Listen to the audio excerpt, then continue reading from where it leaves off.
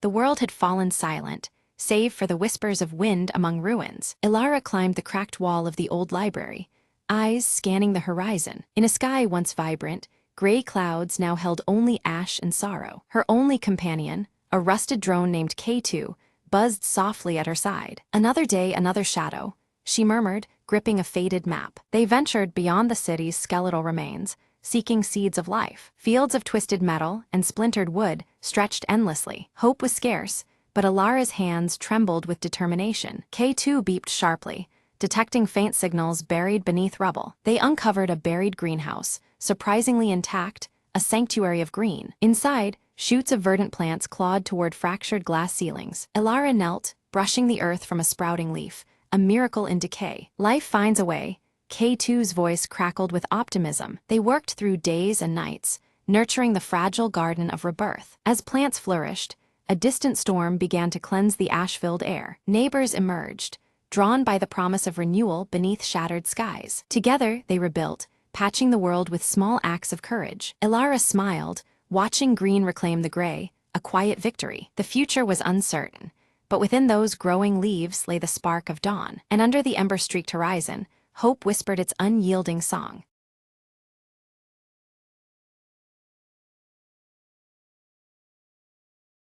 Maya wakes slowly, the morning sun casting a warm, golden glow through the curtains.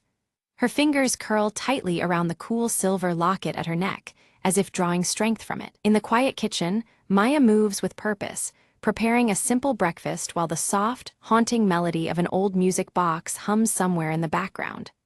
The tune feels familiar yet distant, weaving through the stillness. Elias enters silently, his sharp blue eyes immediately fixed on a stack of yellowed letters spread carefully across the table. Concern deepens the furrows on his brow as he reads, sensing the weight these papers carry. Maya reaches out, holding a faded photograph in front of Elias, a smiling woman clutching the very same silver locket.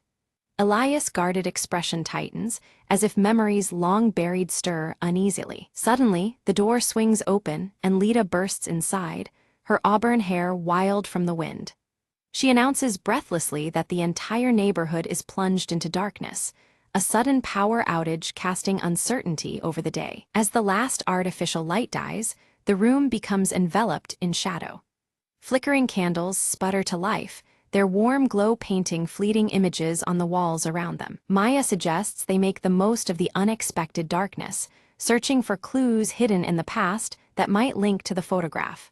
An urgent determination settles over the group. Elias retrieves a dusty shelf's lone treasure, an ancient clock, its face cracked and frozen in time. He studies the broken hands with a careful, almost reverent touch, trying to glean hidden meaning. Nervously, Lita begins to hum a melody taught by her grandmother, a haunting tune once locked inside the now silent music box. Her voice trembles softly as shadows seem to gather. Maya pores over the photograph's story, piecing together fragments as flickering candlelight casts shifting shapes across the walls, playing tricks on their eyes and minds alike. A sharp knock at the door jolts them. A weathered messenger, eyes full of caution, hands Maya an old envelope sealed shut, thick with mystery and silence. Breaking the seal, Maya unfurls a cryptic note hinting at buried secrets beneath a forgotten garden. Each word seems steeped in shadow, beckoning them onward despite unseen dangers. With exchanged wary glances, the trio silently agrees to follow the lead, tension thick in the air, as uncertainty creeps forward with every heartbeat. They ready themselves with flashlights and warm coats, a protective barrier against the cold, and the unknown looming beyond their threshold. As Maya steps into the cool night, the silver locket catches a sliver of moonlight, glinting like a beacon of hope and determination on her chest. Cautiously, they tread toward the overgrown garden marked on the note, where long shadows stretch and twist beneath the dark sky. Lita's foot strikes something hard. She kneels and finds a shattered clock face half buried in the dirt, mirroring the broken one inside their home. Elias crouches beside her, tracing the jagged hands frozen at a precise time. His brows knit tighter, the weight of this discovery deepening their unease. The faint wind carries Lita's melody anew, now more urgent, almost ghostly. The notes seem to swirl around them, entwined with the night air and unseen presences. Maya uncovers a weathered wooden box hidden under the tangled roots of a gnarled tree, its surface carved with strange, intricate symbols. Opening it, she finds a yellow journal filled with delicate handwriting and carefully pressed flowers. The fragile pages whisper secrets long kept beneath the earth. As Maya reads aloud, Elias notices the fading photograph clenched in her hand beginning to shimmer faintly, as if awakening from a long slumber. Suddenly, the ground beneath their feet trembles slightly, sending a ripple of fear through the group and testing their resolve. Lita suddenly points toward a figure lurking at the edge of the tree line. Its features are lost in shadow, but its watchful presence unmistakable. The figure vanishes as a gust of wind sweeps through, scattering dry leaves across the soil and wrapping them in a chill that reaches deep into their bones. Maya's voice trembles with resolve as she reads aloud the journal's entries, revealing stories of lost promises and wounds that time has failed to heal. Each word echoes in the quiet room, stirring a heaviness that hangs in the air. The pages seem to carry the weight of sorrow and unresolved pain. As Elias carefully flips through the fragile journal, his sharp eyes catch a torn piece of paper tucked between the pages, marked with the same cryptic symbols etched on the wooden box. His furrowed brow deepens, sensing a connection that beckons deeper investigation. The enigmatic markings hint at secrets yet uncovered. In the dimness, Lita's voice falters as the persistent melody grows louder, its haunting notes seemingly reverberating off unseen walls around them. The music envelops the space, weaving through shadows and stirring an uneasy sense of anticipation. The atmosphere thickens with each passing moment. Clutching the silver locket tightly, Maya finds strength in its familiar weight against her palm. It anchors her amid swirling doubt and a rising tide of fear, its cold metal a reminder of the stakes they face. The locket pulses softly, as if responding to the growing tension. Their discovery beneath the garden floor sends a thrill through the group, a hidden door partially concealed by earth and winding roots. The secret entrance feels like a gateway to truths long buried. They exchange determined looks, ready to uncover what lies beyond. Elias hesitates momentarily, but soon joins the effort, carefully digging away soil to expose cold stone steps leading downward. Each unearthed root and clod reveals the passage deeper into mystery. Despite his reservations, he feels compelled forward by the pull of the unknown. Descending the stairs, their flashlights flicker as the melody shifts into a somber tune, echoing softly against the damp walls. The changing music mirrors their cautious steps, casting an emotional shadow over their journey. Every creak and whisper heightens their awareness. Maya's eyes lock onto faded murals along the underground walls, depicting moments from the photographs past with haunting clarity. The images tell fragmented stories, each stroke hinting at memories suspended in time. She traces the scenes silently, feeling history's touch. Elias uncovers a cracked mirror embedded in the stone, its fractured surface reflecting distorted images back at them. The broken shards symbolize hidden truths yet to be revealed. He studies the reflections, sensing the mirror as both barrier and revelation. Lita reaches out tentatively to touch the mural, her fingers brushing a loose stone that unexpectedly shifts aside. This movement reveals a small, hidden compartment nestled within the wall, inviting discovery.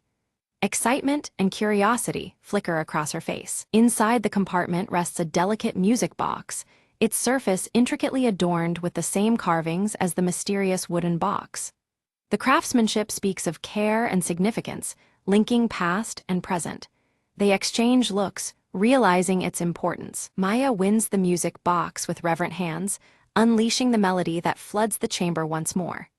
Emotions long kept beneath the surface rise with the haunting tune, stirring memories and unspoken feelings. The music binds them in a shared moment of vulnerability. As the melody swells, shadows within the chamber coalesce into a faint, ethereal figure resembling the woman from the photograph. She reaches out silently, an apparition woven from memory and longing.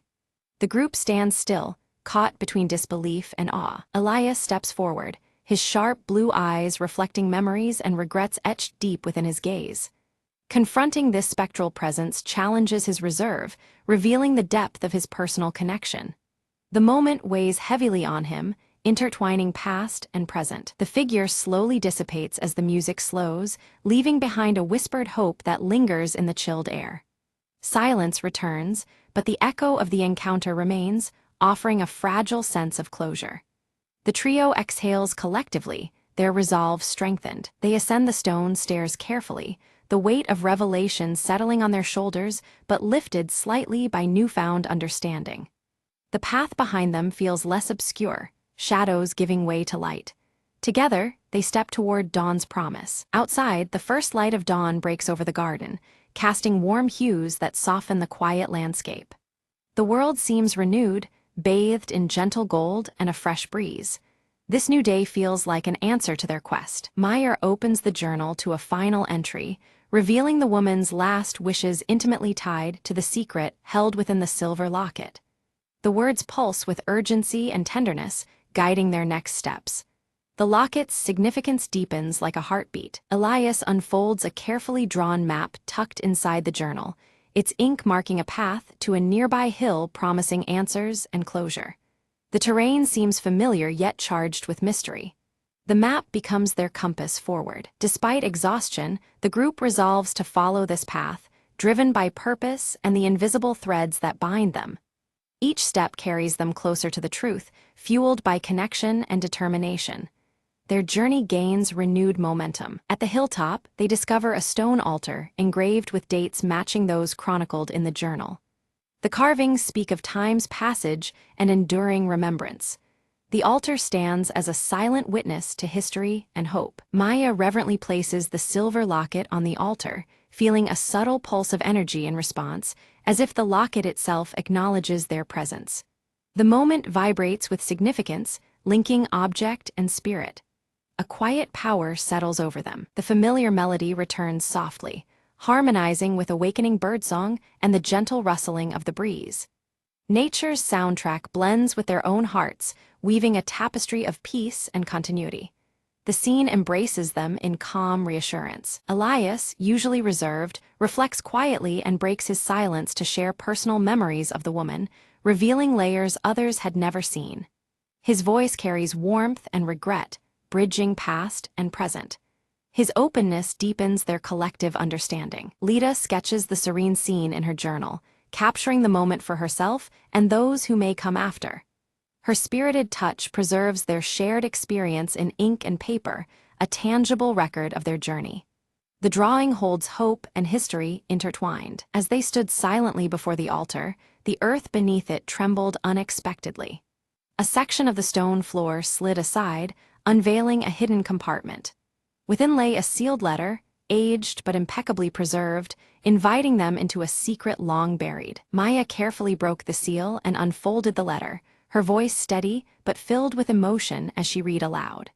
The words spoke of sacrifices made in shadows, sacrifices born of love that endured through trials unseen. Each line wove a story of devotion and resilience, connecting past to present. Moved by the revelation, Maya, Elias, and Lita embraced tightly, a shared understanding bridging the gulf of years. The sorrows of bygone days weighed on them, yet now balanced by hope and the possibility of healing. This moment united them beyond mere words. Maya's fingers tightened around the silver locket hanging around her neck, now radiating a warm, gentle glow. It pulsed softly, as if alive, signaling closure and newfound strength. The locket was no longer just a keepsake, but a symbol of enduring resilience. Elias fetched a small sapling and, with deliberate care, planted it beside the altar. This fragile sprout stood as a living testament to renewal and the promise of growth after hardship.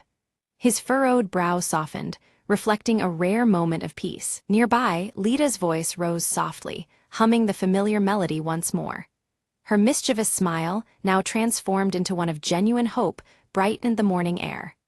The tune intertwined with the warmth around them, stitching their spirits closer. The trio settled together, watching the first light of dawn pierce the horizon. Shadows that had lingered retreated slowly, replaced by a gentle glow that spoke of new beginnings. Time seemed to pause, honoring the quiet strength of the moment. Around the altar, the once broken clocks were gathered in a circle, their hands restored by unseen forces. Each ticking second echoed symbolically, marking repair not just of timepieces, but of fractured histories. The melody hummed once more, tying past and future seamlessly. Maya's gaze fixed firmly on the horizon, her resolve clear and unwavering. She pledged silently to carry forward the legacy that had been uncovered, honoring those who came before. The silver locket warmed against her chest, a steady heartbeat of determination. As the camera pulled back, the trio leaned gently on one another, united by shared journeys and newfound hope. The persistent melody threaded through the dawn's light, weaving together the strands of their intertwined stories. Together, they stepped into a future bright with promise.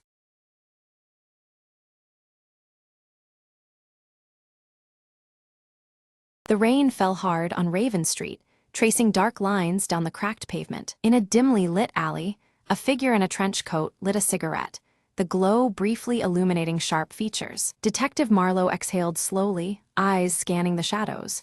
"Tonight, things get messy," he muttered. A sudden noise caught his attention.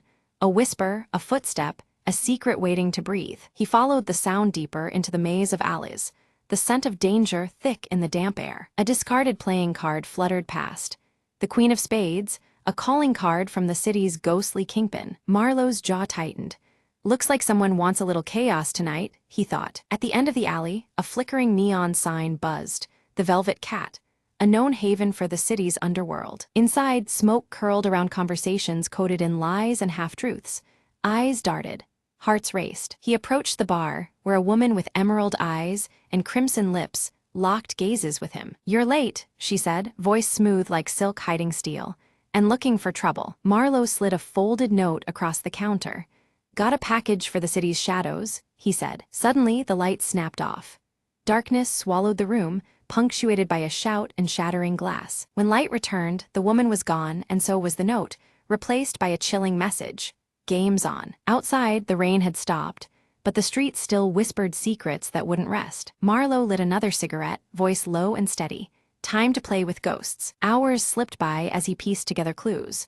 A web of betrayal, greed, and a plan to sink the city further into darkness. In the silent showdown atop a rain-slick rooftop, truths came crashing down like thunder. Marlowe pinned the culprit with a cold stare, the city's future hanging in the balance. As dawn broke, he whispered to the waking city, "Another night survived, but shadows never sleep."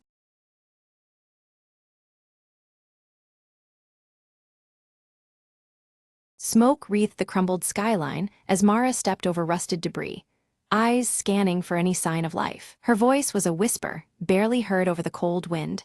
"There has to be someone left." The city was a husk, but beneath its ashes, secrets lingered. Mara clutched a faded photograph, the edges worn, the faces smiling back from a world lost. Suddenly, a faint sound, a child's laughter, echoed from the ruins ahead. Heart pounding, she followed it through twisted metal and shattered glass. There among the shadows, a small boy emerged, wide-eyed and cautious. Mara offered a gentle smile. "I won't hurt you, I'm just looking for answers." The boy nodded slowly, stepping closer, tugging a ragged toy behind him. Together, they explored forgotten rooms, discovering a hidden garden still blossoming against all odds. Sunlight filtered through shattered ceilings, casting patterns on the cracked tiles. "Life finds a way," Mara murmured, hope stirring within her chest. In that quiet sanctuary, the past and future intertwined in fragile harmony. She knew rebuilding was impossible alone, but here, with this spark, anything could begin. As twilight fell, the boy led her to a makeshift camp, other survivors gathering cautiously. Eyes brightened at her arrival, whispered tales of hope and survival filling the air. Mara realized the city was not truly dead. It breathed in the hearts of those left. She raised her voice, steady and clear. "We'll rise together, stronger than before." The community around the dying embers of the old world kindled a new flame. And beneath the shattered sky, the forgotten city whispered its promise of rebirth.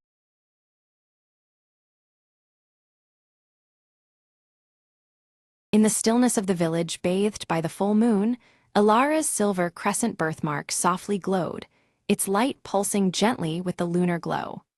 Her piercing green eyes reflected the moonlight as she traced the familiar mark on her skin, sensing a quiet resonance with the night. At the forest's edge, Ilara noticed a shimmering, ethereal ribbon of light weaving silently among the ancient trees. The veil flickered subtly under the moonlight, its silvery hues shifting and fluttering like a living thread of light. She reached out cautiously toward the veil, her fingers trembling as the ethereal ribbon rippled briefly at her touch. A faint whisper echoed on the night breeze, unintelligible yet filled with a mysterious urgency. From the shadows stepped Kale, his storm-gray hair tousled by the night air. His weathered cloak seemed to merge with the darkness as his steady gaze reflected the haunting light of the veil. Kale warned Alara about the veil's power, his voice low and grave, hinting at dangers tied closely to the cycles of the moon. He spoke of forces that could not be easily controlled, and the peril hidden within the shimmering light. Alara held up her silver crescent pendant, watching it resonate faintly as the veil's light brushed against it. The pendant's subtle glow mirrored the birthmark on her skin, linking her to the mystery unfolding before them. A flashback took her to childhood, when she first discovered the crescent birthmark.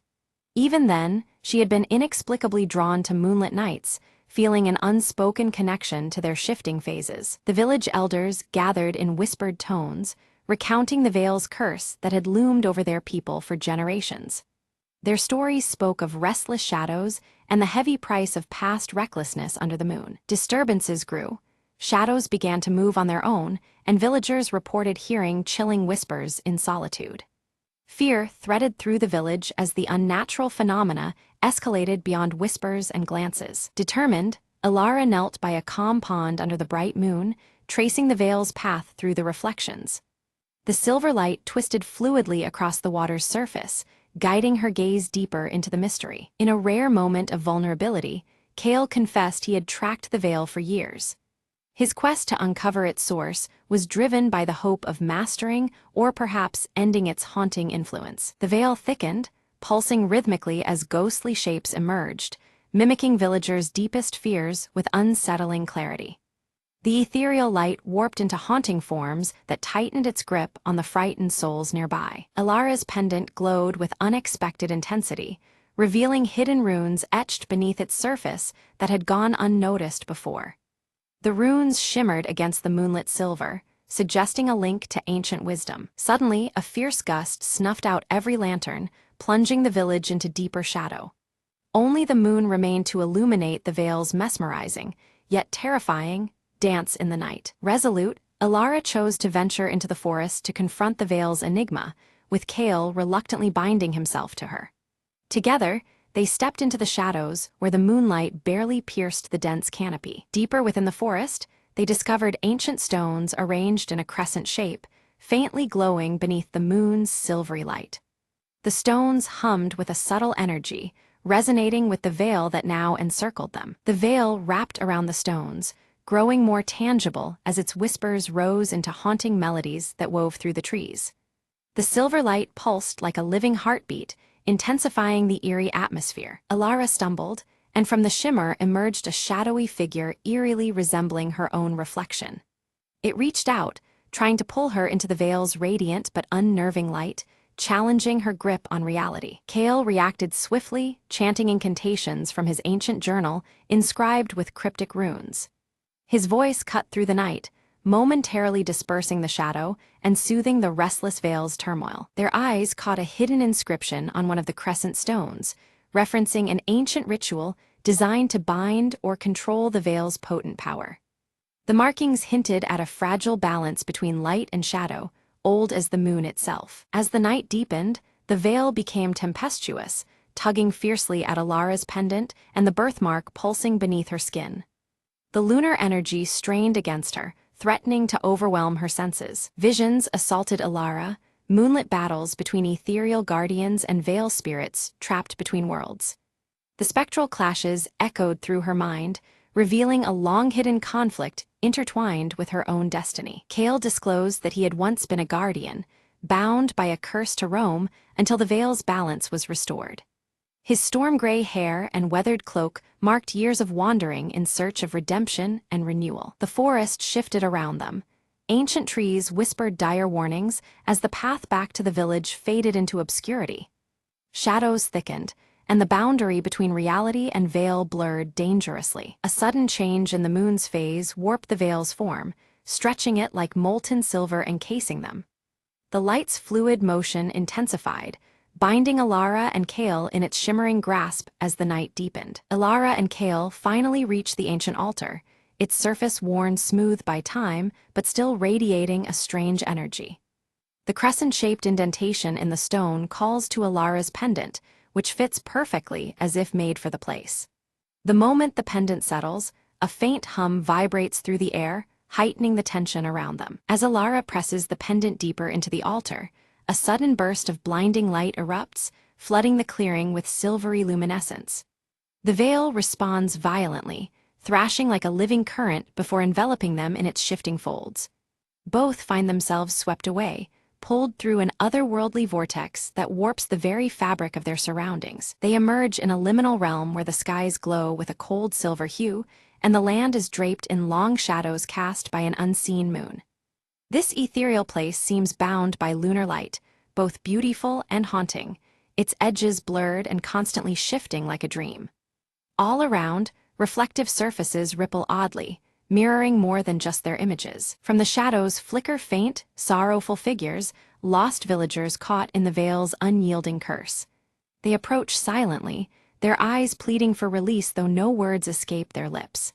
The air is thick with a heavy grief that weighs on Alara's heart, deepening her resolve. Suddenly, Alara's silver crescent birthmark glows with intense light, casting a gentle beacon that reaches out to the fragmented souls. The spectral villagers respond, their forms stabilizing as a faint connection is formed between their trapped essence and the waking world. This luminous link offers a fragile hope for their salvation. Kale studies the cryptic runes inscribed within his ancient journal, muttering translations under his breath.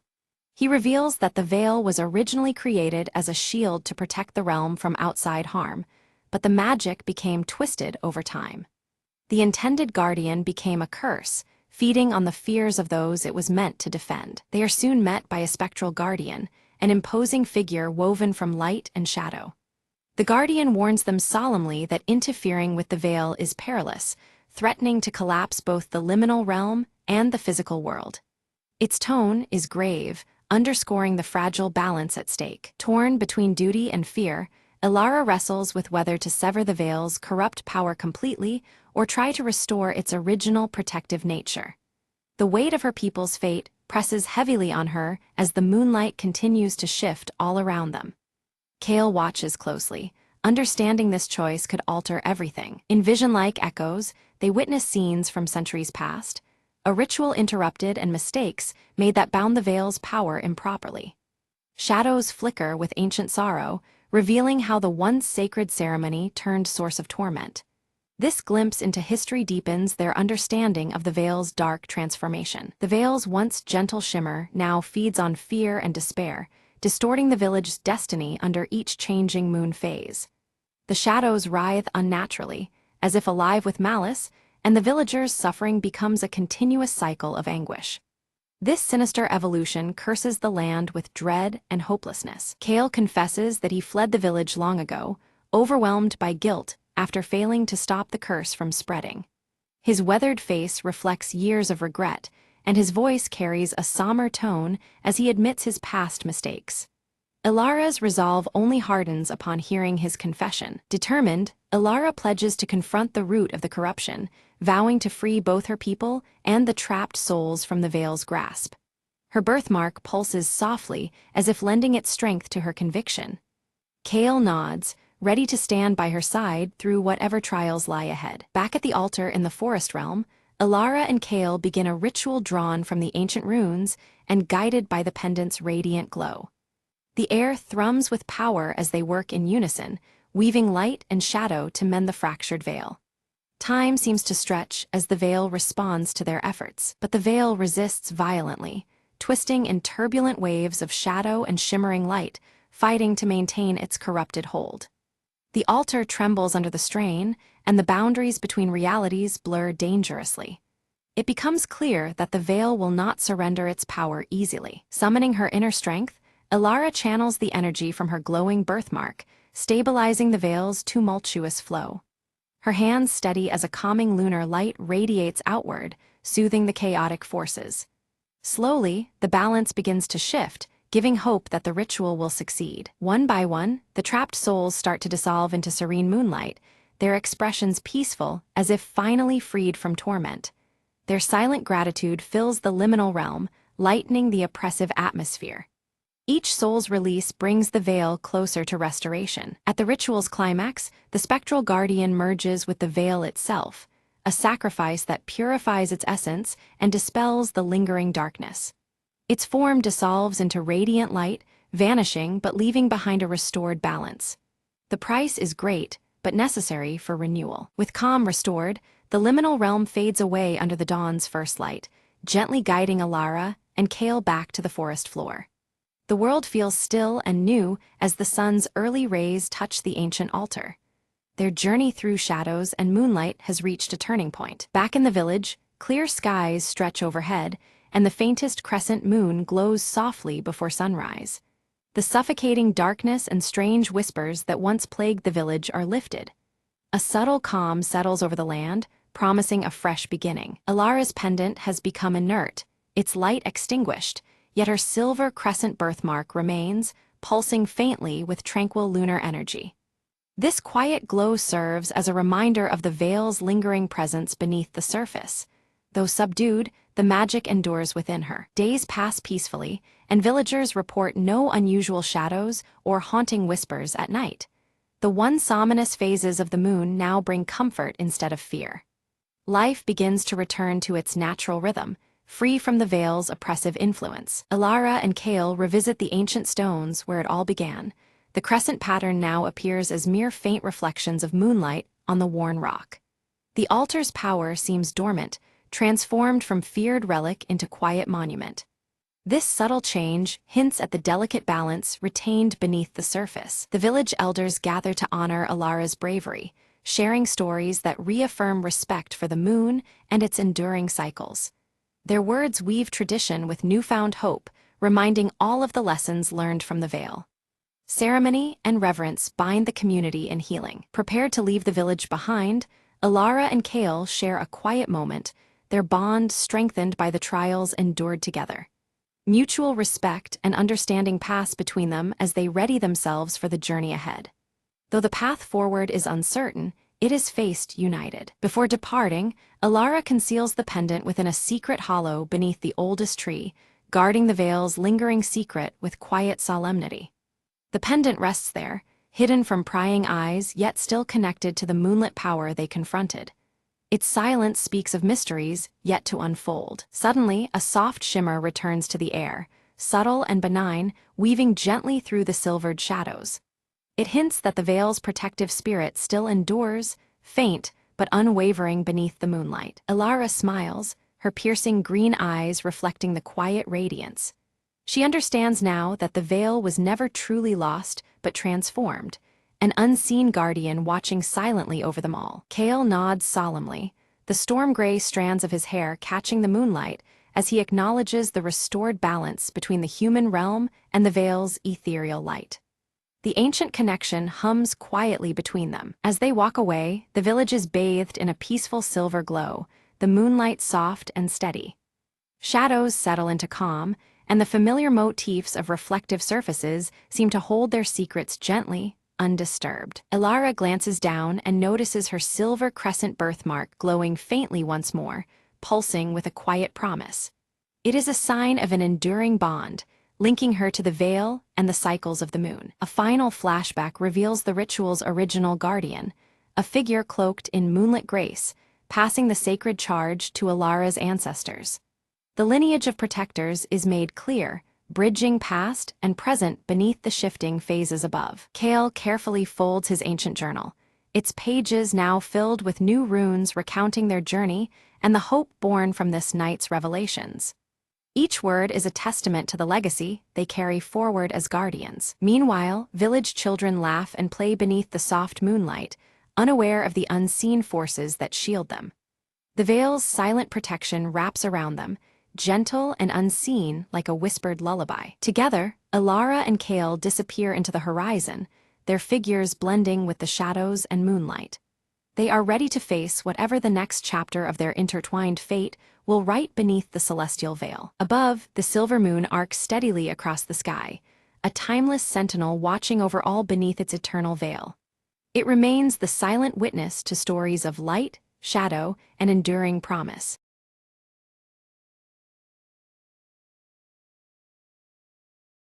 Ella steps through the village boundary, her silver locket catching the fading light and reflecting a faint shimmer. The air feels heavier here, as if the land itself is holding its breath just before twilight. Near the ancient hollow oak, Rowan lifts his wooden whistle to his lips and plays a strange, haunting melody. The tune echoes softly, a call to something hidden just beyond sight among the gnarled branches and shadows. Old Man Garin approaches Ella with a grave look, his twisted walking stick tapping the ground. He warns her that as dusk falls, the woods begin whispering secrets, and the shadows that stretch from the oak should never be trusted. As the sun dips behind the trees, long shadows creep unnaturally across the cobblestones, thickening near the oak's hollow. Darkness seems to ripple and stretch where no light should bend, unsettling the quiet village streets. Ella's silver locket suddenly chills against her skin, colder than the evening air. From the darkness, a faint, indecipherable whisper brushes past her ears, sending a shiver down her spine. Rowan rushes into the village square, breathless, reporting several village animals have vanished near the woods. A fearful hush spreads among the villagers, their eyes darting nervously toward the encroaching shadows. From deep within the village, the persistent ticking of an old clock grows louder, its echo filling the quiet night. The rhythmic talk strikes uneven beats, unease mounting with each distorted chime. Determined, Ella and Rowan prepare to confront the mystery of the hollow oak. Armed with a flashlight and Rowan's whistle, they step cautiously toward the boundary between safety and shadow. Just beyond the tree line, shadows flicker erratically, moving against the angles of natural light.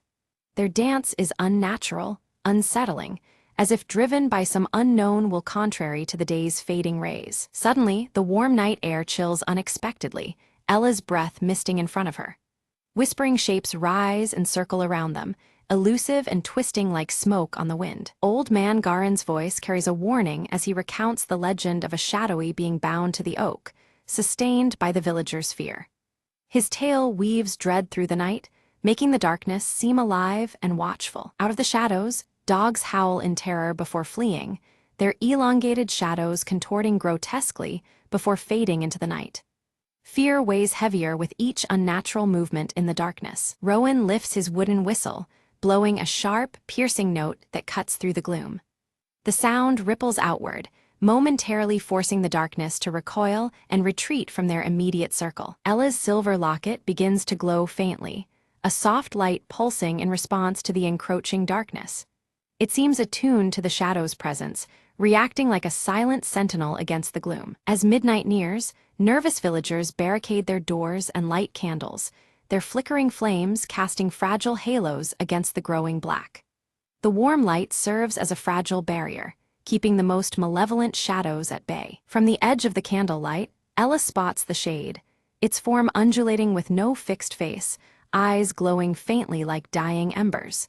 It lurks just out of reach, watching and waiting for a moment to strike. In the darkness, Rowan panics as he discovers his wooden whistle is missing. The shadows creep closer in silence, and without his signal, fear starts to take deeper hold in their hearts. A sudden gust of cold wind sweeps through the village, snuffing out all the lit candles in an instant. The village plunges into pitch-black darkness, broken only by the ominous ticking filling the void. The eerie ticking of the distant clock begins to fluctuate wildly, slowing, then rapidly speeding up.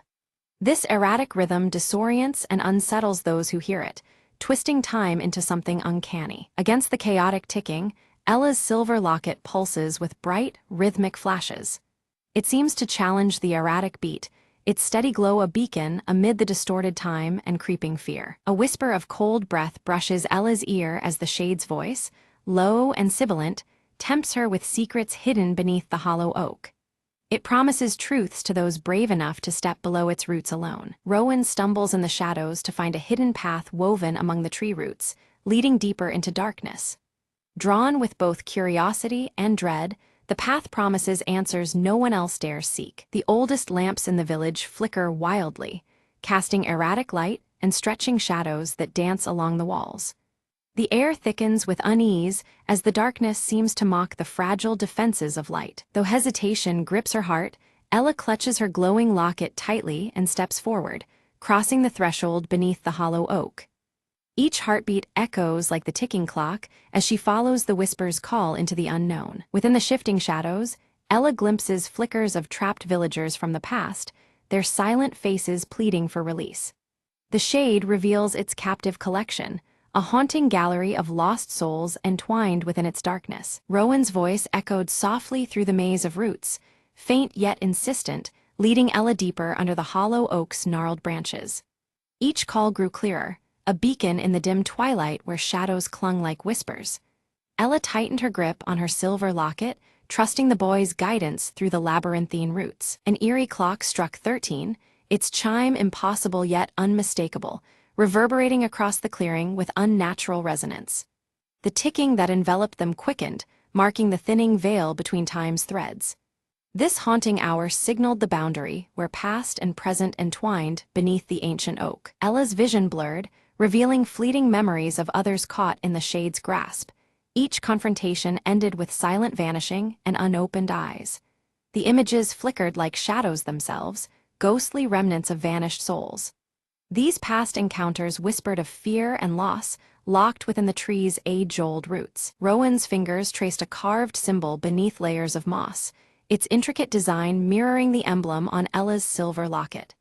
The hidden panel in the bark seemed almost alive beneath his touch, its meaning deep and urgent. This unexpected link promised a path, a shared secret binding their fates together. Around them, shadows stirred and bled into malformed faces, flickering with unstable life yet impossible to focus on fully.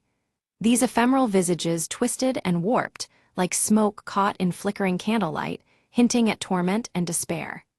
The air grew heavier, thick with silent pleadings woven into the darkness. Drawing on a surge of courage, Ella reached out to touch the carved symbol. Her fingertips met the rough wood, steady and warm. Suddenly, the earth beneath the hollow oak trembled, a low rumble resonating through the roots and into their bones. The connection felt alive, a bridge bridging shadow and flesh. The shade recoiled, its form condensing into a dense, foreboding mass that radiated menace. Shadows thickened, swirling with malevolent energy, as though angered by Ella's audacity. Its intangible presence now grew oppressive, suffocating the little light that lingered beneath the canopy. Rowan seized his wooden whistle, holding it as shadows encroached, then blew a piercing, desperate note.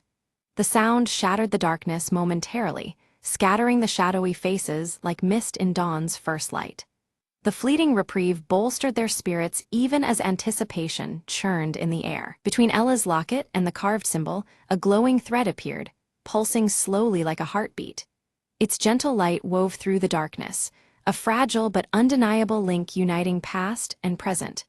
The thread's rhythm synced with the old clock's ticking, drawing power from both time and memory. Emerging from the veil of trees, Old Man Garin began chanting an ancient verse, his voice low and resonant.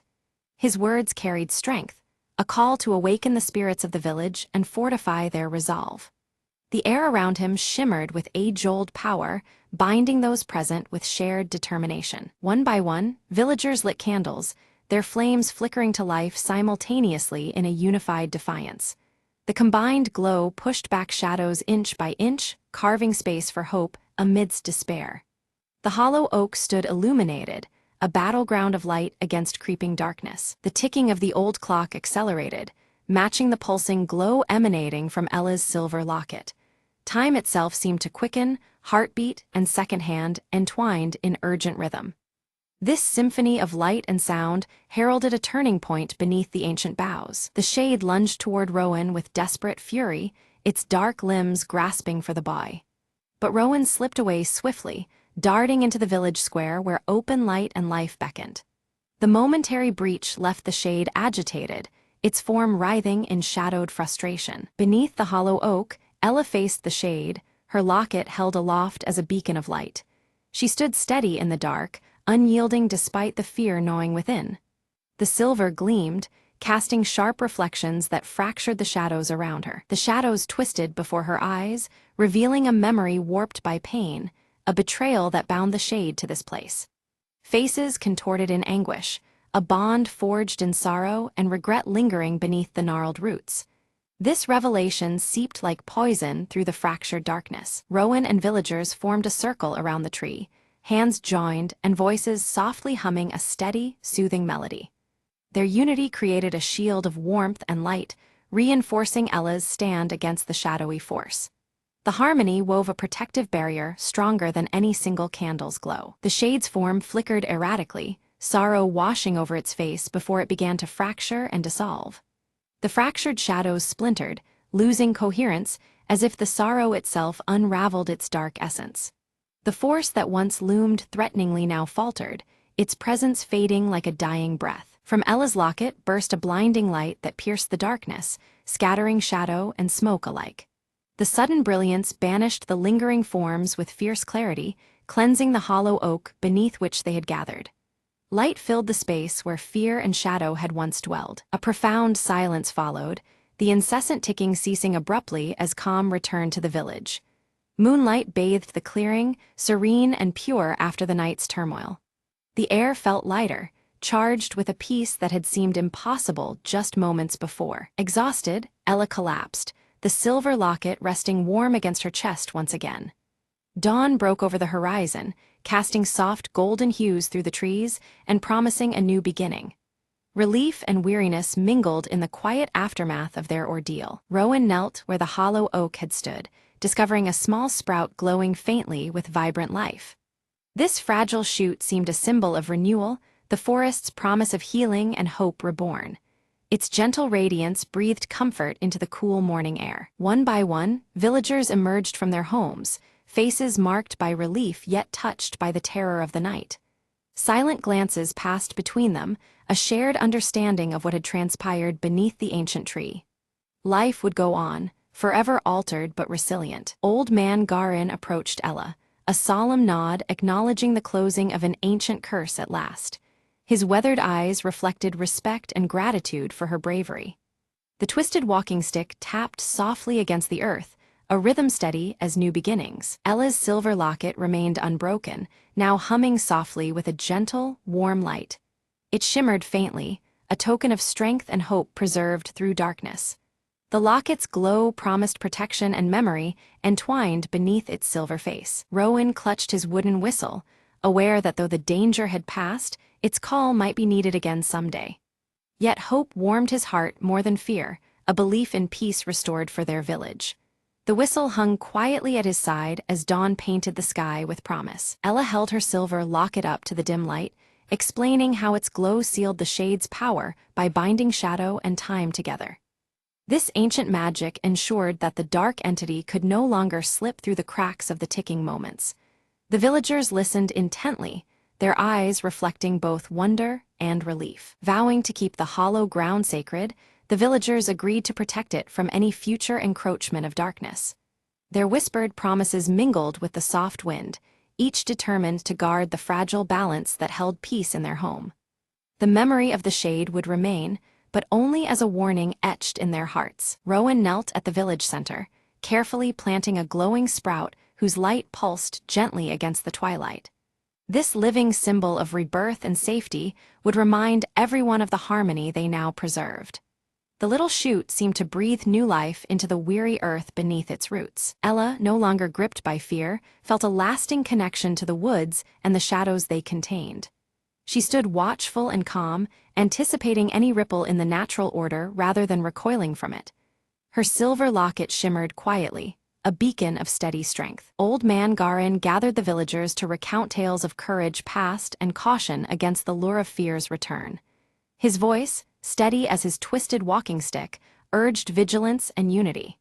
Through his stories, the community understood the importance of facing darkness together, not alone. The old clock in the village square chimed 12 times, its steady tick and reassuring strike restoring normalcy to the air. Each chime echoed like a heartbeat, affirming that the unnatural ticking was at last silenced. Time flowed without disturbance, comforting every listening soul. As night settled in, shadows folded into their natural shapes, behaving without menace or mystery. The whispers on the wind faded, replaced by the gentle rustling of leaves and the night's tranquil breath. Darkness returned to a harmless cloak, a backdrop rather than a threat. Ella and Rowan sat quietly beside the glowing sprout, the silver locket resting between them with a faint, steady glow. Their shared presence spoke of friendship forged in challenge and hope blossoming anew. Together, they watched as the village breathed in peaceful silence. Throughout the village, restful sleep enveloped the people, dreams clear of whispering shadows or unsettling ticks. The nightmare of darkness receded, leaving only calm and comfort in its wake. The silence felt alive with gentle promise as the night deepened. When dawn's light filtered over the village rooftops, it cast a warm glow filled with hope and quiet strength. The land seemed to sigh in relief, renewed and steady after the trials faced. A new day began, bright and unshadowed, held safely beneath watchful eyes and hearts.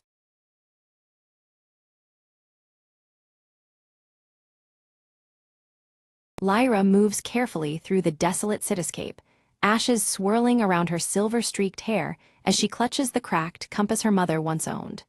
The ruins around her whisper stories of a forgotten past, the flickering embers of distant fires casting long shadows. From behind a collapsed building, Merk's scarred face emerges, his weathered cloak blending with the grayness of the crumbled surroundings. His steady amber gaze watches Lyra silently, weighing the dangers that lie ahead. Tala slips through the ruined streets, her piercing blue eyes scanning every corner with razor focus. Silent as the drifting ashes, she moves like a ghost, alert for unseen threats in the broken world. At the shattered fountain, Lyra meets Merk, their eyes meeting in a tense nod of acknowledgement. The mechanical raven on Lyra's shoulder flickers its rusty wings, its soft clicks echoing faintly amid the desolation. Lyra unfolds the faded map, trembling fingers tracing a precarious route toward a safe haven marked long ago. Merk watches thoughtfully, the weight of their uncertain path heavy between them. A distant rumble shakes the cracked streets as dust falls from shattered windows. A massive convoy of scavengers, armed and ruthless, approaches, casting long, ominous shadows over the ruins. Quickly, the trio smothers their small campfire, smudging the glowing embers as the scavengers' silhouettes stretch closer. The fragile warmth and light vanish, swallowed by the encroaching menace. Tala catches sight of the scavenger leader, a towering figure wielding a crude spear. With a swift, silent gesture, she signals danger, her piercing blue eyes fierce as the shadows tighten. Lyra clutches the cracked compass tightly, her gaze stealing against the gray sky. Determined, she vows to protect the map's secret at all costs, knowing it could mean salvation or destruction. Merk loads his improvised crossbow, every motion practiced but tense. His amber eyes survey the uneven streets, seeking the best defensive position amid the jagged ruins. The mechanical raven takes flight from Lyra's shoulder, its rusty wings beating hurriedly as it circles above. With soft mechanical clicks, it distracts the scavengers, buying precious moments for the group to reposition. Lyra, Merk, and Tala slip silently into narrow alleys, their footsteps muffled on the cracked pavement. Shadows of ruins envelop them as they evade the scavengers' ever-closer patrols. Suddenly, a clatter breaks the silence. A loose metal pipe tumbles wildly across the ground. The group freezes, hearts pounding as scavengers turn sharply toward their trail, voices rough and rising. The scavengers spread out aggressively, scouring the ruins with echoing shouts that bounce off cracked walls.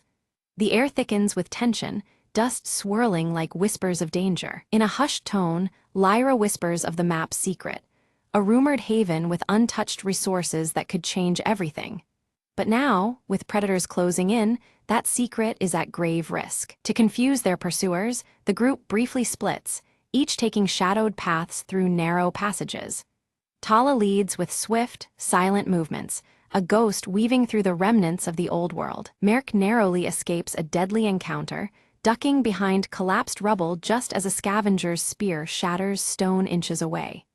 His breath hitches, the close call fueling his resolve. Guided by the cracked compass, Lyra finds the entrance to an underground tunnel faintly marked on the faded map. The promise of shelter hides beneath the ruined city's surface. As the group regroups at the tunnel's mouth, the mechanical raven emits a sharp, warning click. The scavengers are closing in fast, their harsh voices growing nearer, echoing across the desolation. Inside the tunnel, the trio navigates dim, crumbling corridors filled with dust and stale memories.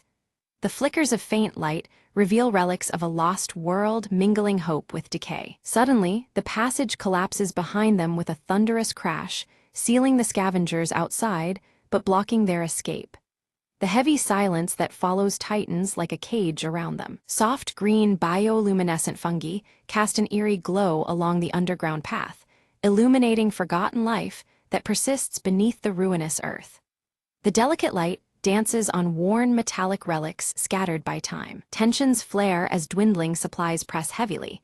Merc shares stories of the world before, voices low and steady. Around a smoldering shard of fire, flickers of hope ignite in the darkness. A hidden door creaks open silently on the tunnel wall, revealing symbols that match those on the map. A tentative beacon of hope advances, the promise of discovery barely contained in the still air. Within the chamber, ancient machinery hums faintly, its brittle data cubes glowing with a partial preservation by time. The air pulses with forgotten knowledge, fragile and flickering like the fires outside. Lyra studies the intricate symbols carved into the chamber walls, her fingers tracing the faded markings. She realizes they describe the safe haven not just as a refuge, but as a naturally sealed vault that once contained a devastating experiment gone wrong. The clues hint that the sanctuary's safety comes with a hidden danger lurking beneath the surface. Without warning, ancient machinery sputters to life, sparks cascading as a spectral blue light floods the underground chamber. The mechanical raven emits a sharp clicking sound, its eyes reflecting the eerie glow. Shadows twist and dance as long-dormant defenses awaken with a mechanical groan. Alarms clang and whir as mechanical defenses surge forward, energy pulses streaking through the air. Merc ducks behind a shattered pillar while Tala dives aside, narrowly avoiding a shifting wall. Lyra clutches her cracked compass, eyes scanning rapidly for a safe path amidst the chaos. Tala's quick fingers find a hidden switch concealed beneath rusted panels. With a click, the relentless machinery ceases, the hum of power fading into silence. A newly revealed passage yawns open deeper into the vault, promising answers but demanding courage. Carefully, they descend into a cavernous vault where ancient technology hums softly. Rows of preserved seed banks stand alongside water filtration units, and at the vault's heart, a pulsating energy core glows steady blue. The remnants of a lost world offer fragile hope amid the ruins. Hope flickers in Lyra's eyes, but her gaze lingers on cryptic warnings etched into the machinery's surface. The inscriptions speak of contamination risks, remnants of a toxic past that could poison the sanctuary itself. The delicate balance between salvation and danger weighs heavily on them all. Merc crouches by the energy core, inspecting glowing conduits and faded schematics. Despite his rugged experience, the complexity baffles him as he puzzles over methods to safely harness its power above ground. The weight of survival presses down as he considers the risks and rewards. Suddenly, a distant tremor shakes the vault, dust falling from overhead beams. An explosion echoes from above. Scavengers have discovered an alternate entrance. Tension spikes as the fragile silence shatters. The mechanical raven squawks loudly, taking flight in frantic loops overhead. Its metallic wings catch the blue light as it circles wildly. Lyra tenses, signaling the group to prepare for an approaching confrontation at the sanctuary's threshold. Outside the heavy vault doors, shadows clash with flashes of sparking metal. Makeshift weapons swing, and the air fills with the harsh sounds of struggle. Each side fights fiercely, a desperate battle for control over the precious safe haven. Lyra steps into the fray, her voice steady as she negotiates with the scavenger leader. She offers a tentative truce, emphasizing their shared need to survive the harsh ash-covered world. The fragile hope of cooperation hangs in the balance. The leader derides her proposal but falters, revealing a secret: an injured child dependent on the sanctuary's clean water. The revelation softens hardened faces as the weight of human need becomes undeniable. A crack opens in the cold veneer of conflict. Moved by compassion, Lyra offers an alliance to protect the sanctuary together, promising fair sharing of resources. The fragile pact reshapes their purpose from rivalry to cooperation. Trust begins to grow amidst the flickering fires around them. Merc and Tala exchange cautious looks, nodding their agreement. They begin to organize defenses but signal readiness to work alongside former enemies. The alliance, delicate yet necessary, promises a tenuous peace in a brutal world. Together, both groups reinforce barricades with salvaged metal and ancient tech revived from the ruins. Sparks fly as tools meet rusted surfaces, strengthening their hold against external threats. The mechanical raven perches quietly, watching the cooperative effort unfold. As negotiation deepens, stories of loss and survival emerge from both sides. Shared pain and resilience create a fragile human bond that transcends the ashen wasteland. Flickering fires cast long shadows on faces aged and hopeful alike. Night descends, and Lyra gazes at the mechanical raven now perched silently on her shoulder. Its mechanical clicks slow, seeming almost reflective in the dancing firelight. The sanctuary breathes quietly, a momentary peace beneath a bleak horizon. Suddenly, an alarm shreds the calm. Unknown intruders breach a secondary entrance. The group snaps to action, tension coiling tight as danger returns. Flickering blue lights flash urgent warnings across the chamber walls. They engage fiercely, moving with coordinated precision, honed in practice. Energy pulses and shadows intertwine as they repel the unexpected attack. Each member plays a vital role in defending their fragile sanctuary. As dawn breaks, intruders retreat, leaving behind ominous clues, signs of a larger threat looming beyond the ruins. The fragile sanctuary may be only the first battleground in a wider conflict. The ash-filled air carries a new, heavier weight of uncertainty. Lyra studies the evidence, her green eyes narrowing in thought. The sanctuary might be a beacon drawing dangers as surely as it attracts hope. Their fight for survival is part of something far greater than they had imagined. Resolute, they decide to activate the energy core fully, sending a signal into the desolate skies. The machinery awakens with a roar, pulsing rhythmic light outward like a call for aid. Each pulse echoes their hope and their warning across the ash-choked horizon. The vault brightens as the energy core hums at full power, ancient tech alive once more. Pulses ripple through the atmosphere, reaching far beyond the sanctuary walls. Their beacon is both a promise and a challenge to the world outside. In the desolate distance, faint figures respond, trekking steadily toward the glowing light. Their silhouettes cut through the ash haze, bringing fresh hope and the unanswered questions of new arrivals. The wasteland stirs with renewed possibility. Lyra, Merk, and Tala prepare to meet the newcomers, heart steady but wary. The sanctuary's fate now entwines with these fresh faces, their uncertain futures bound by fragile trust. The ashen horizon promises challenges ahead, but also a chance to rebuild together. The newcomers gather in the dimly lit shelter, their eyes reflecting the flickering firelight. They unveil coded diagrams and symbols, explaining the mutated storm's patterns and disclosing ancient shielding techniques that can strengthen the sanctuary's fragile defenses. Pooling their knowledge and resources, the group integrates these encoded protections with relics of the old world. Rusted gears turn as the mechanical raven clicks approvingly, and slowly, the sanctuary stabilizes, a bastion amid the unrelenting wasteland. Around crackling fires, Lyra, Merk, and Tala share stories of battles and losses, their scars illuminated by the dancing flames.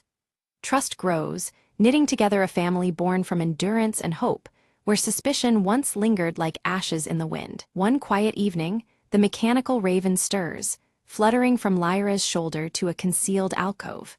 There, behind a rusted panel, lies a hidden archive filled with fading holographic messages, preserved echoes from the world before the fall. The projections reveal the sanctuary's true purpose. More than mere survival, it was crafted to ignite renewal and unity among scattered survivors. The voices urge those who listen to rise beyond isolation and rebuild together, a new dawn beckoning beyond the ashen horizon. Moved by the revelations, Lyra and Merk pledge to nurture this vision. They vow to extend their network of protection and knowledge, transforming their stronghold into a beacon of hope for others wandering the bleak wastes. The group springs into action, loading caravans with seeds, weathered tools, and precious relics symbolizing a hopeful future.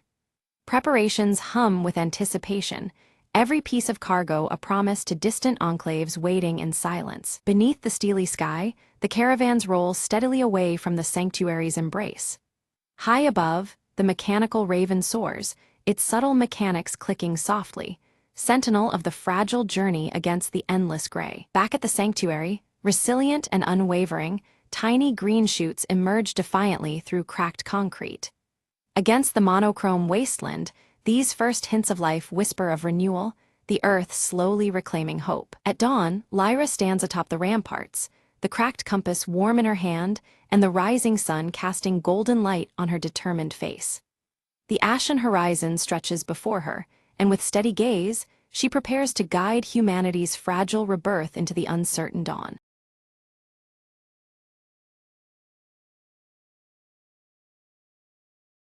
In the village of Eldenbrook, a strange glow flickered one cold evening from the heart of the ancient forest. Leora, a curious young girl with eyes like dawn, couldn't resist following the mysterious light that danced between the trees. As she stepped beneath the gnarled branches, the light pulsed brighter, revealing a lantern suspended by a whisper-thin thread. "Who lingers here at twilight?"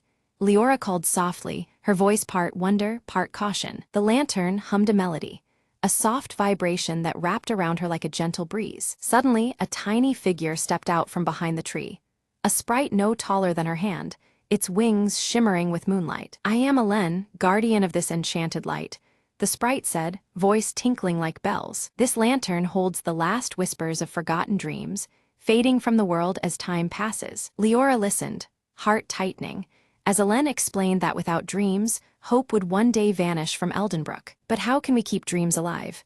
Leora asked, longing to help. Elen smiled. "By sharing stories, lighting fires of imagination in every soul. The lantern feeds on the spark of belief." Determined, Leora gathered the villagers, urging them to tell tales and remember hopes, bright and bold. Night after night, the village square filled with laughter and stories, the lantern glowing ever stronger. The ancient forest seemed to breathe again, its shadows less ominous, its secrets weaving into the fabric of their lives. One evening, Elen whispered, "The light is growing, your stories have rekindled the world's magic." Leora nodded, her own heart alight with the ember of every dream shared. As dawn painted the sky, the lantern lifted from the thread, soaring above the treetops like a tiny sun. "Farewell, dear friend," Leora said, tears glistening. "Carry our dreams wherever you go." Elen winked and disappeared into the morning haze, the glow fading gently, but never gone. And from that day onward, Eldenbrook kept a lantern burning in every window, a beacon for dreams, whispered and cherished forevermore.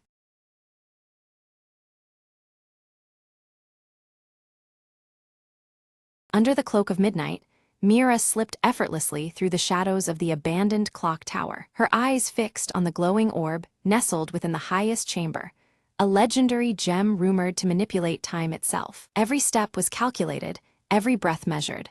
One wrong move and the old gears would betray her. She heard a faint click behind her, a trap primed decades ago, waiting for an intruder. With a swift leap, she dodged the descending blade just inches away, the air slicing past her cheek. Heart pounding, she reached the chamber door, its ancient lock rusted but unyielding. Mira produced a slender tool, her fingers dancing expertly as the tumblers fell into place. The door creaked open, revealing the orb pulsing with an ethereal glow, suspended above an ornate pedestal. She reached out, the tip of her glove brushing the gem's surface. Suddenly, the gears around her began to grind and whirl, time itself reacting to her touch. For a moment, the world slowed, the moon hanging motionless in the sky. Mira seized that instant, grabbing the orb and slipping it into her satchel. Alarms blared through the ancient tower, but the slowing seconds gave her the advantage. She navigated hallways shifting in and out of sync, outrunning guards caught in temporal loops. Bursting through a side exit,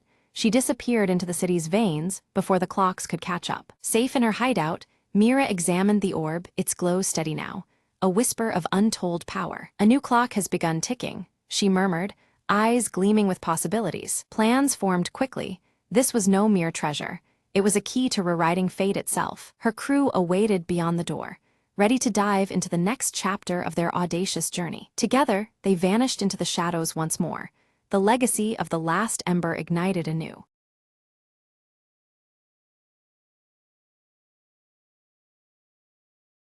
Mara's small bakery smelled of cinnamon and warm bread as dawn crept in through the windows. Today was no ordinary day. Her grandmother's secret recipe was finally ready to be shared. Her hands trembled slightly as she pulled the golden brown loaf from the oven, the crust crackling softly. Just then, Lucas, the quiet man from next door, peeked in, drawn by the heavenly scent. "That smells like magic," he said, eyes wide with curiosity. Mara smiled, handing him a slice, warm and buttery. "It's a recipe my grandmother gave me, but the real magic is a little kindness stirred in," she explained. They sat together, sharing the bread and stories, the bakery filling with laughter and light. Outside, the town slowly woke, the morning bustle humming softly. Word of Mara's bread spread quickly, neighbors stopping by, eager for a taste. With each loaf sold, Mara's heart swelled. It wasn't just about baking, it was about connecting. Later, Mara found a curious note slipped under the door, written in neat, familiar handwriting. "Thank you for the kindness. Would you like some help next week?" Lucas's offer stirred warm excitement in her chest. The next morning, they baked side by side, flour dusting the air and their laughter endless. Mara realized the secret ingredient hadn't just been kindness.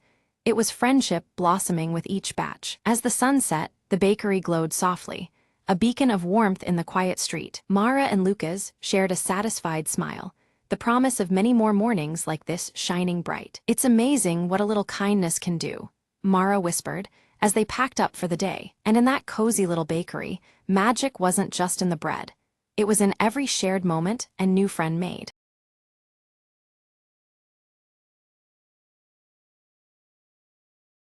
The static on the radio crackled louder than usual, slicing through the midnight silence. Mara's fingers trembled as she adjusted the dial, searching desperately for a clear frequency. "Come in, Delta 7, she whispered, her voice barely audible over the interference. Suddenly, a faint voice emerged, distorted but unmistakable. "Code broken, seek the shadow before it's too late." The line went dead. She stared at the radio, heart pounding, breath ragged. Outside, the city slept, unaware of the storm creeping closer beneath its quiet surface. Mara grabbed her coat and slipped into the night, following the whisper of the message. She moved quickly down deserted streets, eyes darting for any sign of movement. Around the corner, a shadow detached itself from the darkness and approached silently. "You shouldn't be here," the figure warned, voice low and urgent. Mara squared her shoulders. "I need to stop what's coming. Help me." The figure hesitated, then handed her a small, encrypted device. "This holds the key. Find the truth before they shut it down for good." With no time to waste, Mara felt a surge of determination. Every step brought her closer to unraveling the mystery buried under layers of lies. She reached the hidden control room, lights flickering ominously as she entered. Connecting the device, the screens lit up with invaluable data just as alarms blared. "Got it," she muttered. "Now to escape before they find me." Bursting into the cold night air, Mara vanished into the shadows, clutching the last hope for truth.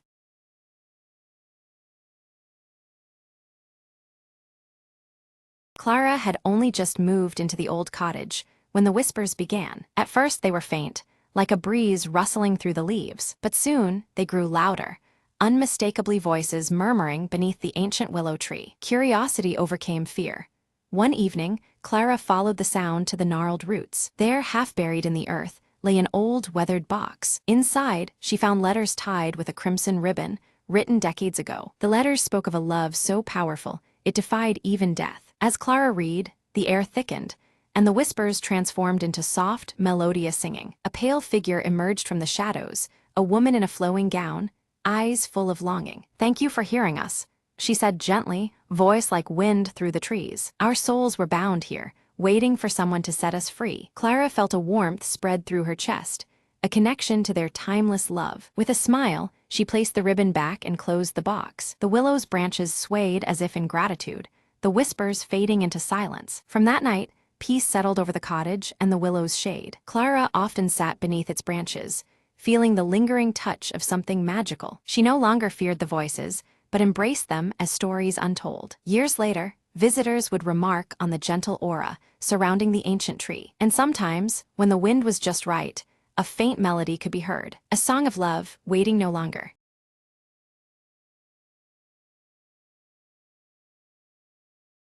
At midnight, under the flickering street lamp, Lana slipped the tiny black card into her jacket pocket. The vault was said to be impenetrable, but Lana had something no one else did, a whisper on the wind and nerves made of silk. She checked her watch. 5 minutes until the museum's security system looped the same footage again. Perfect timing. Inside, the silence was a different kind, heavy, expectant, like the air itself was holding its breath. She moved with precision, avoiding laser grids, as if dancing to music only she could hear. At the heart of the room, the ancient artifact glowed faintly behind bulletproof glass. It was beautiful, almost alive. Lana's fingers worked quickly, disabling the alarm with a hacked signal she'd crafted over weeks. A soft click and the glass slid open, the treasure now within her grasp. But then a shadow shifted. Someone else was there. Not security, but a rival, her own mirror image in ambition. Their eyes locked.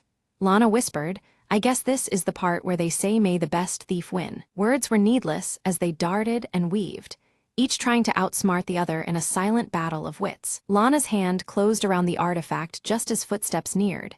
She bit her lip. Time was running out. Thinking fast, she triggered a smoke flare hidden in her sleeve, filling the room with blinding mist. Using the chaos, Lana slipped out through the emergency exit, heart pounding but victorious. Outside, rain began to fall, washing away the night's tension as if it had never happened. Another day, another dance, Lana mused, glancing back at the glowing artifact safely in her bag. She didn't look back to see the rival slip out too, nursing a grudging respect for Lana's skill. The city was quiet again, but Lana knew the game was far from over. She smiled, already planning the next move, the last lure just the beginning of a thrilling tale. In the shadows, the evening's heist already becoming legend.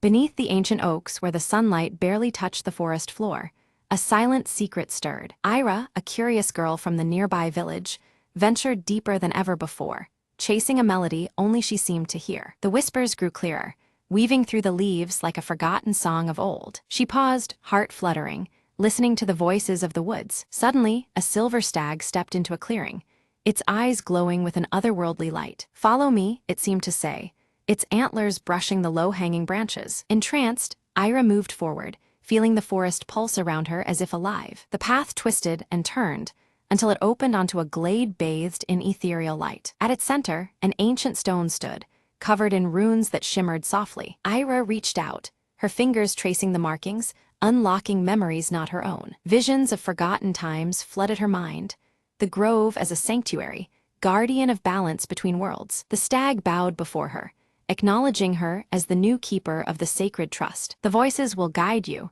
the whispering wind seemed to say, "for the forest speaks to those who listen." Ira understood her purpose, to protect the harmony between the village and the wilds beyond. With the dawn's first light, the stag faded back into the shadows, leaving Ira alone but empowered. Returning home, she carried the grove's blessing deep within her spirit. Sometimes, she told herself, the greatest adventures begin with a whisper. Her village thrived as harmony returned, forests flourishing under new care and respect. And whenever the wind rustled the leaves, Ira heard the grove's gentle song, a promise kept. In the heart of the ancient woods, the whispering continued, undying and eternal.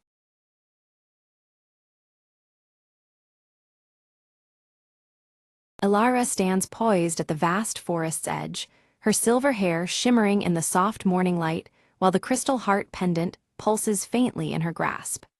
The pendant's gentle glow reflects her determination as she prepares to venture into the unknown. A whispering wind stirs the leaves, carrying faint, ethereal voices that echo from deep within the forest.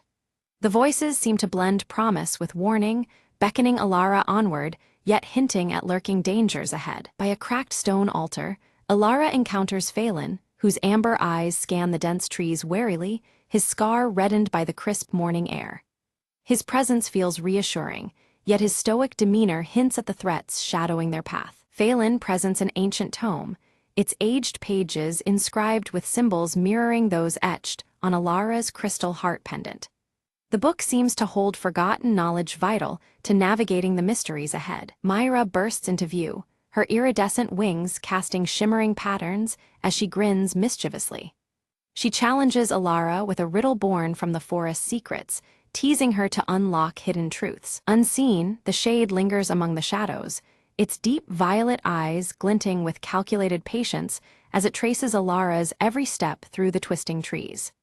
Its silent presence casts an uneasy pall over the group. Ilara's fingers brush the pendant, prompting beams of radiant light to shoot forth, painting a luminous map across the ancient tome's pages. The glowing paths lead deeper into the heart of the forest, guiding their next steps. A sudden rustle stirs the underbrush, startling all as elusive forest creatures vanish swiftly among bioluminescent mushrooms that pulse in rhythmic beats. The eerie glow seems to synchronize with the pendant's faint pulse of warning. Phelan's voice carries a grave warning of an impending storm, his scar intensifying in color beneath the darkening, swirling clouds above. The tightening air presses upon them as tension mounts. Alara steps carefully across a crystal-clear stream, her gaze drawn to the water's surface, where reflections shimmer and shift unnaturally. The warped images hint at hidden enchantments manipulating reality around them. Guided by Myra's fluttering light, they reach an ancient tree with serpentine roots twisting wildly and ancient symbols carved deep into its bark, symbols matching those in the tome. The tree seems alive with history and magic. From Myra's palm appears the silver key, glowing softly against the tree's bark as it slides effortlessly into a concealed lock. A silent mechanism stirs, unlocking passage to secrets guarded for centuries. A hollow within the tree opens to reveal a passage glittering with multicolored crystals. The pathway beckons the trio forward, deeper into a shadowed realm alight with flickering colors. Alara hesitates, clutching the crystal heart tightly as dancing shadows flicker around them, and the forest's usual chorus falls into an eerie, unnatural silence. The stillness presses, warning of unseen threats. Suddenly, the shade emerges from the shadows, blocking their retreat with an aura of chilling silence. The crystal heart reacts instantly, emitting a faint, unsettling pulse that resonates through their very bones. Summoning resolve, Alara steps forward boldly, wielding the crystal heart to cast a radiant shield against the shade's encroaching darkness. Her light pushes back the shadows, momentarily holding the looming threat at bay. Phelan draws a blade etched with ancient runes that shimmer with captured light, readying for confrontation. His steady hands and fierce gaze speak of unwavering protection and skill. Myra darts skillfully through shafts of light, scattering fractured reflections across the cavern walls. Her nimble distractions confound the shade, drawing its attention away from Alara and Phelan. The shade recoils, dissolving into a mist that seeps silently into the crystal-strewn floor, leaving an uneasy calm in its wake. Its retreat feels only temporary, a pause before it strikes again. Descending even deeper, the group finds a chamber where ancient symbols slowly rotate, aligning precisely with the shifting seasons. The room pulses with quiet energy tied to the natural cycles that govern the world around them. Alara carefully places the crystal heart upon a central pedestal, triggering a soft, harmonious hum as surrounding crystals begin to resonate with vibrant light. The chamber seems to awaken, responding to their presence. Without warning, the path behind them collapses with a thunderous crash, sealing off their retreat. Forced onward, the group advances into unfamiliar, shadowed tunnels fraught with uncertainty. Echoes of distant, indistinct voices envelop them, as the tunnel walls appear to breathe and warp subtly. Time itself feels distorted, bending in strange rhythms around their moving shadows. Phelan pores over the tome, his keen eyes decoding a prophecy of a guardian lost to ages past, whose fate is entwined with their own. This revelation adds weight to their quest, hinting at a deeper purpose awaiting discovery. A shimmering silhouette materializes briefly, its form flickering like a mirage as it hints at the guardian's presence nearby. But just as quickly as it appears, the figure vanishes, leaving behind only a whisper of hope and mystery. Myra's delicate fingers trace the glowing runes carved deep into the tunnel walls. As she touched each symbol, a hidden map illuminated beneath their feet, its lines pulsing softly with light. The etched pathways revealed a path leading deeper underground, filled with promise and unknown dangers. Alara's hand instinctively went to the crystal heart pendant hanging at her neck. Its faint pulse quickened as their footsteps drew near a locale marked by a radiant crystal grove on the map. The pendant's steady glow warned them of the proximity of powerful magic and possible peril. They entered a vast underground garden where crystalline formations dangled like luminous fruit from ancient, gnarled branches. Soft light bathed the cavern, casting shifting patterns across walls adorned with ancient symbols. The stillness of the grove was almost sacred, touching something deep within them all. Without warning, the shade emerged, more solid than ever, shadows twisting around his form like living darkness. His presence blighted the shimmering crystals, causing them to dull and fade under his corrupting influence. A cold chill fell over the grove as the battle for light and shadow reignited. Alara gripped the crystal heart pendant tightly, channeling its subtle energy into the gleaming crystals. One by one, they shattered the shadows that the shade wielded, turning malevolence into harmless sparkles of light. The radiant bursts weakened the figure, forcing it to stagger back into the gloom. While the shade recoiled, Phelan's sharp eyes caught an outline behind the crystal canopy, a hidden door carved into the stone. The lock bore ancient symbols correlating with the turning seasons, their mechanisms delicate and complex. It became clear this door guarded secrets long forgotten. Myra sprinkled her sparkling dust over the lock's intricate gears, watching as they shimmered and began to move. Slowly, the latch slipped, accompanied by flickering light that danced across the door's surface. With careful patience, she coaxed the mechanism open, revealing what lay beyond. The door creaked open onto a chamber filled with swirling mist, an ethereal collection of forgotten memories and whispers of the past. The air was heavy with echoes that twisted and turned, as if the very walls wished to tell their story. The trio stepped forward, drawn into this timeless space. Elara moved deeper into the chamber, visions unfolding around her of a past guardian's ultimate sacrifice. The images painted a lineage linked by duty and sacrifice, a lineage to which Elara herself belonged.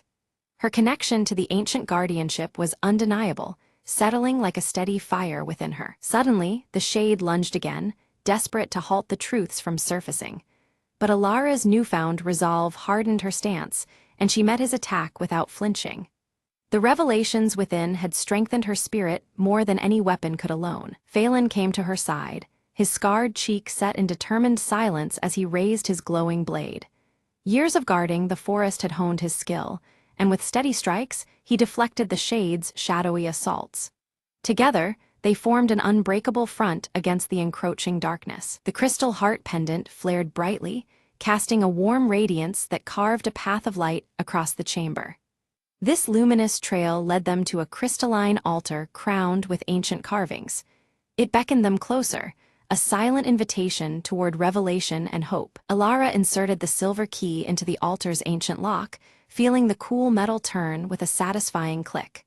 A radiant beam of pure light shot upward, piercing the chamber's darkness and bathing the room in clarity. The air vibrated with power, signaling a turning point in their journey. From the light emerged a spectral figure, the guardian of ages past, who extended a solemn hand toward Elara. His eyes held wisdom beyond words and a silent blessing that echoed through the soul. This ethereal presence validated the path Elara had chosen to walk. The shade emitted a shriek of fury as the guardian's light weakened its form. Shadows began to loosen and disperse into harmless motes, drifting away like smoke on the breeze.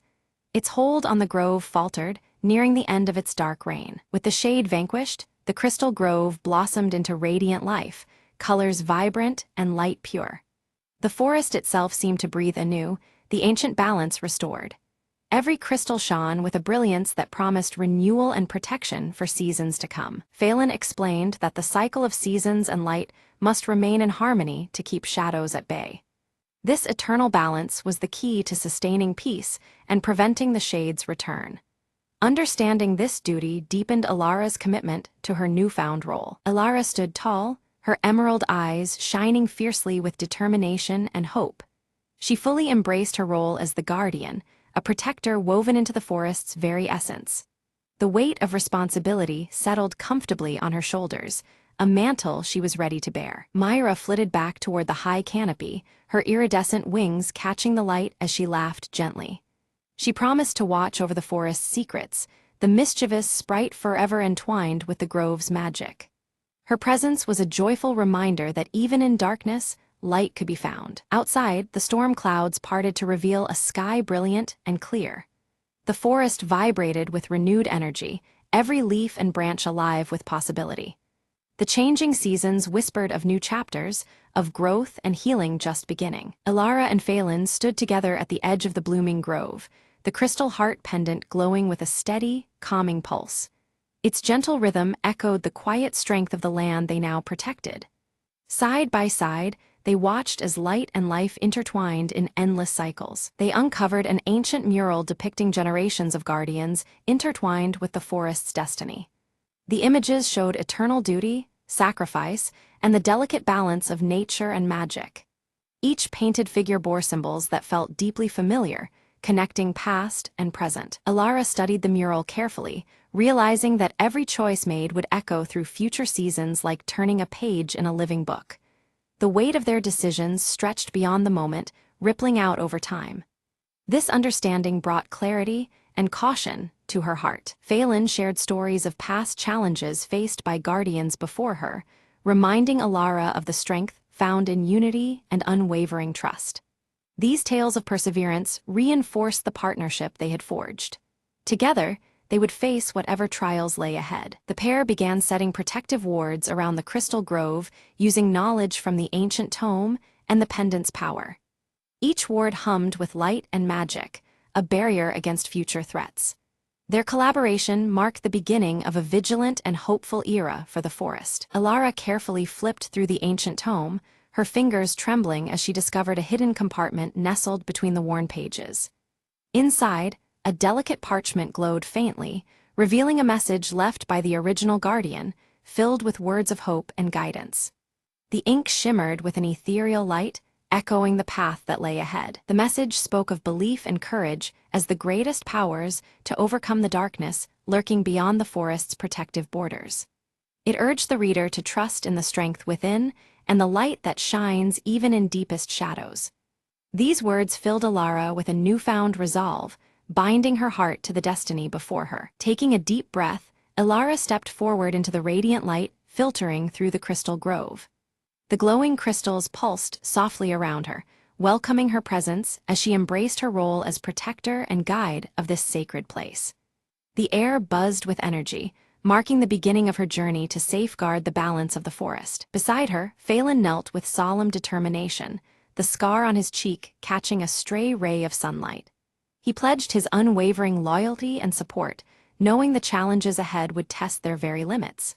Their alliance forged anew, they prepared to face the trials awaiting beyond the grove's shimmering borders. The grove itself seemed to breathe, its pulsating light resonating with life and harmony.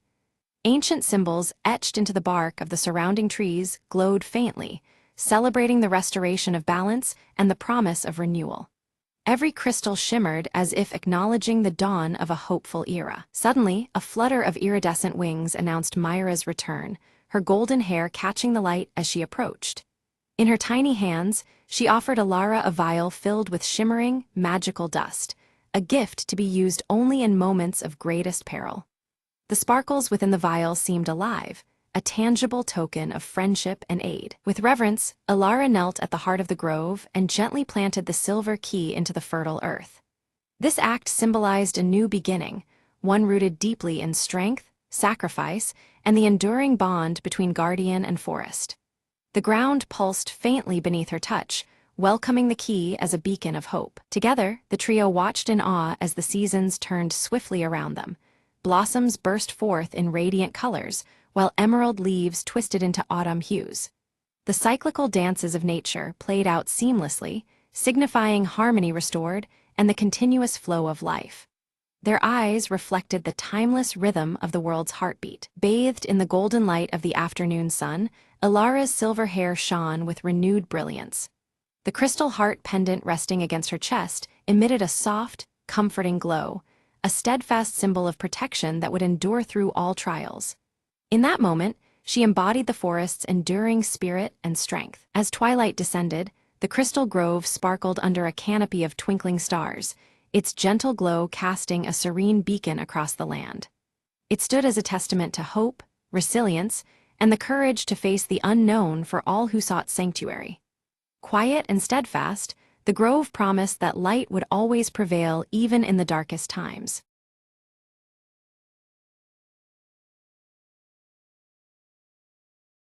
The rain was a relentless tap-tap-tap against the cracked window of my office on Marlowe Street. I lit a cigarette and glanced at the clock. 2:13 a.m., prime time for trouble. She walked in like a shadow sliding across a dimly lit alley, heels clicking, eyes burning with secrets. "Mr. Crane," she said, voice low and trembling, "I need your help." Her husband was missing, vanished into the city's underbelly, where whispers meant danger and silence could kill. I agreed to take the case, knowing full well that trouble was my closest companion these days. The first clue led me to a smoky jazz club, neon lights flickering like Morse code messages. A saxophone cried in the background as I sidled up to the bartender, who wiped a glass like he could erase the past. "Looking for a ghost, are you?" he grunted, sliding me a note. It was a scrawled address and a warning: stay out of the shadows or join the lost. Ignoring the threat, I made my way through puddles and dark alleys toward the haunted address. The door creaked open under my touch, revealing a room filled with smoke, secrets, and broken dreams. At the center, a man with tired eyes and bruises that told a story without words. "I didn't want him to get involved," the man whispered. "They're watching every corner." Suddenly, the room was bathed in red light, a warning or an ambush. I dove behind the battered furniture as footsteps thundered closer. A tense silence followed, broken only by my own ragged breath. When the danger passed, I helped the man escape into the night, vowing to bring the truth into the light. By dawn, the missing husband was safe, shadows lifted by the city waking to a new day. As she thanked me and disappeared into the crowd, I flicked the cigarette butt into the rain and muttered, "Another night, another story ended."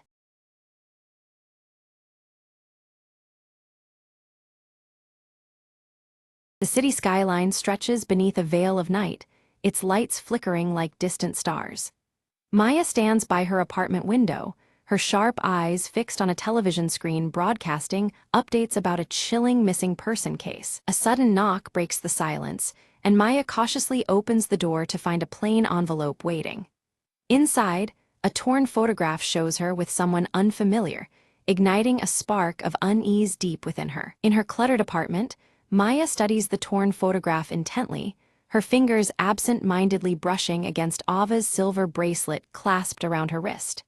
The image raises more questions than answers, twisting the knot of her thoughts tighter. Far away in a shadowed alley, Leo steps out, leather jacket pulled tight as he speaks quietly on a burner phone. His tense features and guarded tone betray a man burdened with secrets too heavy to share. A flashback reveals Maya and Leo in a dim cafe, voices raised in a heated argument about trust. The room's muted light and their fierce expressions reflect a fractured relationship struggling to survive. On a rooftop gym bathed in the faint glow of the city, Ava's silver bracelet glints as she throws relentless punches. Her athletic form moves with determined purpose, each strike echoing unspoken resolve. In a stark office space, Elias peers intently at grainy security footage, his round glasses catching the pale light. His eyes narrow on a figure clad in a leather jacket, the tension in his stern face growing more palpable. The crowded marketplace hums with life as Maya leans close to Ava, whispering urgently about a clandestine alliance. Amid the noise, their words carry the weight of fragile trust built on shared secrets. On a rain-slick sidewalk, shards of shattered glass lie scattered.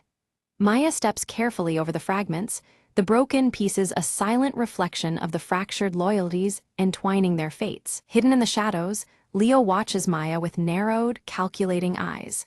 His leather jacket shifts slightly in the dim light, signaling readiness for what might come next. Determined, Maya traces the torn photograph's origins to an abandoned warehouse at the city's outskirts. The building looms like a silent witness to truths yet uncovered, its darkness inviting danger. In a secluded corner, Ava retrieves a small flash drive from a concealed dead drop. Her glances around are swift and nervous, the silver bracelet flashing briefly as tension coils tightly around her. Elias confronts Leo in a quiet bar, their conversation thick with unresolved grievances. The air between them is charged, every word heavy with past betrayals and unspoken threats. Maya grips an old rotary phone, the soft ticking of a clock growing louder in the background. Her whispered words carry urgency, time slipping away as shadows deepen around her. Suddenly, an explosion erupts at the warehouse Maya had been investigating, flames licking the night sky. The blast shatters the calm, echoing like a frantic heartbeat through the city streets. Leo escapes the fiery chaos, clutching his leather jacket tightly, disappearing into the darkness with practiced agility. The night swallows him whole, leaving only questions in his wake. Maya tends to minor burns, her determination hardening as she stares into the unfolding mystery. Pain sharpens her resolve. She vows to uncover the truth no matter the cost. Back in her apartment, Ava's silver bracelet catches a stray beam of light as she opens a locked briefcase silently. Inside lies secrets that could unravel everything they thought they knew. Under the cold glow of a desk lamp, Elias studies a fragment of the torn photograph through his magnifying glass. His expression darkens as pieces of a larger, more sinister puzzle begin to fit together. Meyer and Ava move stealthily through a government building under cover of night, their senses heightened. Every shadow seems alive, every step carries the weight of potential exposure. Leo's voice is low and urgent as he speaks into a burner phone, mentioning the lost files. Each whispered word pulls him deeper into the web of hidden agendas. The camera focuses on a ticking clock striking midnight, shadows creeping slowly across its face. The relentless passage of time presses on, amplifying the growing urgency of their mission. At an office computer, Meyer uncovers an encrypted folder titled Project Shard. Her fingers hesitate over the keyboard, aware that opening it might change everything. Trapped behind sliding metal doors, Ava works desperately to unlock them, the silver bracelet gleaming faintly in the confined space. The ticking clock reverberates, mirroring the pounding in her chest. In a narrow alley, Leo battles two attackers with swift, precise moves, his leather jacket twisting as he strikes.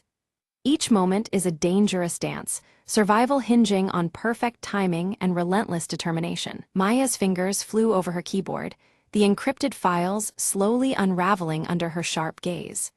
A hidden connection emerged. Elias was entangled in the conspiracy more deeply than anyone had suspected.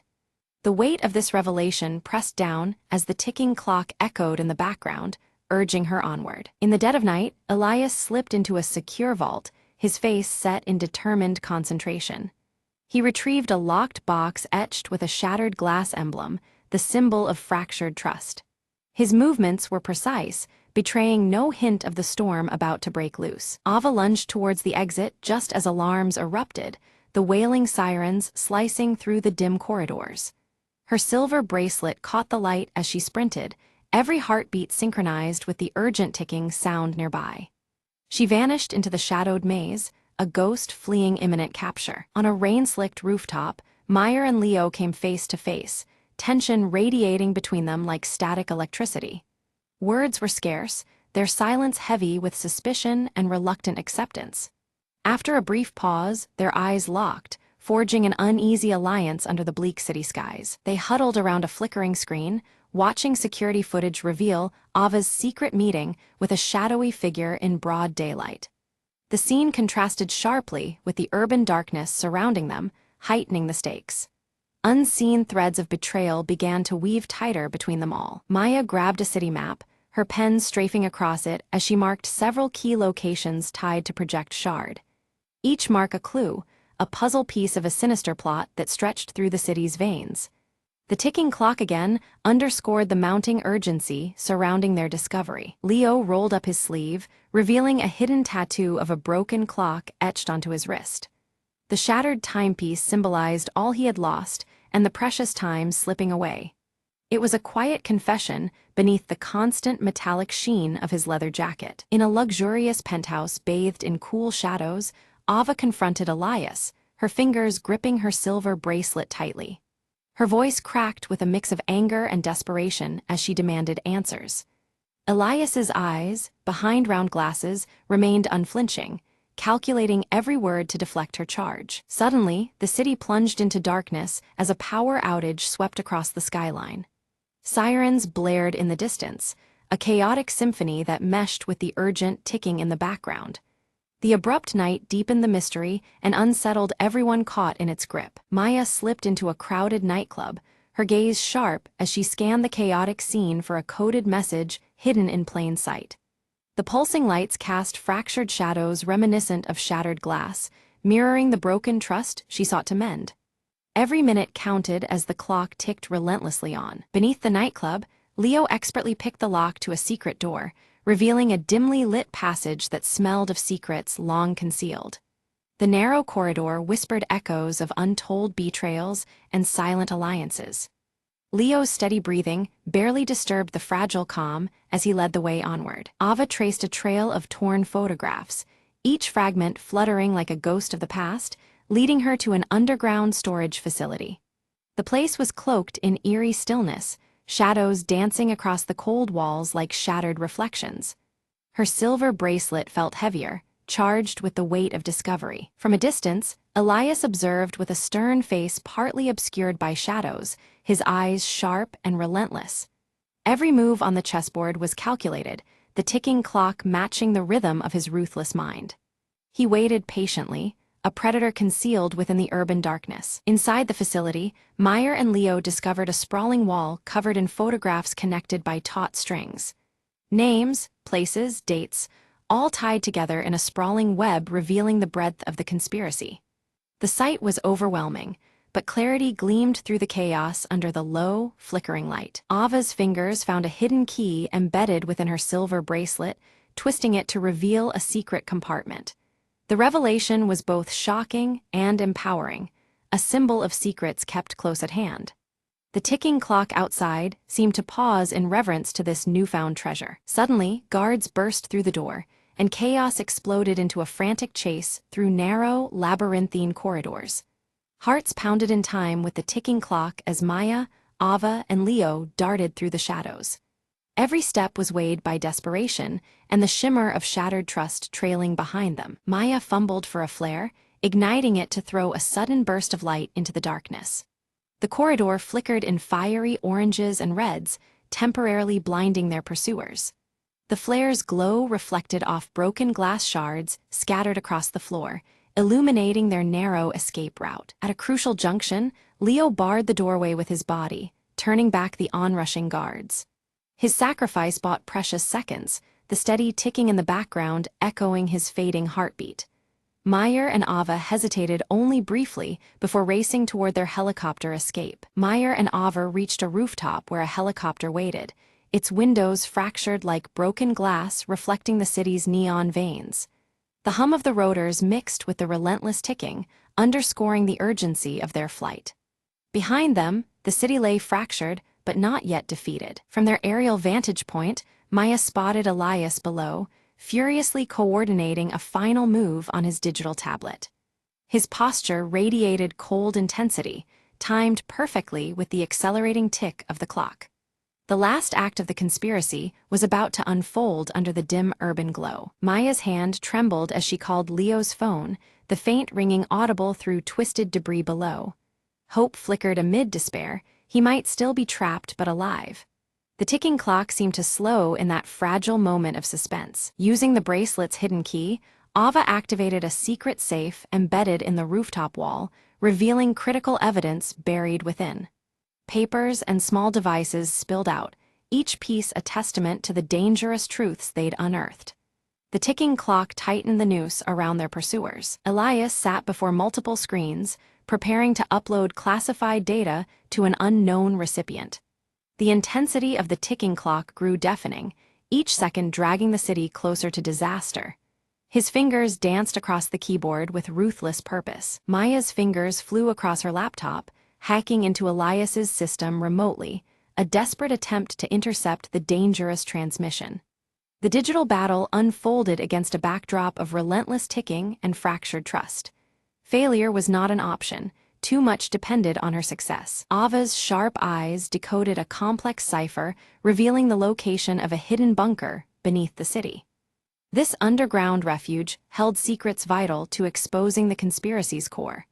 With the ticking clock echoing faintly, the trio prepared for their final descent into darkness. Meyer and Ava moved silently through the dim corridors of the bunker, the flickering screens casting erratic shadows on their faces. Ahead, Elias stood framed by the glow of a control panel, his stern gaze unflinching as they approached. The urgency of the ticking clock echoed softly, pressing upon their nerves as they prepared for confrontation. Elias's voice was calm, but edged with desperation, as he confessed the truth behind the conspiracy. Controlling information was never about power alone. It was a means to prevent chaos, born from fear of losing control over a world spiraling into uncertainty. His motives were complicated, rooted in a hope to preserve order amidst mounting threats. Suddenly, Leo appeared, his leather jacket torn and smeared with grime but unmistakably present. With practiced efficiency, he disabled the nearby security systems, the screens flickering into darkness and giving Maya and Ava the advantage they needed. His battered but alive presence reignited their resolve in the dim bunker's oppressive air. Maya held up the torn photograph, fragments of past ties aching between them. She confronted Elias with the painful revelation, a betrayal intertwined not just with their mission, but with their shared histories. The broken image mirrored the fractured trust that had driven them to this moment. Silence hung thick as the standoff stretched on, tension crackling like static around them.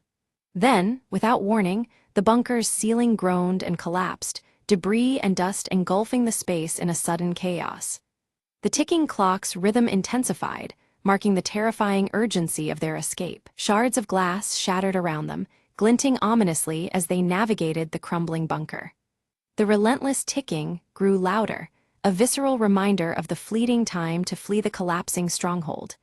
Every step was a struggle against falling debris and the threat of entrapment. Outside, the first light of dawn painted the city skyline with hues of orange and pink. Their silhouettes stood together, framed against the awakening world, breathing deeply as the night's trials receded. The urban backdrop glimmered in the new day, offering a fragile promise of renewal. Meyer and Leo exchanged a glance, the weight of their fractured loyalties dissolving in the shared trials they had endured.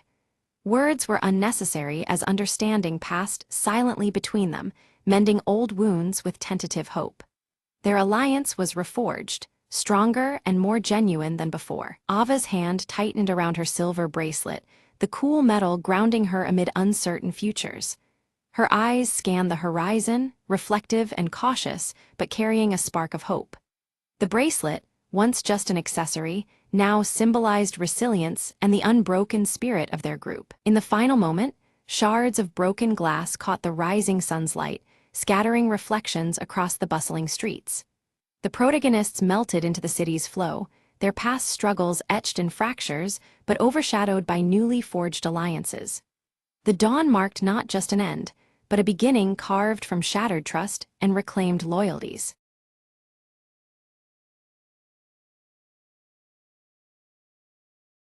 Under a tapestry of stars, Leora bent over her cluttered workshop desk, piecing together a fragmented star map whose faded lines whispered secrets of the cosmos. Her freckled face was illuminated by the soft glow of lantern light as she traced constellations long forgotten. Uruk arrived quietly, his braided dark hair slightly tousled by the night breeze, the jagged scar on his cheek catching the dim light as he spoke of a lost constellation rumored to unveil a hidden realm.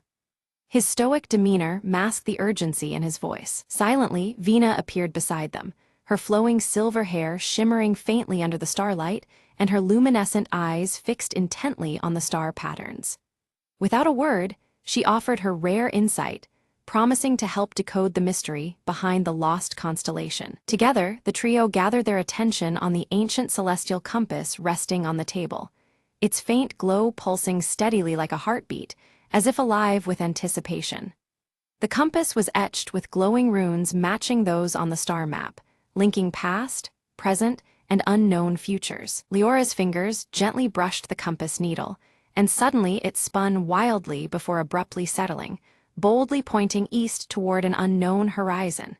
The unexpected movement unsettled them, as if signaling the beginning of something neither fully understood. They hastily gathered supplies, packing under the watchful eyes of the night, and set sail toward the horizon where soft luminescence hinted at a hidden destination.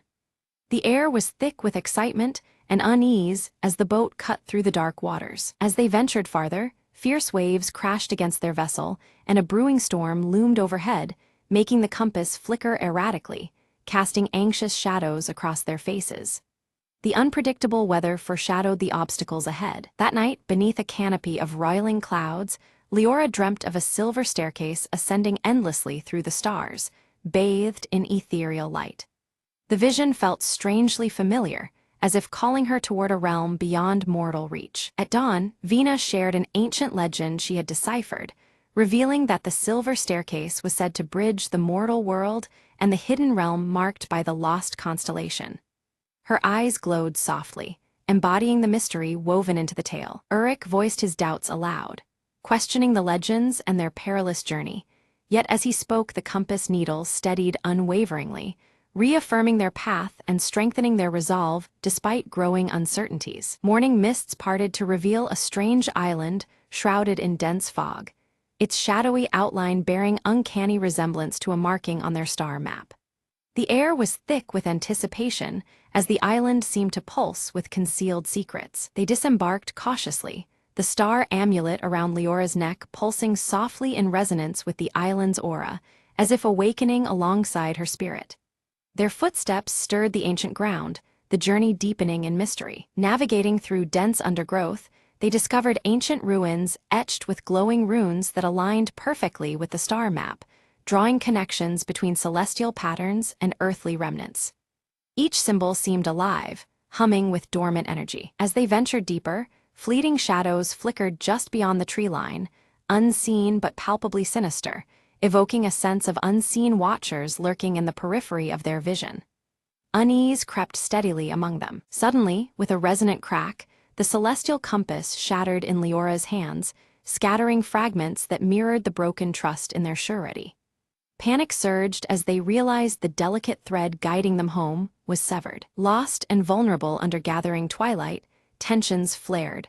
Whispered fears and unspoken doubts threatened to unravel their unity as the unknown pressed in from all sides. Night's arrival carried a heavy weight of isolation and dread. Vina stepped forward, her luminescent eyes glowing with quiet authority as she led them deeper into the ruins, asserting that the star amulet around Leora's neck would now serve as their beacon. Hope flickered anew amidst the growing shadows. Within the heart of the ruins, they uncovered a carved wooden box nestled beneath ancient stones, its surface worn but holding fragments of an ancient star chart that might mend their fractured map. The discovery rekindled purpose and curiosity alike. Leora carefully assembled the fragmented star chart, the edges aligning slowly to reveal a new constellation and a hidden pathway through the cosmic expanse. The chart's revelations suggested a route filled with both peril and promise. A sudden rustle shattered the stillness, drawing their attention to ghostly figures emerging silently from the swirling mist, eyes fixed and movements deliberate yet cautious. The Watcher's presence introduced a chilling uncertainty. Uruk instinctively stepped forward, shield raised as a barrier against the unseen threat, his voice firm but tempered in the thickening tension, only to find the enigmatic Watchers vanish as swiftly as they appeared, leaving only eerie silence behind. Resolved to press onward, the group followed the new star chart's alignments etched faintly on the ground, each step guided by celestial clues that shimmered under the fading light. The path ahead was narrow and fraught with mystery. They reached a shimmering river mirroring the constellations perfectly above, the water's surface acting as a celestial mirror that blurred the lines between sky and earth. Crossing, it felt like traversing the boundary between worlds. Vina revealed that her luminescent eyes reacted uniquely to the starlight, granting her an uncanny ability to interpret the subtle shifts in the cosmic glow, effectively guiding their careful steps through the uncertain terrain. Her presence became both lantern and lifeline. As they ascended a hill crowned with ancient stone pillars, the ground beneath them seemed to shift subtly, the very air vibrating with unseen energy, signaling that they were drawing ever closer to the heart of the hidden realm's mysteries. Anticipation and dread intertwined with each breath. At the hilltop, Leora and her companions discover a sundial intricately carved to mirror the celestial compass's design. The sun casts long shadows that seem to dance precisely around its edges, hinting at a secret message encoded in the light. Leora carefully aligns the sundial's shadow with the star chart, noticing how the shadows intersect with marked constellations. As the last alignment clicks into place, a hidden path quietly reveals itself among the surrounding foliage. Suddenly, a deep rumbling shakes the hill beneath their feet as the earth splits open, revealing a narrow stairway spiraling downwards. The atmosphere thickens with anticipation as they prepare to descend into the unknown. The stairway leads into a vast cavern, shimmering with a breathtaking spectacle. Swirling patterns of living stars suspended above their heads, illuminating the darkness with a cosmic glow. Every movement feels weighted with reverence under this celestial dome. A subtle vibration fills the air, and the star amulet around Leora's neck bursts into radiant light, casting an ethereal glow to guide their steps deeper into the cavern's mysteries. The glowing runes on the walls pulse in harmony with the amulet's light. Within the cavern's depths, illusions emerge, crafting vivid visions that tug at their hearts and minds, images of home, whispered fears, and unspoken doubts.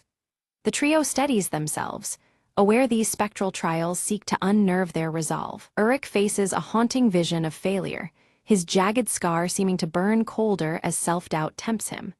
Yet, his loyalty to the quest and companions steels his spirit, pressing onward beyond the mirage's grasp. Leora's voice cuts through the haze with quiet confidence, assuring the group they are nearing their goal. She traces the celestial compass's pieces with hopeful fingers, trusting deeply in their combined power to guide them through. They emerge into a vast chamber where a giant star map pulses alive on the ceiling, constellations shifting and glowing softly overhead. The cosmic chart fills the space with an otherworldly light, revealing patterns both familiar and arcane. Vina steps forward, her luminescent eyes reflecting the map as she interprets its symbols. Her voice weaves the tale of a forgotten celestial gateway, a portal beyond time that connects realms unseen. As they ready themselves to cross, the ethereal watchers reappear, no longer fierce but bearing peaceful intent. Their silent presence conveys a profound acceptance, lifting the tension that had clung tightly around the travelers. From the watchers, a fragment of pure starlight is bestowed upon them, an essential key for passage through the gateway. The shard pulses gently in their hands, a tangible promise of the journey ahead. Leora combines the starlight fragment with the star amulet, the two sources merging in a swell of radiant energy. This fusion activates the celestial gateway, opening a luminous portal shimmering with cosmic grandeur. Through the portal, the hidden realm reveals itself, bathed in radiant cosmic light and swirling constellations that dance with ethereal grace.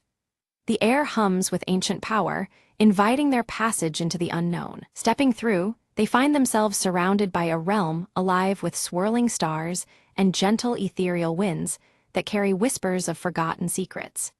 Every breath feels infused with the infinite expanse of the cosmos. Their arrival awakens towering ancient guardians whose silent gaze measures their worthiness.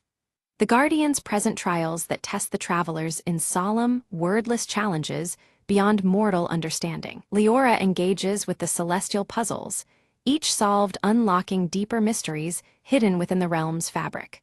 Her keen mind and the compass's clues illuminate paths long obscured by starlight and time. Uruk confronts daunting physical challenges, demanding unwavering courage and precision. Each trial hones his strength and will, forging him further as protector of their shared quest. Vina's deep knowledge interlaces the realm's lore with prophetic insights into their own world's destiny. She guides the group by weaving connections between cosmic truths and earthly pathways. Having proved their worth, the guardians grant them passage to the hidden realm's very heart. The air shimmers with heightened energy as they move closer to the source of the celestial mysteries. Within this sanctuary, a luminous tree stands tall, its roots intertwining seamlessly with twinkling stars above. The tree radiates ancient power, bridging the expanse between earth and sky. Leora gently places the carved wooden box at the tree's base, activating a flow of celestial knowledge emanating from the stars. The tree responds, its energy awakening long-dormant secrets woven into the cosmos. The tree's radiant energy flows into the shattered compass, which begins to glow anew with vibrant, restored power. The restored compass pulses like a beating heart, alive with fresh celestial light. They realize that this renewed power holds the ability to realign the constellations, promising the restoration of balance between realms. The weight of their task presses upon them, filled with hope and urgency. Suddenly, an earthquake-like tremor shakes the hidden realm, threatening to collapse the fragile cosmic balance and their only chance to return. The swirling constellations flicker wildly as danger looms close, intensifying the critical moment. With the ancient celestial compass fully restored, Leora carefully holds it aloft as a gentle hum fills the air. Uruk and Vina join hands, focusing their energy alongside her, channeling the celestial power through the compass to stabilize the realm's fragile foundation. The night sky above shimmers in response, a tapestry of light expanding across the horizon. As the compass's energy pulses, the glowing runes etched into the carved wooden box ignite with radiant light. These ethereal symbols weave delicately across the celestial pathways, sealing cracks and mending rifts with their protective glow. The sense of safety grows tangible, wrapping the realm in an invisible embrace. In the midst of the luminous glow, the star amulet around Leora's neck begins to shine with newfound intensity. It casts a guiding light that aligns seamlessly with the shifting constellations, pointing the way toward their safe exit. Following this beacon, the trio moves steadily toward the portal's shimmering edge. Crossing through the portal, they emerge back on the island just as dawn breaks, painting the sky in soft shades of pink and gold. The familiar yet changed landscape welcomes them, bathed in the gentle morning light. The air is filled with a sense of promise and renewal that mirrors their own spirits. The celestial compass, now whole and radiant in Leora's hand, points unwaveringly toward their true home. Its steady glow casts a warm light that feels like a heartbeat, constant and sure. This artifact, once fragmented, now serves as their steadfast guide for the journey ahead. Renewed with hope and determination, they board their vessel and set sail across the calm sea. Above them, the stars realign in their rightful places, twinkling with clarity and purpose. The vast expanse echoes their resolve, a celestial symphony bearing them onward. Back on deck, Leora unfurls her parchment and begins to sketch the new star map, integrating every star and path they have discovered. Each line and curve reflects the trials and revelations of their quest, a testament to their shared journey. Her fingers move with confidence, capturing the cosmos with delicate precision. Uruk stands at the helm, his eyes tracing the horizon with steady certainty. The jagged scar on his cheek softens under the embrace of the rising sun's golden glow, a silent witness to their passage. In this light, his stoic demeanor reflects a quiet pride and calm assurance. Nearby, Venus smiles softly as her once luminous eyes dim to a gentle silver hue, signaling the completion of her guiding role. The flowing silver strands of her hair catch the morning breeze, framing her serene expression. Her presence feels lighter now, her purpose fulfilled in the balance they restored. Once ashore, the trio gathers beneath the emerging night sky, gazing upward with reverence and wonder. Stars, familiar and new, sparkle above them, forever linking their spirits to this celestial adventure. United by the cosmos and their shared voyage, they stand quietly, knowing this journey has forever changed them.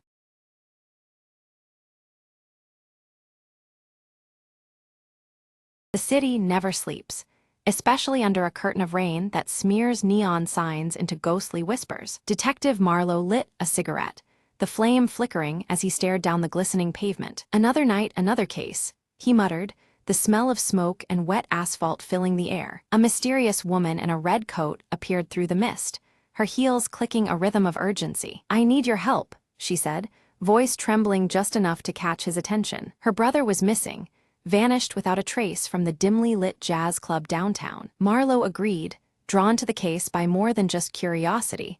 There was something off in her eyes. The club was a smoky haze of secrets and muted saxophones, shadows flickering in every corner. He questioned the bartender, who spoke in riddles and glanced nervously over his shoulder. A matchbook dropped on the floor caught Marlowe's eye, an address scrawled hastily inside. At the location, a rundown warehouse pulsed with danger lurking just beyond the cracked door. Inside, Marlowe found a stash of stolen paintings and a note that chilled his blood. The note warned of betrayal, signed by someone who once called the city home. Footsteps echoed.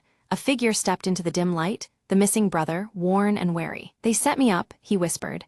"I was the fall guy for a bigger scheme." Marlowe's instincts kicked in, time to untangle lies from truth before dawn. They devised a plan to confront the real mastermind, meeting back at the jazz club when the clock struck midnight. Under the watchful eyes of faded portraits and mournful melodies, the culprit revealed themselves, the bartender. With a quick draw and steady aim, Marlowe ended the night's deadly game, the truth finally clear. As the rain eased, Marlowe lit another cigarette, the city waking up, secrets buried once more beneath the morning light.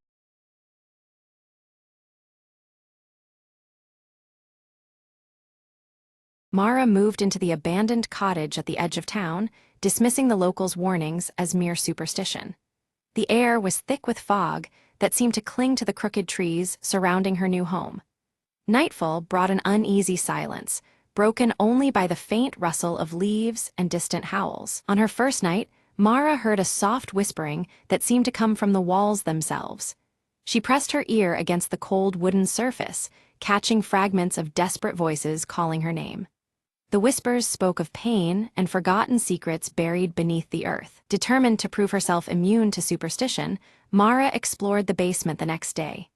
The air was damp and smelled of mildew, but something deeper drew her toward a loose floorboard. She pried it open to reveal a small, dusty box wrapped in faded cloth. Inside the box lay a bundle of brittle papers and an old locket that clicked ominously when opened. The letters detailed the tragic life of a young girl named Eliza, vanished from the town decades ago. Her final note begged for release from a curse that chained her soul to the hollow beneath the cottage. That night, the whispers turned into mournful wails that shook the windows and rattled doors. Shadows flickered unnaturally across the walls, and the temperature seemed to plummet. Mara clutched the locket, feeling a cold energy seep into her fingertips. As the clock struck midnight, the floor beneath Mara creaked under invisible weight. From the darkness emerged a pale figure with hollow eyes, her voice barely above a sigh. "Help me," she pleaded, her form dissolving like mist around Mara's feet. Fear rooted Mara in place, but she forced herself to remember the letters and Eliza's plea. The cursed spirit was bound to the hollow beneath the house, trapped by unspoken grief and betrayal. To break the curse, Mara needed to uncover the truth hidden in the past. By daybreak, Mara scoured the town archives, piecing together a story of jealousy, deceit, and a heartbroken father who had condemned Eliza to silence. The betrayal was etched in every document and whispered by the wind itself. Returning to the cottage, Mara carried with her a framed photograph of Eliza and a fragile white rose. She placed them beneath the loose floorboard and whispered a prayer for forgiveness and peace. The air thickened, and the cottage seemed to breathe alongside her. Night enveloped the cottage once more, but this time the uneasy silence was replaced by a gentle warmth. The whispers now sounded like a soft lullaby, soothing and peaceful. Mara felt unseen eyes watching, but no longer with malice. Suddenly, from the corner of the room, a faint glow formed into Eliza's spirit, her expression transformed with gratitude. "Thank you," she whispered softly, before slowly dissolving into a cascade of shimmering lights. Mara's heart pounded with relief and awe. Days passed with calm settling over the hollow. Mara noticed flowers blooming where none had before, and the oppressive fog lifted, revealing crisp morning light. The town seemed lighter too, as if a shadow had been lifted from its history. Though the cottage was no longer haunted, Mara felt a permanent connection to the place and its quiet guardian. She kept the locket on a chain around her neck as a reminder of that night and the souls who had once been trapped. It was a symbol of her courage and compassion. Word spread quietly of Mara's bravery, turning whispered warnings into tales of respect for the past. The neighbors began visiting, offering help and sharing their own stories. The cottage became a fragile bridge between memory and healing. On one cloudy evening, Mara found a new note tucked beneath her door, a single line written in familiar handwriting. "You freed me, now guide others who still wander." The message stirred hope and resolve deep within her. From that night forward, Mara made it her mission to seek out places touched by sorrow and forgotten pain. Each encounter tested her spirit and revealed that the restless spirits were not to be feared, but understood. Their stories mattered. In time, Mara's life became entwined with the unseen world, a guardian between the living and the lost. She learned to listen beyond the whispers and see the shadows not as threats, but as echoes of human anguish needing release. Her nights were no longer haunted by fear, but filled with purpose. The whispers from the hollow became a call to healing instead of despair. Though the darkness never fully disappeared, Mara's light shone steady against it. One evening, as she lit a candle by the window, Mara felt a soft breeze swirl and carry a faint voice of thanks. She smiled, knowing that the souls she had touched whispered their gratitude in the quiet moments of dawn. And so the hollow's story was rewritten, a tale of sorrow transformed into hope, where even the darkest places could find peace through the courage of a single soul. Mara closed the door, holding the warmth of that promise close to her heart.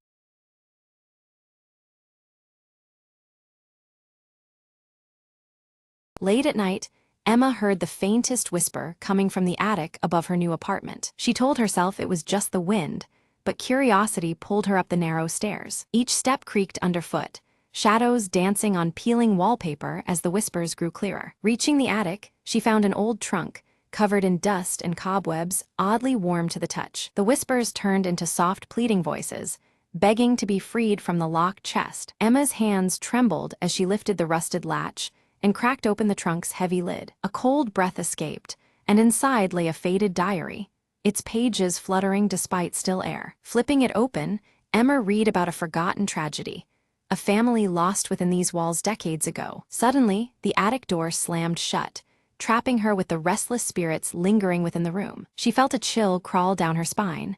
The whispers grew desperate, pleading for release. Emma clutched the diary and spoke softly, "I will help you find peace." Following clues in the diary, she noticed a hidden compartment beneath the floorboards. Inside lay a locket and a faded photograph of the family smiling in happier times. As she held the items, the shadows softened, and the voices whispered thanks instead of fear. The attic lights flickered, then steadied, as a warm glow filled the small space. Emma placed the locket and photo back carefully, feeling a calm settle over the room. The door creaked open slowly, inviting her to leave the attic with a gentle breeze. Downstairs, the apartment felt lighter.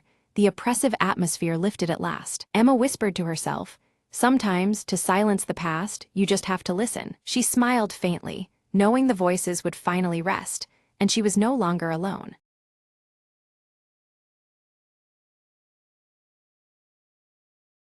Rain slicked Alice's blurred areas quick steps as she clutched the small red data chip tightly, anxiety flickering in her sharp eyes.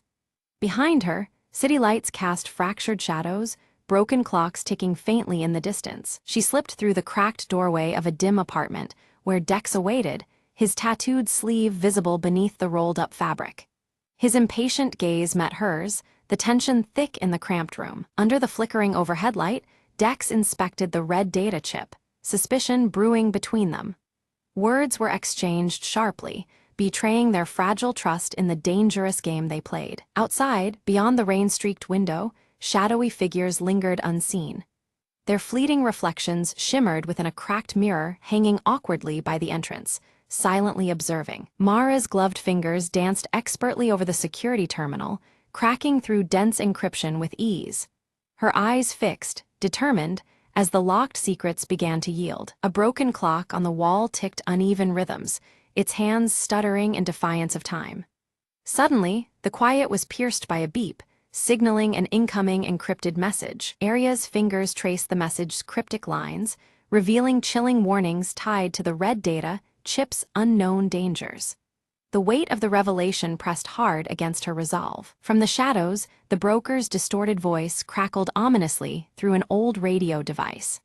Threats echoed clearly: surrender the chip or face dire consequences beyond their reckoning. Dex slammed his fist against the table, anger flashing over his tattooed arm as blueprints and wires scattered. Frustration twisted in the cramped air, tensions mounting between them all. Mara offered a daring plan, an infiltration of the data vault where the chip had originated. It was risky, but the only chance to unravel the web of deceit surrounding them. Aria hesitated, a haunting memory stirring. A broken clock stopped at midnight, symbolizing lost chances. Doubt flickered momentarily across her sharp features. With determination set, the team readied themselves, the red data chip nestled securely in Aria's jacket pocket. The fractured ticking of clocks outside seemed to count down their fate. Dex methodically checked his gear, the glow of a neon sign casting light across his tattooed arm. His focus was unyielding, the city's restless pulse echoing through the room. At her console, Mara manipulated traffic cameras, her gloved hands orchestrating a diversion to cover their anticipated escape. The city's network became their battlefield. Suddenly, the apartment door shattered inward. Shadowy pursuers stormed in. The urgency of their situation erupted as danger closed rapidly around them. A tense and frantic chase spilled onto rain-slick streets, with Aria deftly navigating the narrow passages.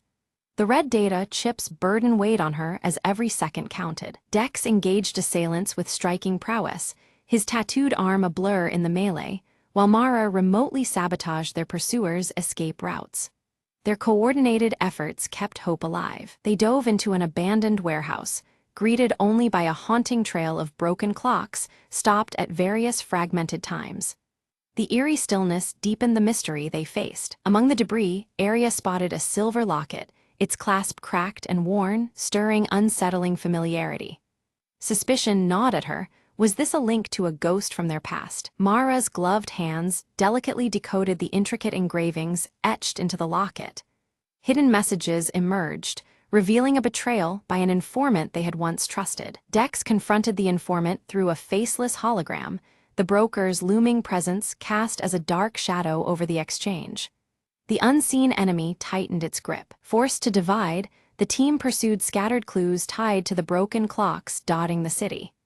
Each path carried risk, threading deeper into the web of deception woven around them. Arya uncovered a hidden shipment manifest connected to the origins of the red data chip, intensifying the stakes. The puzzle was unraveling, but the danger escalated with each discovery. Mara hit a sudden lockout while hacking, her gloves briefly glowing as she pushed past the barrier. Innovation and persistence became their only weapons against digital defenses closing in. Suddenly ambushed, Dex narrowly escaped, using his tattooed arm's hidden signal to summon a shadowy ally. The fragile line between friend and foe blurred in the shadowed streets. Arya moved silently through the dimly lit clockmaker's shop, her sharp eyes scanning the myriad of broken clocks that adorned the walls. Among the shattered gears and dusty faces, she discovered a coded map hidden beneath a panel, its design mirroring the recurring motif of fractured timepieces. The map's lines intertwined with images of broken clock faces, hinting at a secret path. Suddenly, every clock in the shop chimed in eerie unison, a disorienting cacophony that froze Arya in place. As the echoes faded, a section of the floor subtly slid open, revealing a hidden passage cloaked in shadow. The broken clocks looming around framed this critical moment, underscoring the urgency of her discovery. Miles away, Mara's pale fingers danced over her keyboard, her fingerless gloves flexing as she intercepted an encrypted communication. The message warned of a massive data theft slated for midnight, sending a chill through the team.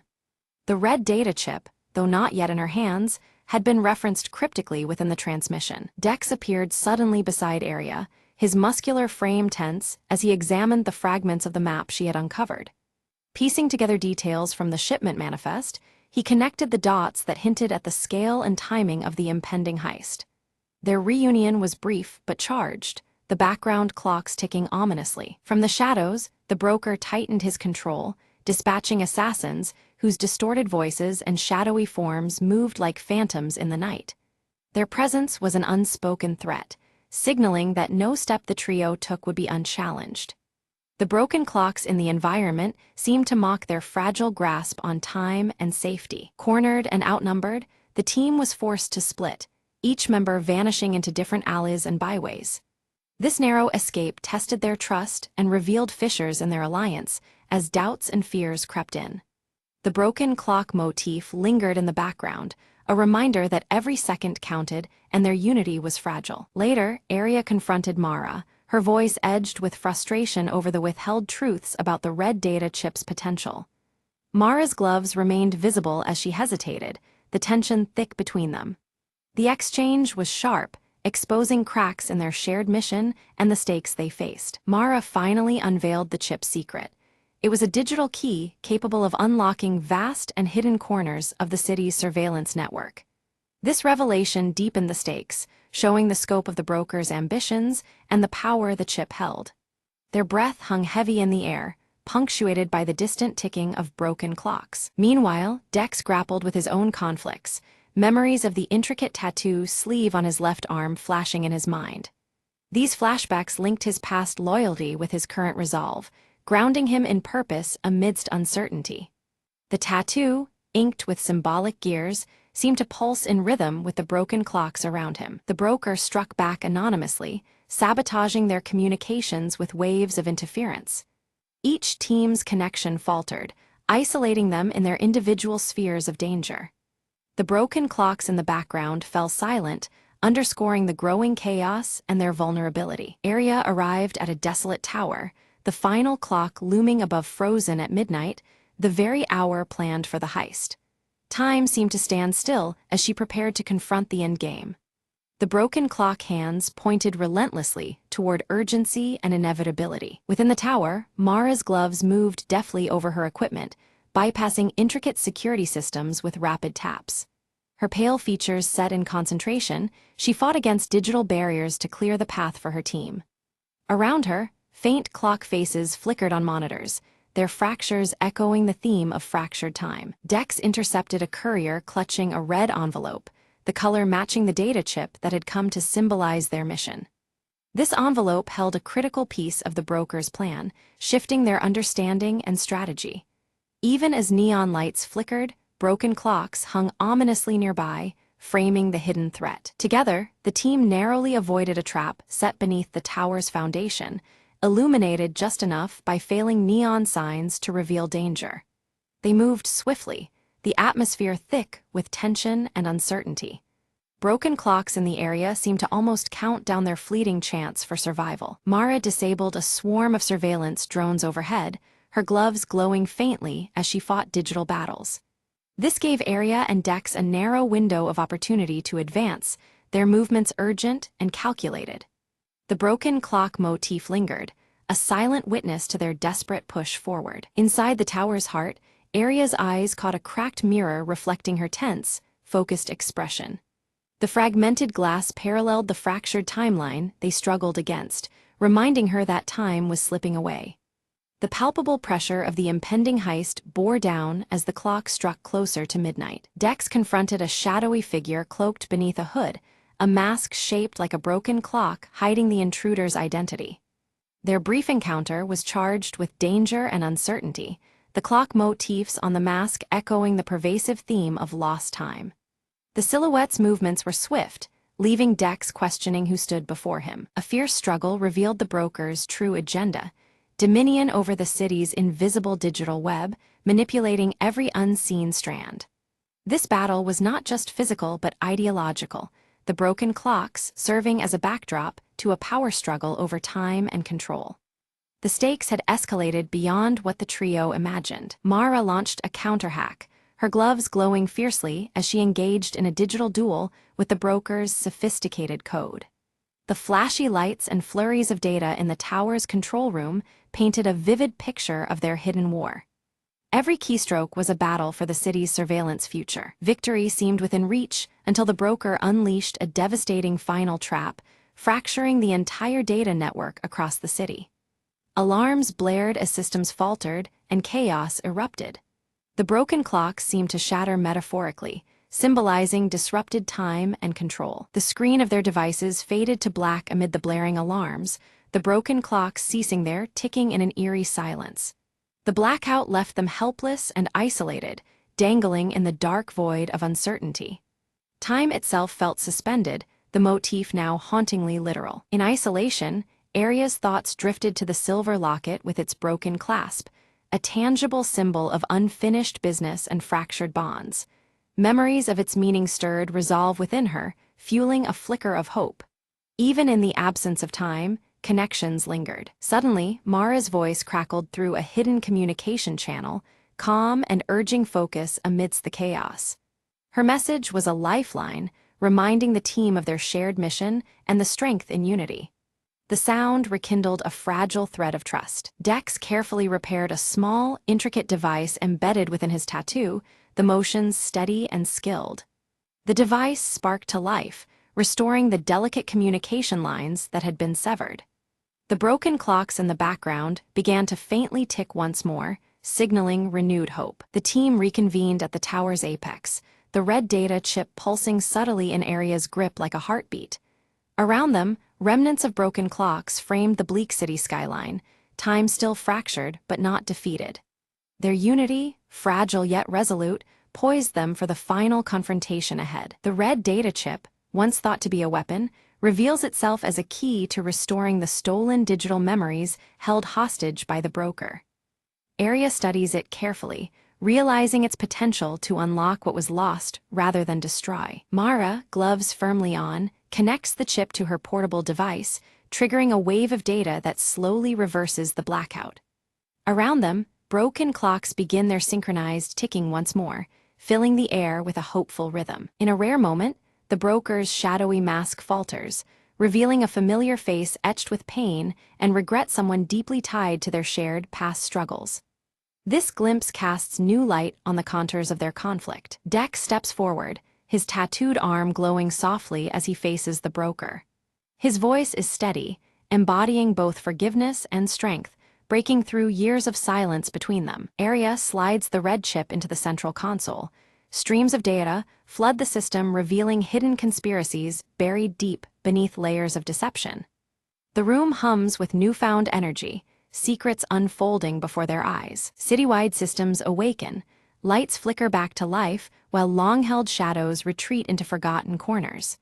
The faint ticking of clocks syncs with the resurgence of order and control. Mara finally removes her fingerless gloves, a silent symbol of trust restored as the complex digital web begins to heal. Technology feels less like a barrier and more like a bridge between them. The broken clocks scattered across the city start moving forward in unison, marking the dawn of a new chapter. Time, once lost, now regains its steady, purposeful flow. From the high tower, Arya, Dex, and Mara watch the sunrise breaking through rain-streaked glass, their silhouettes dark against the light. The scene breathes relief, unity, and the promise of what lies ahead. In Arya's hand, the silver locket glints softly, now repaired and whole. It symbolizes the closure of their ordeal and stands as a quiet promise of vigilance and hope for the future.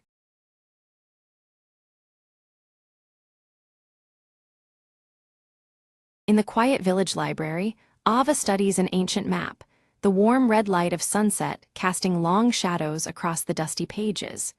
She carefully winds her bright red scarf around her neck, the fabric fluttering softly as a gentle breeze slips through the open window. At her feet, Keto, the mechanical fox with rusted bronze fur, twitches his ears with a spark of excitement.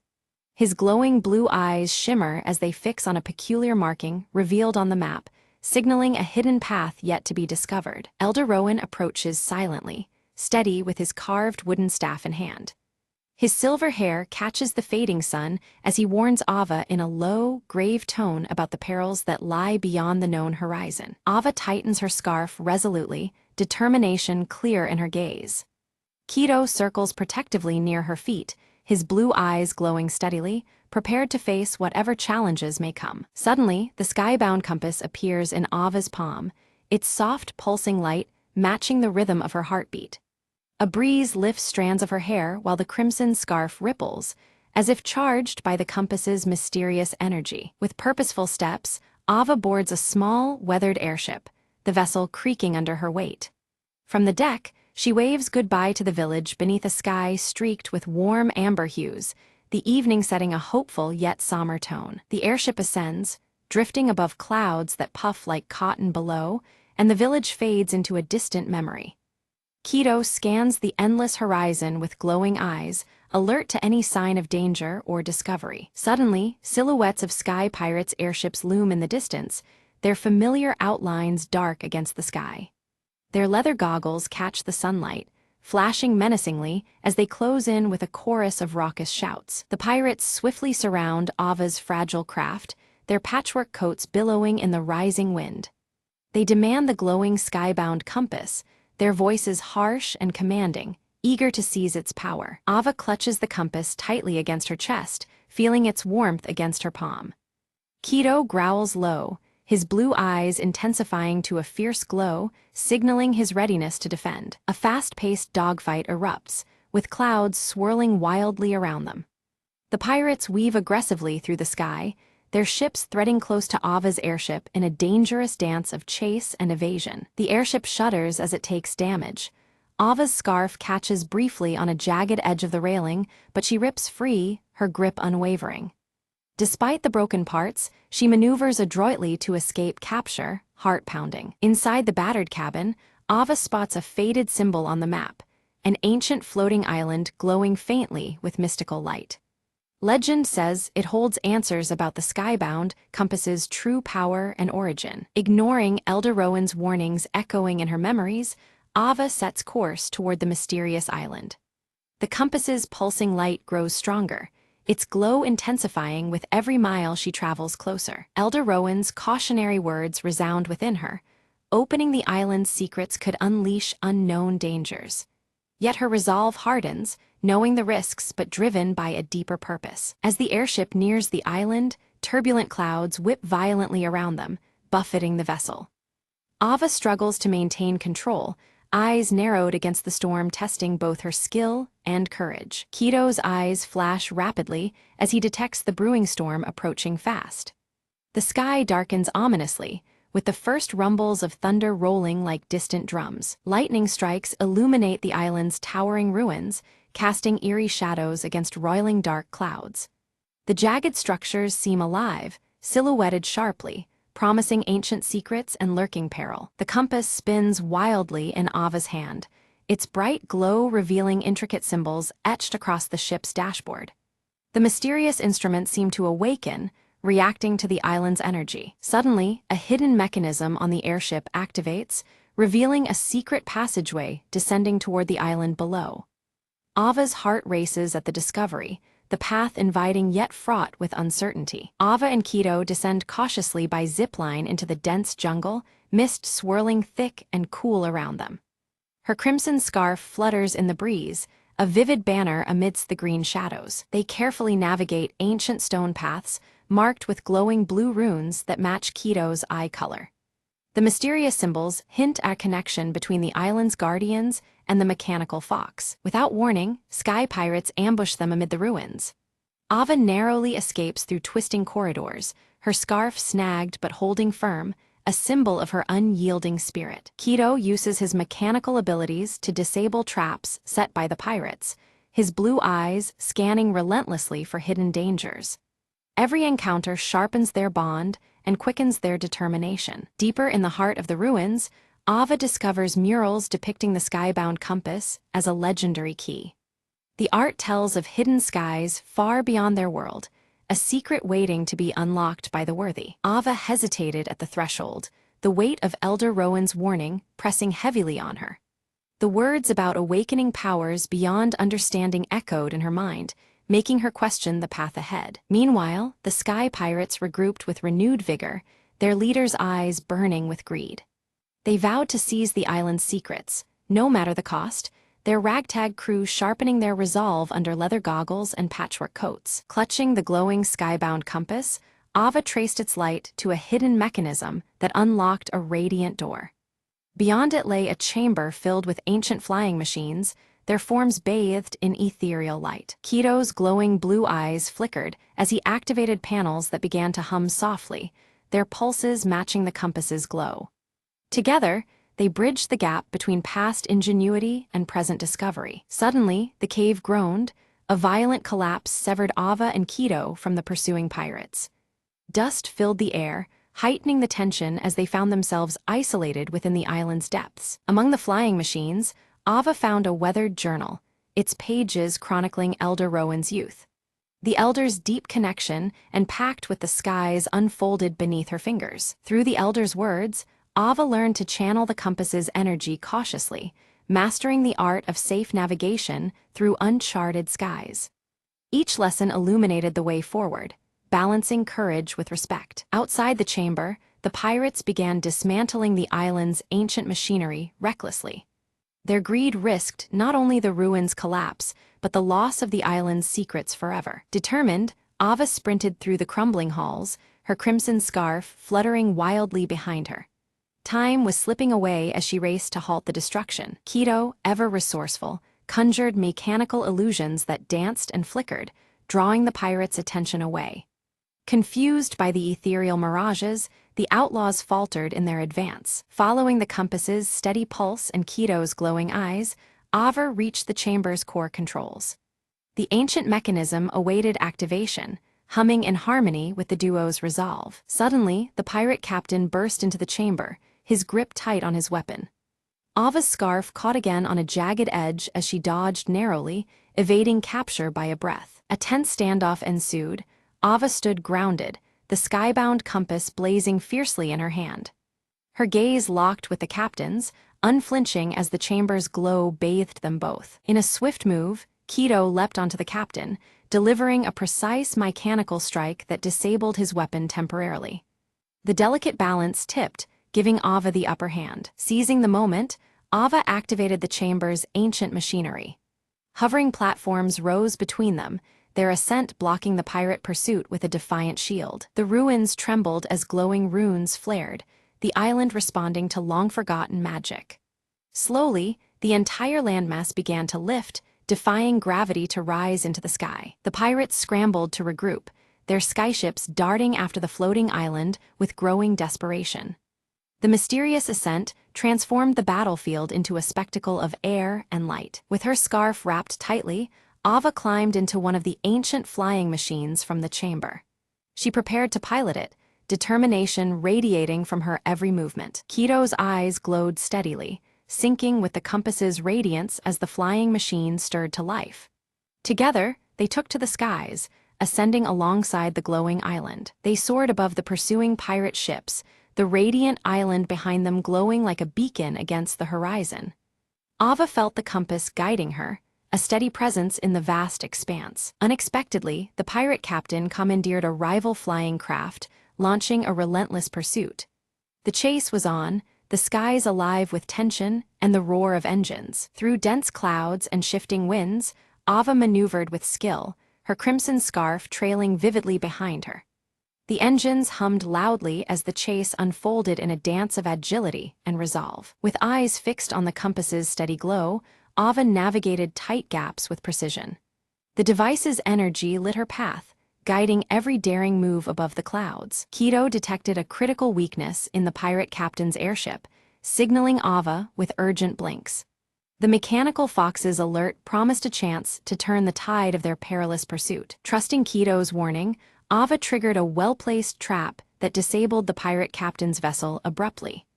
The chase ended suddenly, the threat momentarily quelled as silence fell over the sky. Back on the floating island, Ava carefully studied the skybound compass. With a steady hand and an eager heart, she unlocked the secret to commanding the skies safely, feeling the compass hum with newfound power. Activating Elder Rowan's staff beacon, a soft glow illuminated its carved wood. Ava shared her discovery, a wave of relief spreading through her voice as she reassured the elder that the skies were now secure. Around them, ancient flying machines stirred to life, gears turning and wings extending.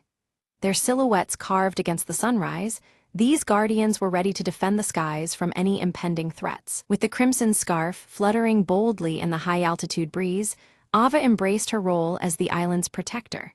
She stood tall and resolute, a beacon of hope and courage amidst the vast sky. Beside her, Keto nestled calmly, his rusted bronze fur reflecting the dawn's light. His blue eyes glowed softly, a perfect blend of contentment and perpetual vigilance. Not far away, island automatons surrounded the captured pirate captain. The outlaws' ragtag hopes were dashed as the mechanical protectors ensured peace with unwavering precision. A mysterious skyship approached silently, its unique silhouette cutting through the clouds. Elder Rowan descended, his wooden staff in hand, warmly welcoming Ava and affirming the hard-earned balance now resting upon their shoulders. Below, the village erupted in cheers, their voices rising like the wind that carried their joy to the heights. Watching the island ascend higher, they celebrated the dawn of a new era of harmony in the skies. Ava gazed toward the horizon, the compass firmly in her grasp. Ready for whatever adventures lay beyond, her spirit soared with possibility, eyes alight with determination and wonder. As Ava and Keto set their course across the endless blue, the crimson scarf fluttered one last time in the gentle wind. Together, they vanished into the vast sky, guardians of a boundless future.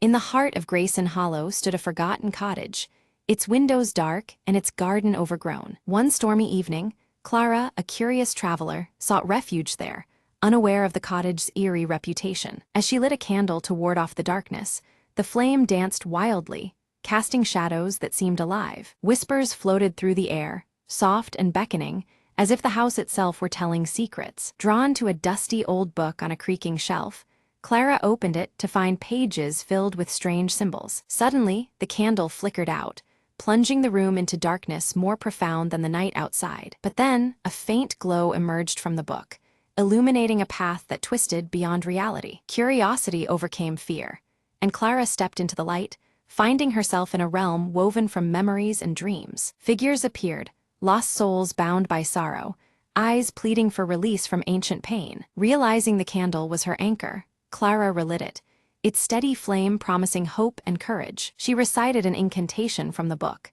each word unraveling the chains of the trapped spirits. One by one, the phantoms faded, their murmurs turning into grateful sighs as they passed into peace. The cottage brightened, the oppressive weight lifting, replaced by a gentle warmth. Outside, the storm ceased, stars glittering like tiny lanterns guiding her way. Clara stepped back through the shimmer, candle in hand, the boundary between worlds softly sealing behind her. Morning light poured through the now clean windows, revealing a garden revived and vibrant. She smiled, knowing the cottage's tale had changed, from a place of sorrow to one of healing. As she walked away, the candle's flame flickered once, then steadied, a silent guardian's promise. Every darkness holds a light, the narrator mused, and every lost soul a path home. Clara disappeared down the road, leaving behind a cottage that would no longer be forgotten or feared.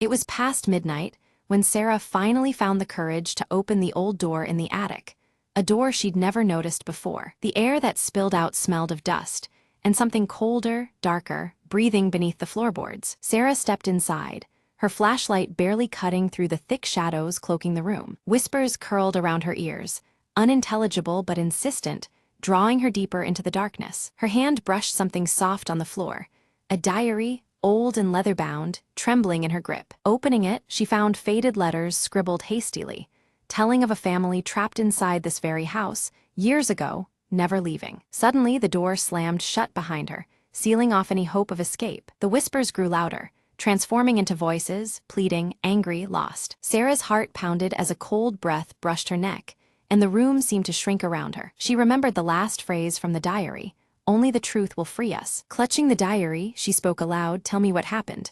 I want to help." The voices overlapped, forming a story of betrayal, silence, and a secret hidden beneath the floorboards. With shaking hands, Sarah knelt and pried at the worn wooden planks, revealing a small, locked box. Using a hairpin, she managed to open it.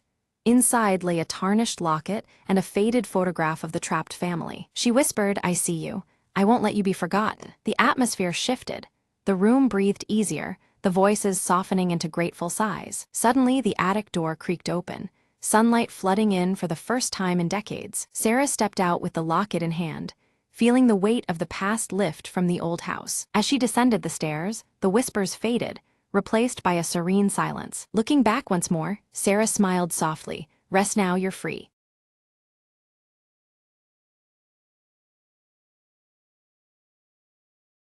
Ella's days were a rhythm, a quiet melody flowing through the small cafe she ran by the corner. Every morning, she unlocked the doors with the same gentle smile, ready to welcome familiar faces and new stories alike. On this particular day, a shy boy named Liam stepped inside, clutching a worn-out notebook. "I heard this place feels like home," he said softly, glancing around as if searching for something. Ella nodded, pouring him a warm cup of coffee.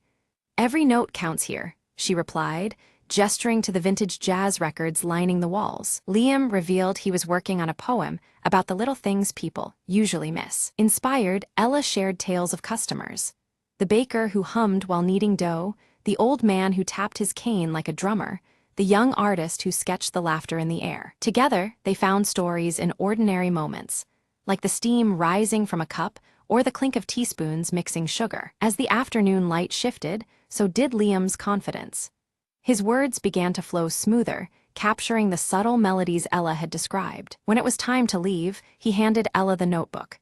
"Thank you for helping me hear the music in silence," he said. Ella smiled, watching him step back into the world, now carrying a brighter tune in his heart. Later, she flipped through the pages, each poem a note in the song of everyday life around her cafe. She realized their small moments were like a jazz ensemble, improvised, imperfect but beautifully intertwined. The sun set, casting a golden glow over the storefront, warming its familiar embrace. Ella whispered to the quiet room, Every day has its own rhythm, if only we listen. As night fell, soft music played, and the cafe waited patiently for the dawn and its new stories. Ella locked up with a contented sigh, the book tucked safely beside the register. In those pages, she found a reflection of her own life, simple, rich, and unfolding note by note. Tomorrow would bring new faces and untold melodies, a fresh verse in the ongoing song of her days. And with that thought, she stepped into the gentle night, humming a tune that promised more to come.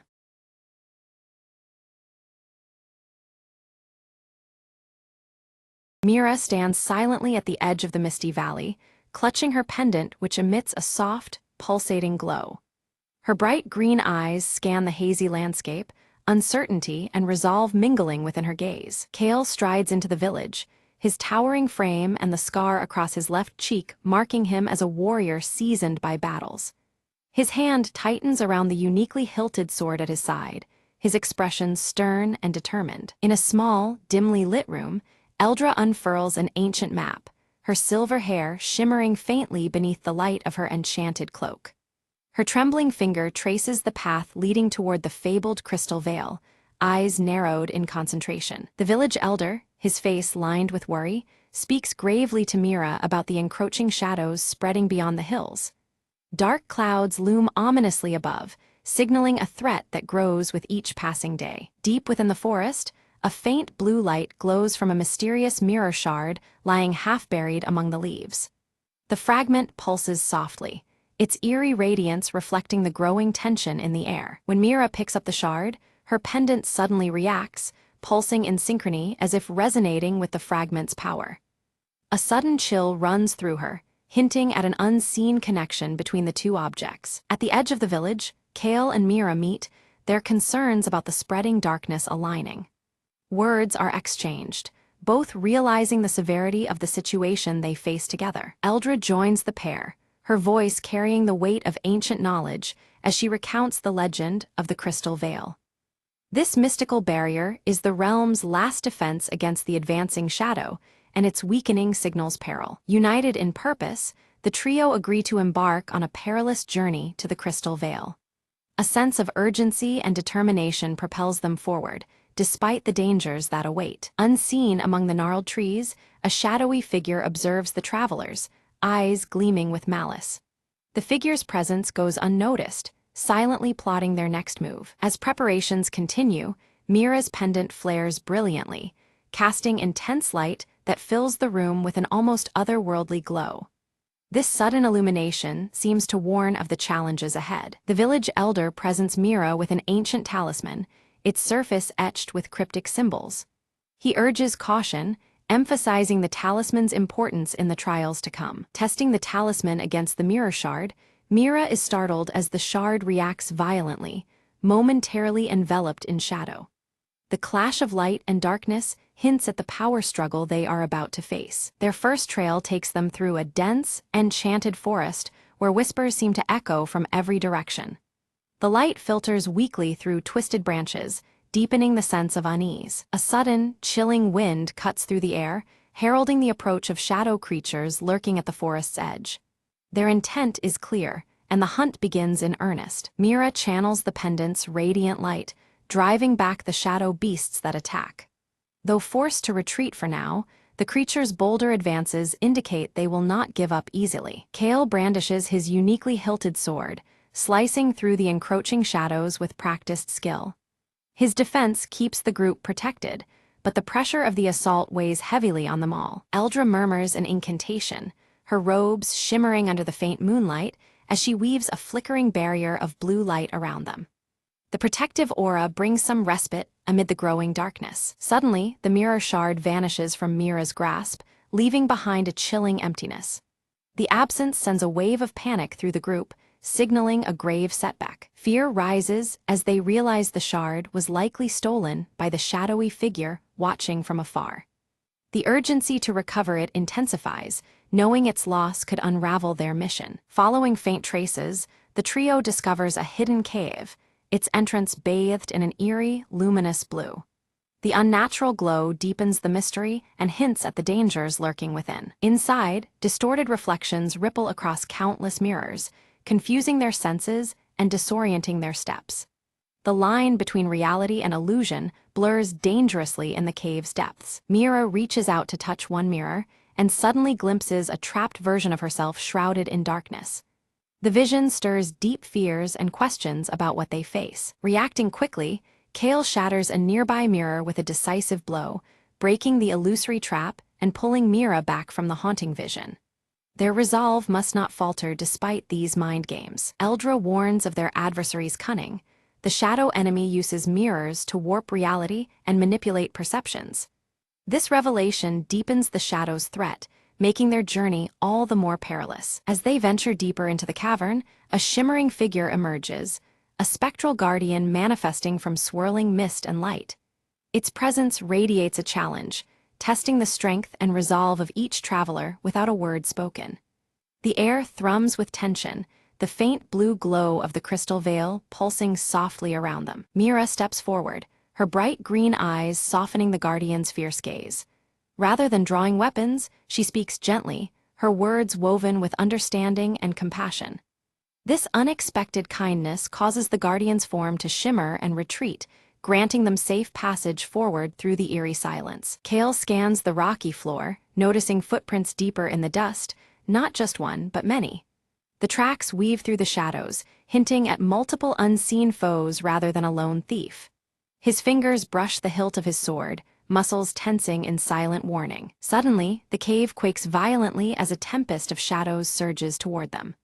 The walls undulate with the storm's approaching fury, forcing the trio to seek shelter in a narrow crevice, where the crystal veil's faint blue light flickers dangerously. Outside, the storm's ominous roar grows louder, threatening to consume light and life alike. In the dim refuge, Eldra's silver hair glistens faintly under moonlight as she speaks gravely. The crystal veil is weakening, its protective power unraveling and unleashing chaotic storms and disorienting mirror reflections. Their path grows ever more perilous as the balance between light and shadow frays further. Mira clutches her glowing pendant tightly, a flicker of doubt passing across her face. She senses an intangible link, a mysterious pull between her talisman and the fragile crystal veil. A swirling conflict brews within her, between hope and fear, connection and uncertainty. They emerge cautiously from the cave just as the shadow storm dissipates, leaving behind silence and shattered mirror fragments scattered like fallen stars. The eerie calm presses upon them, punctuated only by the faint blue glow lingering in the air. Their journey continues, marked by both danger and fragile beauty. Later that night, beneath the tapestry of stars, Eldra unfurls ancient scrolls by firelight. Her fingers trace cryptic runes and forgotten scripts, uncovering a hidden ritual with the power to restore the crystal veil. The enchanted cloak shimmers softly, reflecting the urgency in her gaze. The ritual demands a union of three forces: the radiant light contained within Mira's pendant, the unwavering strength forged into Kale's sword, and Eldra's potent magic. Only together can they rekindle the veil's fragile light and mend the torn balance. Each holds a crucial element needed to face the encroaching darkness. That night, Mira dreams vividly of a realm beyond mirrors, a place bathed in surreal light and shadow. Whispers brush past her ears, secrets spoken softly by shadows that hint at her hidden past. The dream lingers, stirring questions deep within her heart about her true connection to the veil. Kale shares stories by the fire of battles beneath long-forgotten constellations, tales filled with courage and resilience. These memories kindle hope in the companions, reminding them that light can thrive even in the darkest hour. The bond between them strengthens, woven through shared history and determined spirit. Together they find an ancient altar, half swallowed by ivy but still regal, the heart of the veil. Its surface is etched with faint luminescent runes, pulsing gently with the veil's fading power. The place hums quietly with potential, beckoning them to restore its glory. Carefully, they place the mirror shard and ancient talisman upon the altar's center. As soon as the objects settle, an energy stirs, delicate yet growing, signaling the start of the sacred ritual. Their breaths synchronize, and the air thickens with magic and anticipation. Shadows surge and writhe violently around them, lashing out in fury to disrupt their ceremony. The dark forms twist unpredictably, threatening to extinguish the fledgling light and sever the fragile connection they strive to mend. Each second stretches taut under the torrent of shadowy opposition. Eldra's chanting grows louder, her voice weaving a protective barrier as Mira focuses, guiding a steady beam of light through her glowing pendant. The enchanted cloak flashes under moonlight, amplifying their combined power to resist the encroaching darkness. The ritual's pulse strengthens despite the turmoil surrounding them. Kale stands firm, sword raised high, its unique hilt catching the faint glow of the veil's light. Suddenly, a brilliant radiance bursts forth from his blade, casting shadows back and illuminating the altar. For the first time, the sword channels a pure inner light, a beacon against encroaching night. Suddenly, the veil between worlds weakens further, and a dark figure steps forward from the thinning veil. Its presence radiates cold menace and sorrow as it reveals itself as the corrupted guardian of the veil, seeking to shatter the delicate boundary entirely. The ritual falters as tension mounts between realms. The figure claims its role as protector turned prisoner, trapped and tainted by shadows over centuries. It desires freedom, threatening to unravel the veil's powers completely if unheeded. Its voice echoes with pain and anger, blurring lines between foe and victim. Mira bravely steps from the circle, gazing into the guardian's shadowed eyes with empathy and understanding. She recognizes the sorrow behind its torment, perceiving a shared history etched in shadow and light. This connection sparks a fragile moment of vulnerability in the dark guardian. The guardian hesitates, the shadowed form wavering as if recalling a distant light. Seizing the moment, the trio recommits their energies, voices, and wills united, renewing the powerful ritual. Their synchronized strength weaves a shimmering web of resistance against the encroaching darkness. Raw energy floods the altar, and the battle between light and shadow erupts violently around them. Pulses of radiant blue flash against waves of swirling black, each strike reshaping the fragile balance. The crystal veil responds, awakening with renewed force as their struggle reaches its climax. Around the altar, the crystal veil glows brighter, a luminous shield expanding outward as the dark figure fades in retreat. The spectral tension lessens, and the air clears with the scent of cleansing light. It becomes clear the veil is mending, slowly but decisively. Kale's sword gleams intensely, its blade now a conduit for the veil's restored power. The light dances over its unique hilt, casting bold reflections across the clearing. His grip tightens, a symbol of resolve as their combined effort takes hold. The mirror shard glows steadily in Mira's palm, now suffused with pure and steady light. It hums softly in harmony with her pendant, both acting as vessels for the revitalized veil. The warmth of the light soothes the lingering shadows around them. With a final, reverent chant, Eldra seals the ritual's power, her voice weaving the last strands of magic into the veil. Above, storm clouds calm, their shadows dissolving beneath a gathering peaceful light. The veil's glow steadies, marking a fragile yet hopeful balance restored for the moment. In the soft glow of the crystal veil, the guardian's form shimmered, revealing a fallen spirit of light, once bound in shadow but now restored by the ancient ritual. Freed, the spirit's brilliance radiated purity, lifting the lingering darkness to dawn's first light. Mira, Kale, and Eldra stood silently, awed by the transformation that promised renewal. Mira clutched her pendant, now warm with the power of the crystal veil itself, tiny fragments embedded within it flickering like stars. It was no longer just a keepsake, but a symbol of hope and resilience, carrying the veil's protective essence. She felt its quiet strength pulse through her veins, a beacon against future shadows. Kale's scar, once a harsh mark of countless battles, began to fade softly as he gazed toward the horizon. The wound's healing was not just physical but emblematic of his inner peace, earned through trials and newfound purpose. With steady breath, he sheathed his sword, ready to face whatever future dawn held. Eldra's eyes twinkled with satisfaction as her cloak shimmered under the returning stars of night, reflecting the balance restored. The constellations mirrored in the embroidery seemed to dance, celebrating their triumph over darkness. Her ancient wisdom smiled in harmony with the quiet magic enveloping them all. As the sky cleared, the village elder greeted them warmly, his eyes reflecting the returning light to the valley. The once bleak landscape bloomed anew with vibrant colors and life, shadows receding to the edges of memory. Their community, strengthened, embraced the trio as harbingers of peace restored. Mira carefully set the ancient mirror shard into a newly built protective shrine, its delicate surface catching and bending the returning light. This gesture sealed a promise, warding the village against the encroaching dark, safeguarding the balance between realms. The shrine stood as a testament to vigilance and hope for generations to come. Kale took to training the village's new protectors, his voice steady as he passed on the strength and wisdom found on their journey. The unique hilt of his sword caught the sun's rays, symbolizing his commitment to their shared future. His lessons forged more than warriors, they shaped guardians of light and shadow alike. Eldra began teaching magic anew, embracing both light and shadow in her lessons to foster harmony within the village. Her shimmering cloak sparkled under the moon, echoing the unity she wished to instill. Under her guidance, knowledge thrived, planting seeds of balance and peace among eager minds. By the still lake, Mira sat quietly, the pendant around her neck glowing softly, its light reflecting on the water's surface. A profound connection to a wider world settled within her heart, emboldening her spirit beyond the valley's bounds. In that moment, she understood her role as both protector and hope's bearer. Above the valley, the crystal veil shimmered faintly, an eternal sentinel watching over the land. Its gentle light wove through the trees and hills, reminding all of the peace and balance now steadfast in their home.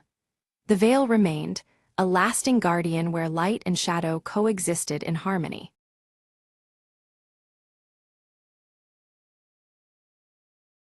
The sky split silently just after midnight, casting a pale glow over the deserted city streets. Lena's fingers trembled as she adjusted the settings on the quantum scanner, her breath shallow with anticipation. If these readings are right, she murmured, we're staring at a rift in space-time itself. The device buzzed, emitting a steady hum that resonated through the hollow chamber where Lena worked. Suddenly, a ripple shimmered in the air, a translucent tear revealing glimpses of a parallel world. She leaned closer, eyes wide, watching shadows dance across the surface, foreign yet familiar. It's like looking into a pond reflecting another life, the voice behind her whispered. Startled, Lena turned to see her colleague, Mark, illuminated by the eerie light from the rift. This changes everything, Mark said, his voice filled with awe and fear. Without warning, a figure stepped through, unstable but unmistakably human. Lena reached out, heart pounding as the stranger's hand met hers, a bridge between realities. We don't have much time, the visitor warned. The rift is tearing us apart. Together, they raced against the clock, calibrating the scanner to stabilize the breach. Alarms blared as devices overloaded, and the rift pulsed with increasing intensity. Lena whispered a desperate plea, hold on just a little longer. With a final surge, the rift blinked, its chaos settling into a steady glow. The stranger smiled faintly. You saved us all today. As the rift sealed, peace returned, leaving only the hum of possibilities in its wake. Lena exhaled, knowing the boundary between worlds was no longer a barrier, but a bridge. And in the quiet aftermath, she smiled, ready for whatever might step through next.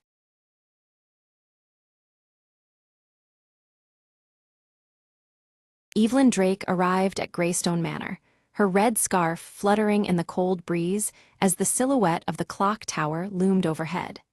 The air held a chill, mirroring the unease she felt about the recent strange happenings reported here. At the doorstep, Thomas Hale greeted her warmly, clutching a stack of old letters he'd found hidden within the manor's vast library. His sandy hair was tousled, and behind his glasses, his eyes sparkled with curiosity about the manor's secrets. Inside the grand hall, the clock tower's hands eerily stood still at 3:15, casting long, distorted shadows over the peeling wallpaper stained by time. The dim, warm light was beginning to fade, tension creeping into the corners of the room. Evelyn studied a faded photograph showing a family posed beneath the very clock tower outside. Her sharp eyes noted a missing figure in the picture, deepening the mystery that hovered around the manor. Without a sound, Mr. Grayson appeared, clutching his silver pocket watch tightly. His weathered face drew serious as he offered a somber warning about the manor's troubled past, his voice barely above a whisper. In the study, Evelyn uncovered a locked diary, its cover etched with a strange symbol that matched the border framing the faded photograph. The red scarf brushed against the diary as Evelyn held it, a silent signal of discovery. Thomas proposed they search the manor's grounds for the diary's key as the wind began to howl, rattling the old window panes. Outside, the clock tower stood silhouetted against a darkening sky, its still hands mocking the passage of time. As they reached the garden, Leela Crane appeared from the shadows, her mischievous smile breaking the tension. She claimed to have heard faint whispers near the old oak tree, which stood twisted beneath the looming clock tower. The group gathered around the ancient roots of the tree, where Evelyn's fingers found a hidden compartment. Within it lay an old key, its metal cold and ominous as the clock tower's shadow stretched across the ground. Suddenly, inside the manor, the clock chimed 3:15 sharply, its sound echoing through the halls despite being frozen for decades. The sudden noise startled everyone, plunging the room into a shadowy stillness. Evelyn opened the diary with trembling hands, reading aloud a cryptic entry hinting at secrets concealed behind the manor's very walls. Her red scarf slipped slightly as each word deepened their collective unease. Footsteps echoed across the floorboards upstairs, but when the group raced to the hallway, it was empty, haunted only by their whispered guesses and flickering shadows. The cold light from the window cast eerie patterns along the worn floor. Thomas discovered a hidden passage behind a grand bookshelf, its entrance marked by the same mysterious symbol etched on the diary and photograph. Dust swirled in the dim light, the air thickening with anticipation as the clock tower loomed outside. Evelyn hesitated at the passage, debating whether to proceed while her red scarf snagged on a protruding rusty nail, tugging her back to the present moment. Her sharp eyes scanned the shadowed corridor beyond as tension tightened. Determined, they resolved to explore the passage together, each step causing the manor to seem alive, exhaling shadows that grew thicker around them. Outside, the clock tower stood dark, the setting sun casting long shadows through broken windows. Inside the narrow passage, faded portraits clung to the walls, their eyes seeming to follow every movement with silent judgment. The red scarf brushed past a portrait's glass, sending a shiver down Evelyn's spine. Without warning, a gust of cold wind extinguished their lanterns, plunging them into impenetrable darkness. Evelyn's hands trembled as she relit the lantern, the flickering flame fighting back the oppressive blackness. At the passage's end, a creaking door slowly opened to reveal a dust-laden room crowded with forgotten furniture and memories long buried. Faint light from their lanterns danced over the faded surfaces as the shadowy atmosphere thickened. Leela unfolded a torn journal page she discovered among the debris, reading aloud a tale of betrayal that had shattered the family decades before. The words hung heavy in the air, deepening the sense of something lurking within the manor's walls. A sudden creak beneath Thomas's foot revealed a trapdoor, its edges swallowed by dust and darkness, descending further underground. The manor seemed to hold its breath as they peered into the unknown below. They descended into a chamber, adorned with ancient symbols etched into stone, where a goblet stained dark with age rested at its center. The flickering lantern light threw unsettling shapes, echoing through the silent room beneath the manor. Again, Evelyn's red scarf caught on a rusty nail, pulling loose a hidden drawer embedded in the wall. Inside lay a mysterious locket, its metal tarnished but intact, glinting faintly in the dim light. The group debated whether to open the locket, its weight heavy with possibilities. Inside, a miniature portrait bore a striking resemblance to the missing figure in the old photograph, suggesting hidden ties and unresolved secrets. Suddenly, a cold breeze swept through the underground chamber, extinguishing their lantern once more. Faint, indistinct whispers echoed off the stone, sending a chill through their bones as shadows danced on the walls. Thomas called out into the darkness, but only silence answered back. Fear mounted as the group pressed onward, each step weighed down by the manor's thickening tension and the unknown waiting ahead. Mr. Grayson's weathered face turned solemn as he confessed that he had known the manor's secrets all his life, but the weight of what might lie ahead filled him with dread. The silver pocket watch in his hand ticked softly, marking the uneasy moment, as if time itself hesitated alongside them. Evelyn tightened her red scarf around her neck, her eyes fierce with determination. "We can't turn back now," she insisted, driven by a need to uncover the truth hidden beneath Greystone Manor, no matter the cost. The group's flashlight beams landed on a wall inscribed with a cryptic poem, the faded letters hinting at a hidden treasure and a broken promise that haunted the manor's history. Shadows danced across the aged stone, adding a chilling weight to the verse. A creeping unease settled over them as they realized the treasure was connected not just to wealth, but to the manor's troubled past and the unrest still rippling through its halls. The shadows seemed deeper now, as if the manor itself was warning them away. Suddenly, a noise rustled in the shadows, sharp and fleeting. Heartbeats quickening, they made the tense decision to split up, each searching for clues, apprehension growing heavier with every quiet footstep. Evelyn's sharp eyes caught a glimpse of something familiar beneath peeling wallpaper, an old family crest bearing the same emblem as the locked diary. Her red scarf brushed against the wall as she traced the faded emblem, a symbol connecting past and present. Meanwhile, Thomas's fingers uncovered a secret compartment hidden in the floorboards. Inside lay a blood-stained letter addressed simply to E, its ink blurred but the urgency unmistakable, sending a chill through the room. A startled voice called out, and Leela rejoined the group with wide eyes, claiming she had seen a fleeting shadow vanish down the dimly lit hall. Her mischievous smile faded, replaced by an ominous tension that warned they were not alone. Regrouping, the four pieced together their discoveries, the clues suggesting that the missing figure had been silenced in a tragic act tied deeply to the manor's secrets.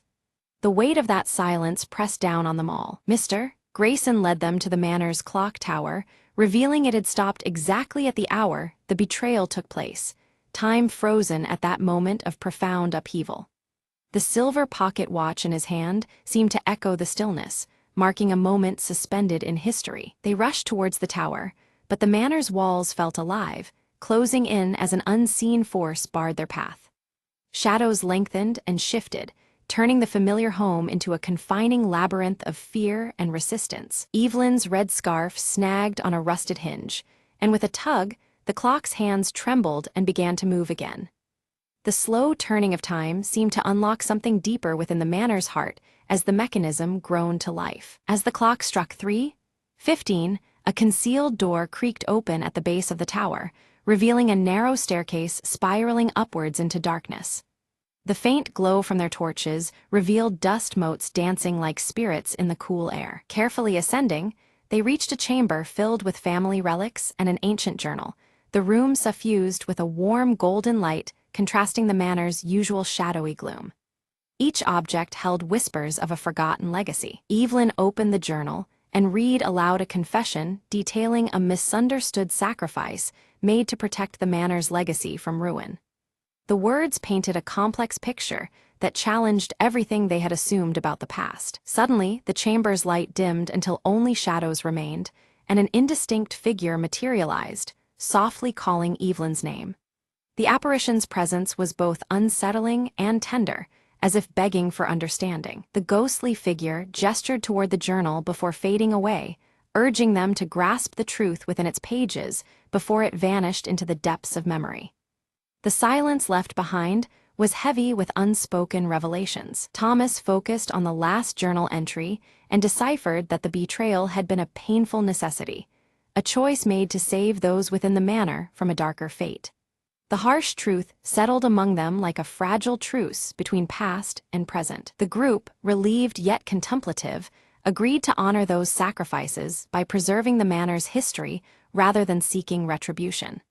They prepared to leave the tower, carrying with them a new understanding forged in shadows and light. Outside the chamber, the atmosphere had lightened, the once oppressive tension giving way to faint hope, though shadows lingered, reminding them that some secrets remained veiled beneath Greystone Manor's ancient stones. Descending the spiral stairs, Evelyn clutched a locket she had found earlier, now warm to her touch as if infused with the manor's lingering spirit. Her red scarf fluttered softly, a symbol of their ongoing connection to the house's hidden past. Back in the grand hall, the clock tower's hands now ticked steadily, marking the passage of time as the manor seemed to exhale a breath long held. The steady rhythm echoed a turning point, a present moving forward from a shadowed past. Mr. Grayson expressed heartfelt gratitude to Evelyn and her friends, revealing that the manor's legacy was now safe in their hands. The silver pocket watch gleamed faintly, a silent seal binding them to the manor's history and future. Leela discovered a hidden box tucked beneath the grand hall's floorboards, containing letters of reconciliation that bridged the fractured family history. The mischief returned to her smile, touched now with the weight of healing and hope. Together, they stepped out of Greystone Manor, the dawn casting warm sunlight over the once-shadowed estate. As the clock tower chimed softly behind them, their footsteps carried the promise of new beginnings beyond the lingering shadows. Weeks later, Evelyn carefully unveiled the restored portrait in the manor's gallery. The missing figure, once obscured by time, finally appeared reunited with their family, completing the haunting image. Draped in her signature red scarf, Evelyn's eyes gleamed with quiet triumph as the room filled with warm light. Visitors arrived steadily, drawn by the story Evelyn shared with heartfelt passion and care. Each person lingered to hear the tales woven into the manor's walls, their curiosity kindled by the vibrant history now alive. Outside, the clock tower stood tall against a shifting dusky sky, sentinel to the new chapter unfolding. Thomas published an article that gracefully captured the mystery and its resolved secrets. His words painted a tale of redemption and hope, echoing through the town and beyond. His sandy hair catching the soft glow of his desk lamp, Thomas smiled, proud of the narrative they had brought to light. Inspired by their adventure, Leela founded a local history club with enthusiasm and a mischievous smile. Her braided hair catching the afternoon sun, she eagerly encouraged others to uncover untold stories buried in the town's past. The club meetings became vibrant gatherings where curiosity and friendship blossomed. The silver pocket watch, gleaming against the reception's polished wood, found a place of honor within the manor. It became a silent symbol of time and memory, its steady ticking marking moments both significant and serene. Visitors admired it, often pausing to reflect on its quiet presence. Evelyn's red scarf transformed into a badge of courage among the townsfolk, symbolizing their shared journey through shadows into light. The vibrant fabric appeared at community events and quiet moments alike, a rallying emblem of resilience. Its color stood vivid against the backdrop of healing and renewal. One evening, Evelyn stood beneath the manor's imposing clock tower, the shadows lengthening around her. The air pulsed with the convergence of past and present, the steady ticking echoing in her ears. Wrapped tight in her red scarf, she felt the weight and warmth of the journey thus far. A soft breeze stirred unexpectedly, lifting her scarf gently as if whispering a quiet thanks for the peace restored. The manor seemed to breathe around her, alive with a calm that had once eluded its halls. The shadowy light softened, embracing the night with a tranquil grace. Greystone Manor transformed from a place of lingering shadows to a beacon of stories, connection, and healing. Its walls, once heavy with silence, now hummed with laughter and shared memories. The clock tower, always watching, cast steady time over lives renewed and histories embraced. Evelyn smiled subtly beneath the watchful clock, knowing some mysteries endure beyond resolutions. These lingering echoes inspired those who chose to listen, weaving new tales beneath the ticking hands. The red scarf fluttered gently, a symbol of enduring hope and untold stories yet to come.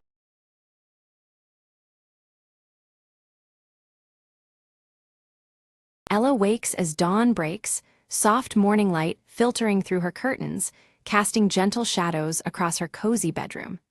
The faint ticking of an old wall clock melds with the quiet beginning of the day. Max, her golden retriever with a small scar above his right eye, stretches lazily at the foot of her bed. He senses the morning stirring, his red collar catching the early sun. Ella draws aside the curtains to watch Willow Lane slowly come to life, the street bathed in warm golden hues.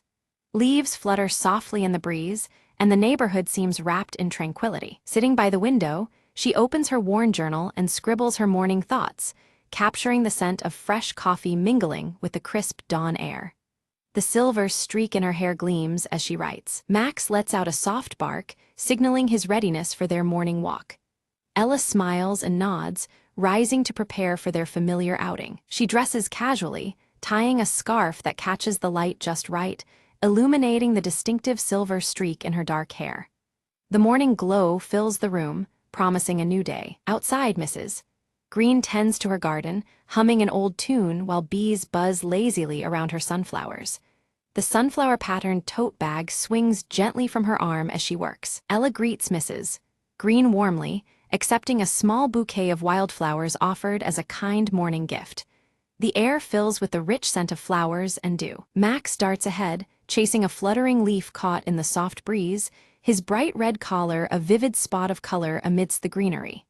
Ella laughs lightly, following behind. They reach the neighborhood park, alive with the sounds of children playing and laughter, blending with the rustle of leaves.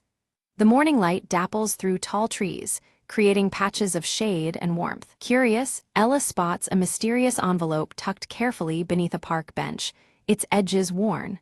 The sight draws her attention amid the lively surroundings. She opens the envelope to find a handwritten letter inside, its message cryptic but strangely inviting, hinting at secrets waiting to be uncovered. The paper smells faintly of old parchment. Intrigued by the letter, Ella resolves to follow the instructions it contains, feeling a surge of excitement mixed with cautious anticipation. Max watches her intently, sensing the change in mood. Max tilts his head, his expression reflecting both excitement and uncertainty as Ella shares her decision.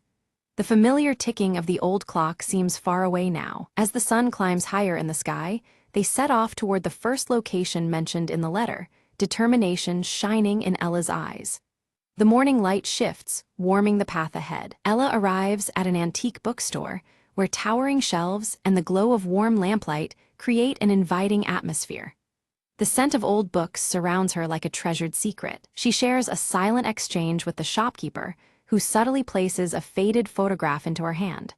The moment lingers with quiet significance. Studying the photograph, Ella recognizes a familiar street corner from her childhood, nostalgia mingling with a flicker of curiosity.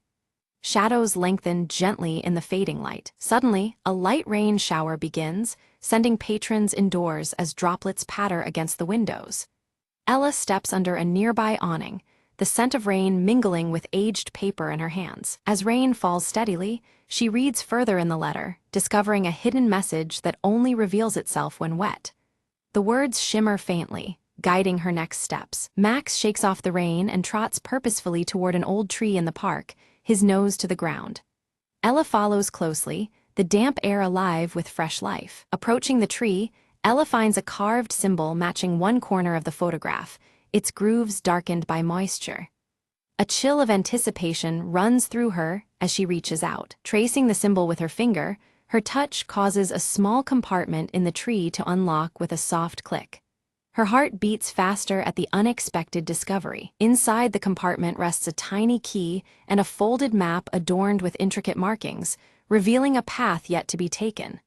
The map's paper crinkles softly, wet from the rain but intact. Ella and Max exchange a determined glance, their shared resolve strengthened by the unfolding mystery. Together, they set out to uncover the secrets hidden within the map's delicate lines. Ella and Max follow the winding path, arriving at a closed gate overgrown with tangled vines and rusty ironwork. The morning light filters gently through the leaves, casting soft shadows on the ground as the old wall clock's ticking can be faintly heard. With a quiet click, Ella fits the tarnished key into the lock and opens the gate, revealing a hidden garden veiled in a gentle mist. The scene mirrors Mrs. Green's garden, but holds an air of mystery beneath the soft light of dawn. Near the center, a weathered bench cradles a faded scarf, its pattern strikingly similar to Ella's own style. The scent of fresh coffee seems to linger faintly, mingling with the earthy aroma of damp soil. Suddenly, a light breeze carries the delicate melody of a distant music box, its notes drifting through the mist like a whispered secret. Ella pauses, eyes closed, letting the gentle tune guide her steps. Following the melody, Ella discovers a small wooden box resting atop a moss-covered stone pedestal. The box's surface is worn smooth, but the red collar she sees on Max reminds her to approach with care. Opening the box, Ella finds a bundle of letters tied with a faded ribbon, their jagged edges hinting at truths folded away for decades. The wall clock's ticking seems to slow as the morning light brightens around her. One letter among them is addressed directly to Ella, penned in handwriting that stirs a familiarity deep within her. Her hands tremble slightly as the scent of aged paper fills the air. Her heartbeat quickens, memories long buried surfacing with the unfolding words. The silver streak in her hair catches the morning light, reflecting a moment of quiet resolve. Max barks softly, nuzzling her gently, grounding her amidst the overwhelming emotions. The music box melody fades, leaving the gentle ticking of the clock and the rustle of leaves. The letter hints at unfinished stories and a promise of reunion beneath the willow tree at dusk. The anticipation grows as Ella absorbs the weight of these revelations. With Max by her side, Ella navigates familiar streets bathed in the warm hues of afternoon light. Each step quickens with the growing anticipation woven through the soft glow around them. Neighbors pass by, some offering knowing smiles while others cast curious glances. The sunflower-patterned tote bags sway gently in the breeze, linking the community in shared secrets. At the willow tree, in the shifting light, Ella finds an old friend standing quietly, hands trembling with restrained emotion. The sun casts long, gentle shadows that seem to embrace the moment. Their embrace speaks volumes, years of emotions surfacing in silence, a bridge rebuilt with shared understanding. The ticking clock echoes softly as the gentle scent of coffee and earth surrounds them. Ella unfolds the letters between them, revealing intertwined tales of friendship, loss, and hope. Words flow like the melody of the distant music box, binding past and present in the glow of fading daylight. Together, they plant a small seed beneath the willow, a living symbol of new beginnings amidst the soft afternoon light. Max settles nearby, his scar gleaming faintly as the breeze stirs the leaves gently overhead. Shadows lengthen as the sun dips lower, deepening the colors around the willow tree. The old clock's steady ticking blends with the rustling foliage, marking the passage of time with comforting rhythm. Ella's worn journal opens anew, pages blank and inviting, ready to embrace stories yet untold. The silver streak in her hair gleams in the last light, a quiet witness to the day's unfolding. Max curls peacefully at their feet, serene and content amid the tranquil scene. The scent of sunflowers from Mrs. Green's tote mingles with the cool evening air. Twilight deepens the sky to a velvety blue, stars beginning to twinkle like scattered notes in a silent melody. The gentle ticking of the old clock seems to soften with the arrival of night. Ella breathes in the cool evening air, reflecting on the day's mysterious discoveries and the threads woven through her heart. The soft glow of the setting sun lingers in her thoughtful eyes. Mrs. Green approaches with a gentle smile, her sunflower-patterned tote bag swinging lightly as she hands Ella a steaming cup of tea. Warmth spreads within, echoing the kindness in her eyes and the day's gentle light. They sit beneath the willow tree, sharing quiet conversation marked by gentle laughter and knowing glances. The music box melody feels just out of reach, a tender echo weaving through the night air. From Ella's bag, the old wall clock ticks softly, a steady reminder of the comfort found in returning home. The intertwining scents of coffee and fresh earth settle around them as the moment lingers. Ella closes her eyes briefly, savoring the delicate connection anchoring her heart and the promise of stories yet to unfold. The twilight sky above offers a quiet witness, stars twinkling obediently in the gentle night. As Ella inhaled deeply, the familiar scent of jasmine wafted through the air, suddenly unlocking a vivid memory from her childhood.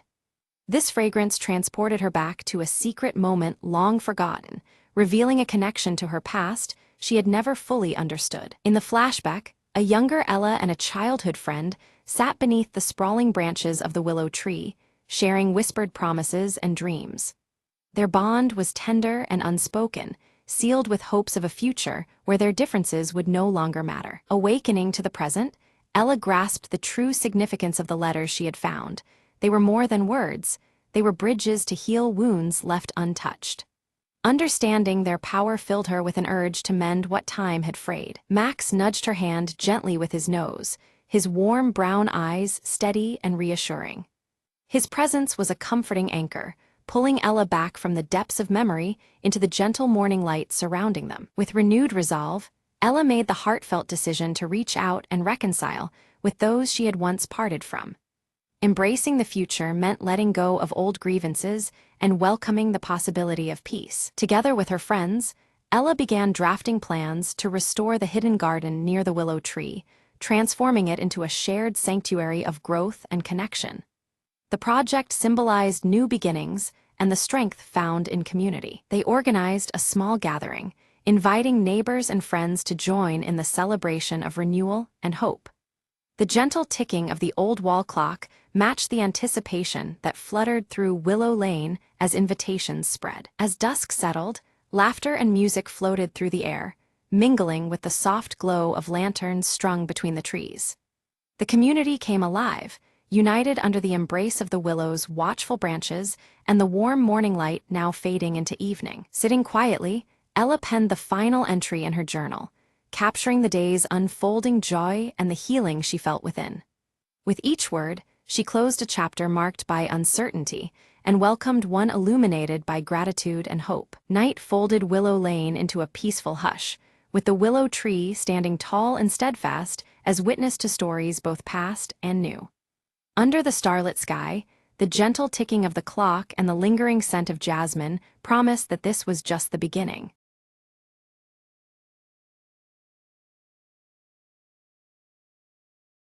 The village stirred beneath a sky where faint circular star patterns traced ancient constellations.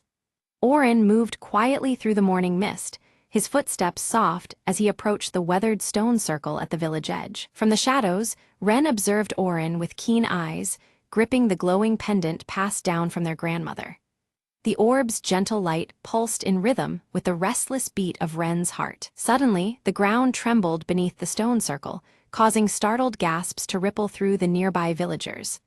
Dust and debris stirred, as the earth seemed to shudder with an unspoken warning. Orin gathered the elders, his voice low and grave as he spoke of a breach in the veil, the fragile boundary between their world and the unknown. Concern knitted their faces as each contemplated the consequences. Wren felt a strange pulse emanate from the pendant, the orb flickering with eerie light that seemed to echo the unsettled air. An inexplicable chill ran through them, as if the pendant carried a living warning. A shadow glided at the edge of the stone circle, barely perceptible against the dawn's light. Murmurs of forgotten warnings spread among the villagers, their eyes darting nervously toward the fleeting darkness. At the village border, the Veiled One appeared briefly, shrouded in dark fabric, unmoving and silent. Their presence was enigmatic and unsettling before they vanished as suddenly as they had come. Orin confirmed an ancient prophecy that linked the cycles of falling stars to the pendant's glowing orb.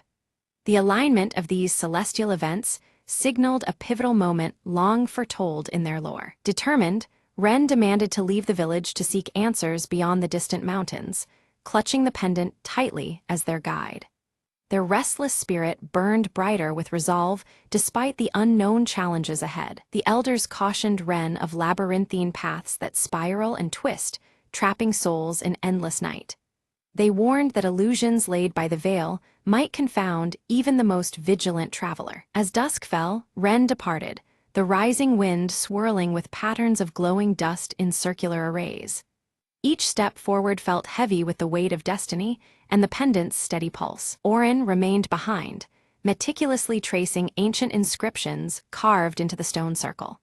Their worn surface whispered secrets of forgotten eras and the burden of the veil's weakening hold. Wren soon encountered a forest tangled with trees whose rings swirled unnaturally, resembling ripples on still water. The distorted nature of this place unsettled the senses and hinted at the veil's warping influence. A disembodied voice echoed nearby, bearing the cadence of the Veiled One. It spoke in riddles that questioned Wren's identity and the nature of their fate, weaving confusion with eerie familiarity. In a secluded clearing, the pendant's light surged in intensity, revealing a hidden gateway adorned with intricate circular motifs. The portal shimmered with otherworldly energy, beckoning Wren to step through. Crossing the gateway, Wren experienced a distortion of landscape and time, where moments fractured and endlessly repeated.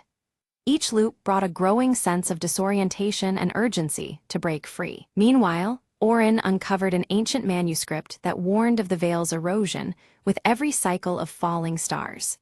The tome's fragile pages cautioned that balance is imperiled if the breach remains unchecked. Wren found a group of travelers trapped within the loop time, their memories fragmented like shards of shattered glass. Their despair and confusion mirrored the peril of the endless spiral closing in. The Veiled One appeared briefly beside Wren, whispering cryptic truths about the intricate weave of destiny. Their words hinted at choices with profound consequences, yet left much shrouded in mystery. Abruptly, Wren's pendant dimmed, plunging them into shadow and deepening their confusion. Doubts surged, shaking the fragile trust in the pendant's guidance and the credibility of their journey. Descending into caverns beneath the stone circle, Orin discovered inscriptions aligned with celestial circles directly overhead. The sacred geometry, etched in stone, hinted at a powerful connection to the veil's stability. With renewed hope, Ren sensed the pendant's pulsing light reignite, its compass-like glow cutting through the shifting terrain. The path forward became clearer, despite the illusions that sought to mislead. The Veiled One then presented a stark choice: grasp at uncertain hope or surrender to the endless spiral of despair. Their voice echoed softly, tempting yet haunting in its quiet inevitability. Refusing to yield, Ren wielded the pendant to reveal hidden symbols etched in glowing circles on the forest floor. These marks formed a secret map, offering guidance amidst the twisting maze of illusions. Back at the village, Orin deciphered that the pendant's glowing orb contained a trapped essence vital for restoring balance. This revelation deepened the importance of the pendant and foreshadowed the trials ahead. Ren stumbled upon a still pool nestled in the shadowed grove, its surface shimmering with reflections not of the world around, but of multiple versions of themselves.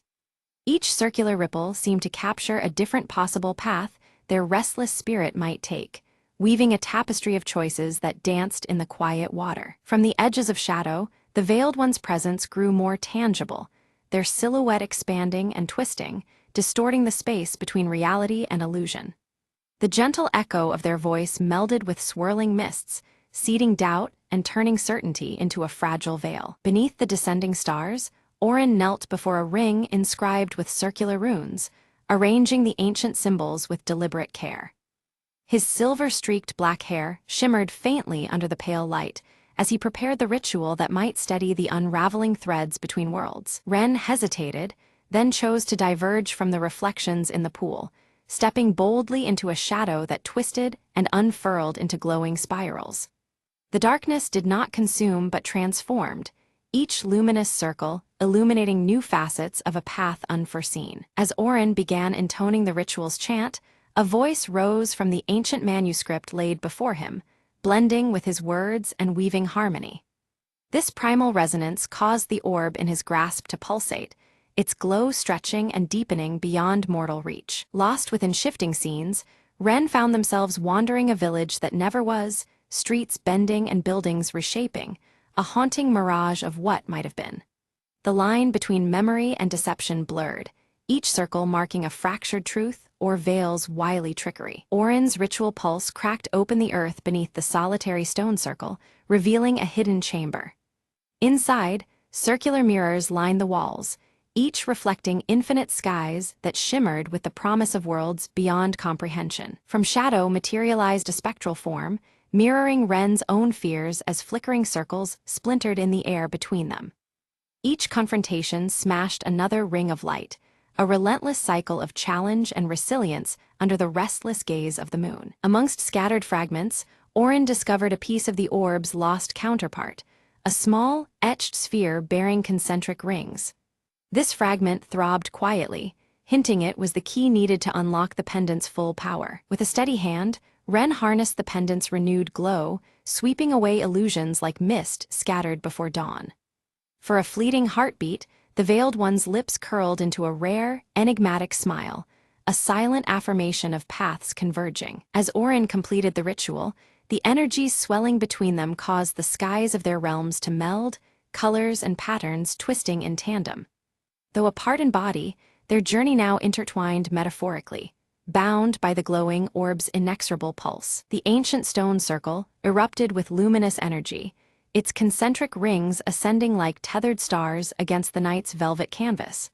Circles of light spiraled higher, a heartbeat in the darkness signaling awakening. Within the wavering form of the Veiled One, glimpses of a face emerged, marked by intricate circular tattoos identical to those etched on village stones. The fleeting reveal carried a weight of forgotten histories and silent vows. Ren's restless heart paused with understanding. The Veiled One was no adversary, but a guardian bound by eternal cycles. This keeper upheld balance, weaving the fragile threads between veils seen and unseen. Through the burgeoning brilliance of the glowing orb, Orin and Ren shared visions, fragments of insight and understanding flowing freely between them. Words became unnecessary as a deeper bond formed, tethered by circles of light and shadow alike. A fierce storm roared into being, winds swirling in violent circular torrents aimed at unraveling the stone circle's power. Their faith and resolve trembled under the tempest's assault, the cycle's stability put to its fiercest test yet. Amidst the chaos, Ren raised the pendant's light, turning it into a beacon that cut through the wrathful night. Guided by this luminous pulse, villagers found sanctuary within the protective embrace of the stone circle. Orin's hands moved with finality, placing both orb fragments into the circle's heart, where light met shadow. The fusion sparked a surge, melding power with grace, and the ancient magic whispered of renewal and unity. Stepping fully into the luminous embrace, the Veiled One unveiled a serene face, timeless and calm. Their presence declared a balance restored, a cycle completed without fracture or loss. As the sky cleared, the patterns of circular stars pulsed rhythmically once more, their glow weaving the fabric of the mended veil. This celestial dance marked the completion of a sacred cycle, echoing through both night and dawn. Bathed in dawn's golden, circular glow, Orin and Ren stood before the village, embodiments of hope and renewal. Their journey reflected in their eyes was one of unity between realms and the promise of what lay ahead. The pendant, now whole and radiant, was shared equally between them, a symbol of unity bridging earthly and mystical realms. Its glow a testament to their intertwined fates and shared guardianship. Villagers gathered, hands crafting new tokens, adorned with circular motifs that shimmered with inherited power. These creations commemorated the cycle's renewal, binding community with ancient legacy. Orin imparted to Ren the songs and stories woven into the circular patterns, melodies and tales that held the wisdom of many generations. In this transfer, legacy was ensured, and their bond deepened through shared purpose. Without a word, the Veiled One departed quietly into the mists, leaving behind a single circular feather resting upon the village stones.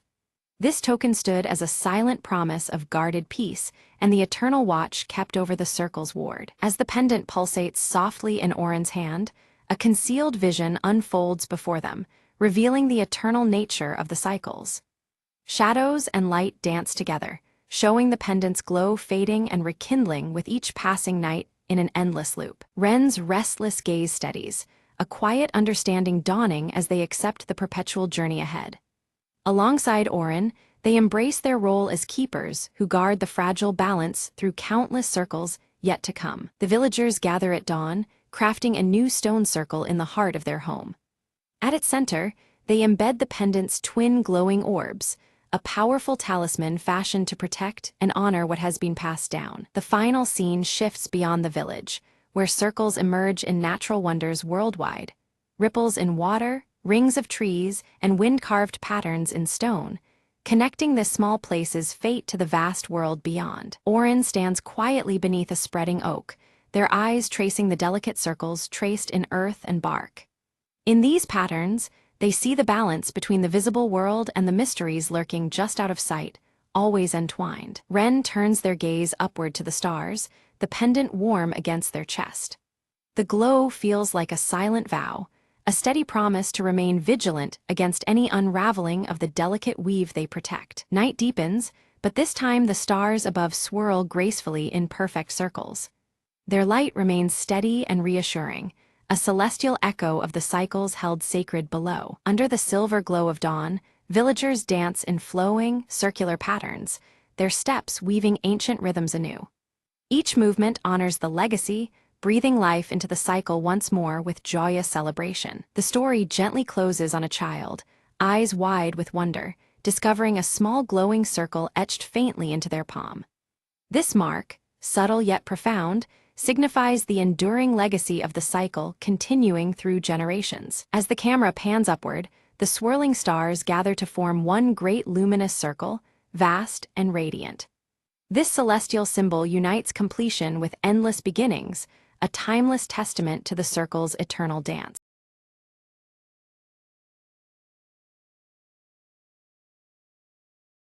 Night deepens over the city as rain taps steadily against glowing neon signs.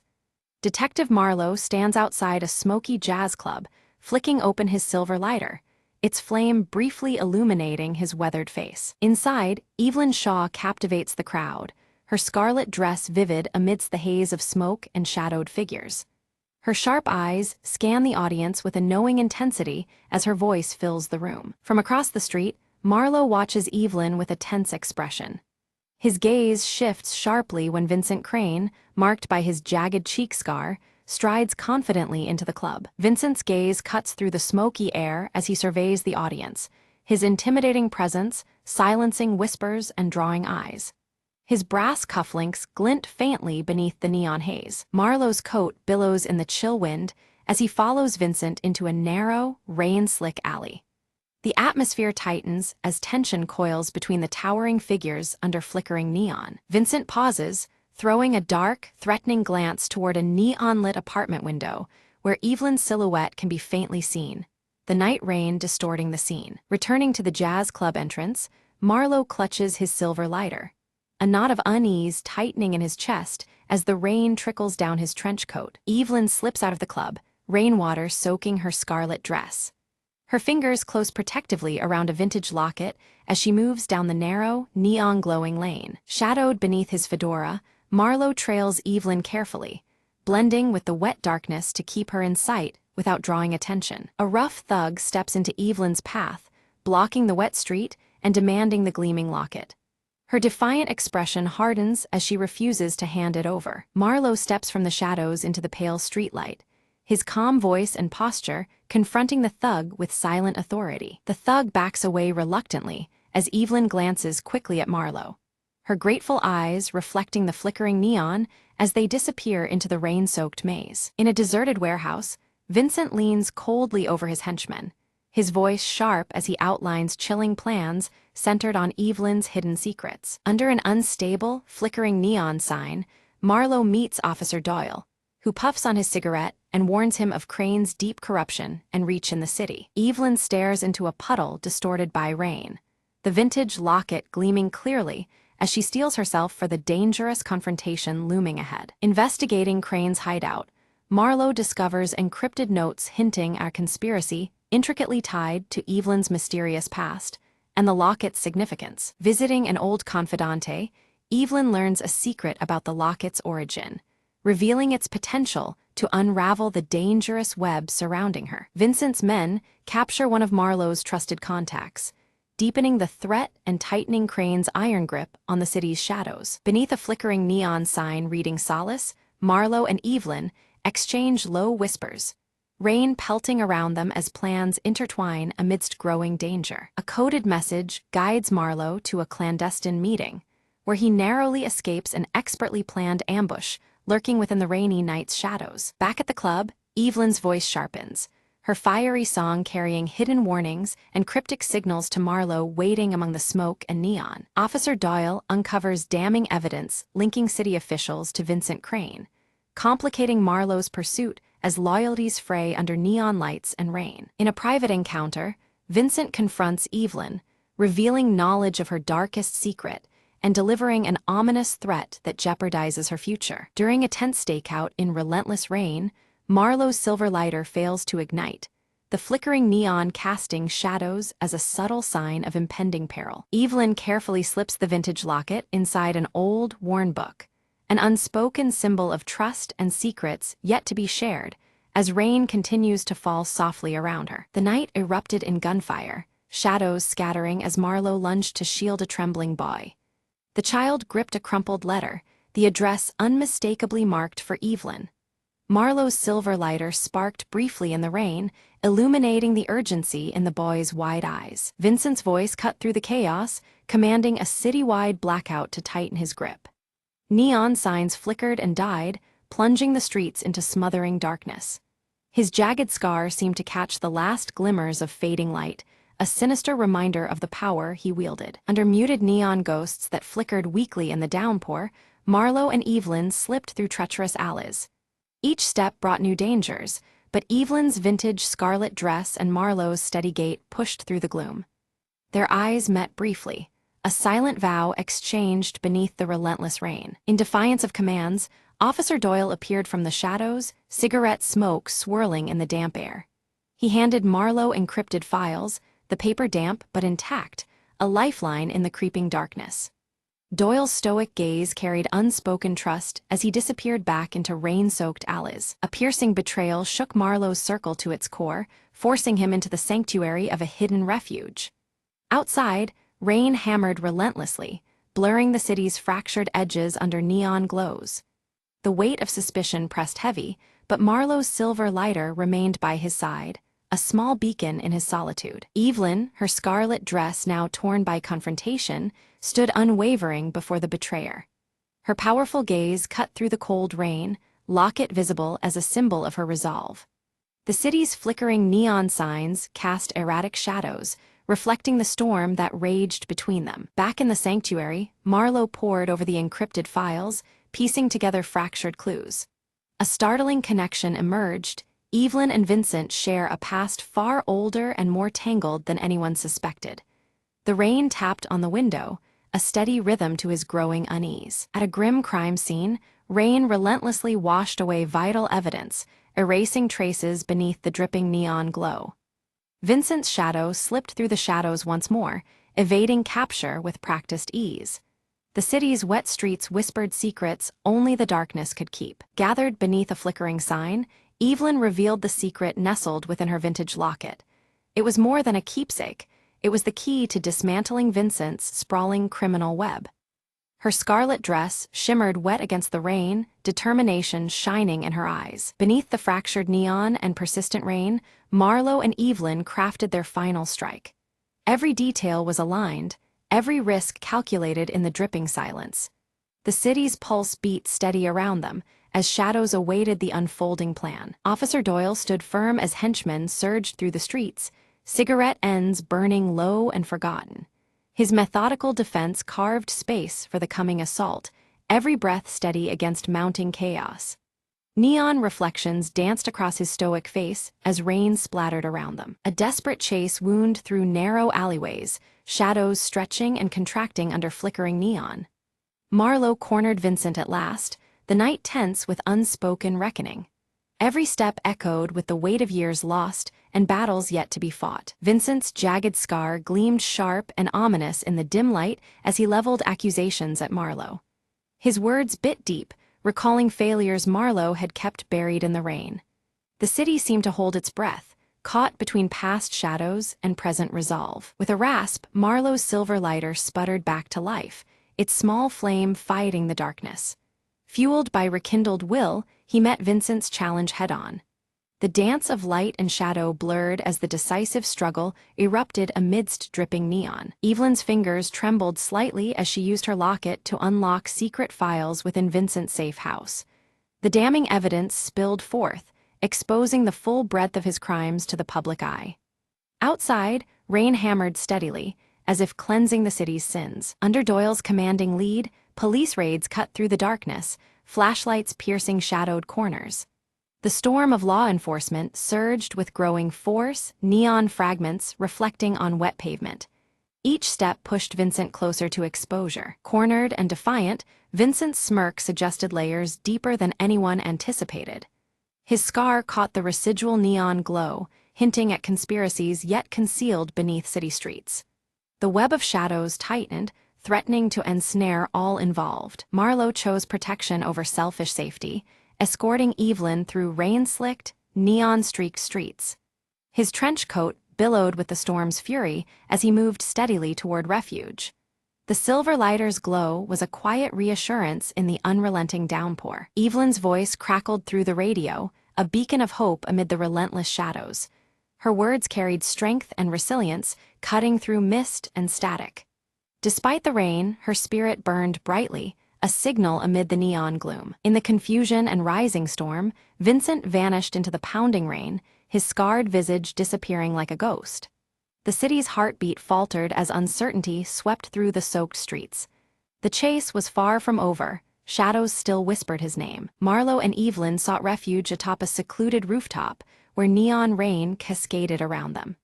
Plans and promises were exchanged beneath flickering lights and storm-soaked skies. Their alliance forged stronger, united against the dark forces still lurking below. Doyle arrived bearing critical news, a witness prepared to break silence and expose Vincent's operations. The cigarette between his lips burned steadily, his eyes keen with cautious optimism. The pieces were aligning, though danger still loomed. Evelyn's locket caught the neon glow as she readied to disclose the final truth to the city's underground press. Her scarlet dress clung to her in steady defiance against the rain and shadows. The moment to shatter silence was near, and the stakes couldn't be higher. Marlowe worked feverishly to decode cryptic clues leading to Vincent's hidden vault beneath the neon-lit streets. Each revelation peeled back another layer of the tangled conspiracy. Outside, rain continued its ceaseless fall, drumming a tense rhythm to his discoveries. The city held its collective breath as the last fragment of the puzzle slid into place in the relentless rain. Neon signs flickered uncertainly, casting ethereal light over rain-soaked streets. The moment of truth approached, cloaked in shadow and anticipation. Beneath the flickering neon haze, a concealed panel slid open in the damp alley, revealing a narrow passage cloaked in darkness. Detective Marlowe adjusted his trench coat, steeling himself as he stepped inside, the persistent rain muffled behind thick stone walls. His silver lighter flickered briefly, casting fleeting light on the graffiti-scarred walls, leading him deeper into the heart of the city's shadows. From the suffocating darkness, Vincent Crane emerged, his bulky frame stepping forward as if risen from the underworld itself. The jagged scar across his cheek caught the light ominously as he declared himself the architect behind the betrayals that fractured the city's unsuspecting underbelly. His brass cufflinks gleamed with sinister pride, a chilling testament to his ruthless reign. Suddenly, the door burst open, and Evelyn Shaw emerged, her scarlet dress a vivid flame against the bleak chamber. Clutching her vintage locket tightly, she confronted Vincent with undeniable proof of his betrayals, her sharp eyes never wavering. The underworld figures assembled behind them exchanged stunned glances as the truth surfaced under the harsh glow of flickering neon. A heavy silence broke as the rain hammered the broken windows, each drop echoing the shattering of old alliances.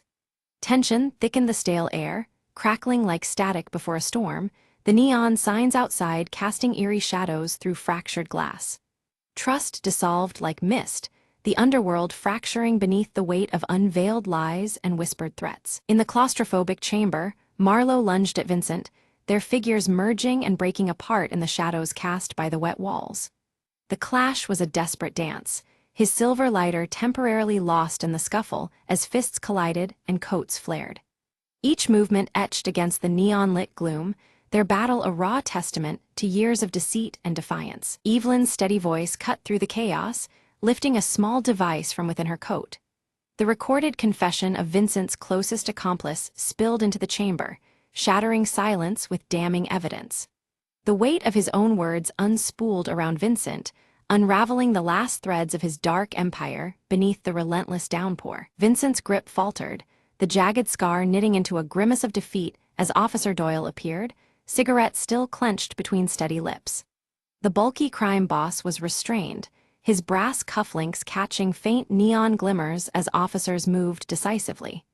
The city's shadows began to recede with every measured step Doyle took, heralding an end to the reign of fear. Outside, rain swept the streets clean, washing away stains both physical and moral. Neon signs flickered softly, their chaotic glow now calm and reflective across puddled asphalt. Vincent's silhouette faded into the night, detained and broken, as the city exhaled beneath the storm's lingering rhythm. On a rooftop above the soaked streets, Marlowe and Evelyn stood close, the breaking dawn framing their silhouetted figures. The vintage locket hung between them, glimmering briefly as the first light touched the city below. Rain still whispered against neon, a gentle promise lingering between the two in the quiet aftermath. The city breathed anew beneath soft neon glows, its pulse steadying after the tempest. Marlowe lifted his silver lighter, sparks flickering one last time before igniting into a small, steady flame. The glow marked a delicate balance of hope and uncertainty, signaling a future still unwritten beneath the shimmering shadows.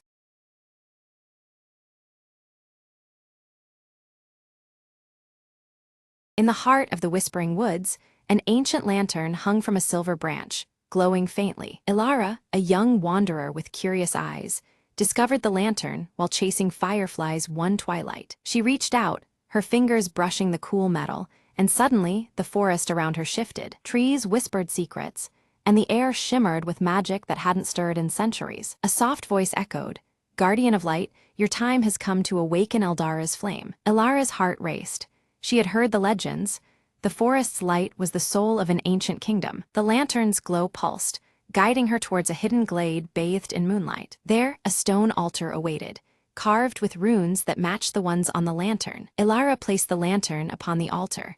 Light burst forth like dawn breaking over the horizon. From the blaze, a delicate figure emerged, Leora, the last spirit of Eldara. "For centuries I waited," Leora whispered. "Thanks to you, the light returns to our realm." Elara watched, mesmerized, as the forest transformed, darkness retreating, colors deepening. "Why me?" Elara asked, her voice barely a breath. Leora smiled gently. "Because your heart holds the courage and kindness the forest needs." Together, they walked through the woods, spreading light that banished shadows. The fireflies returned, now radiating brighter than before, dancing in celebration. Elara felt a warmth she'd never known, a connection to something greater than herself. "The forest is alive because of you," Leora said, fading into the glowing canopy. As dawn broke, Elara stood alone, but illuminated by the lantern's steady light. She whispered, "I'll guard this light, so Eldara's magic never fades again."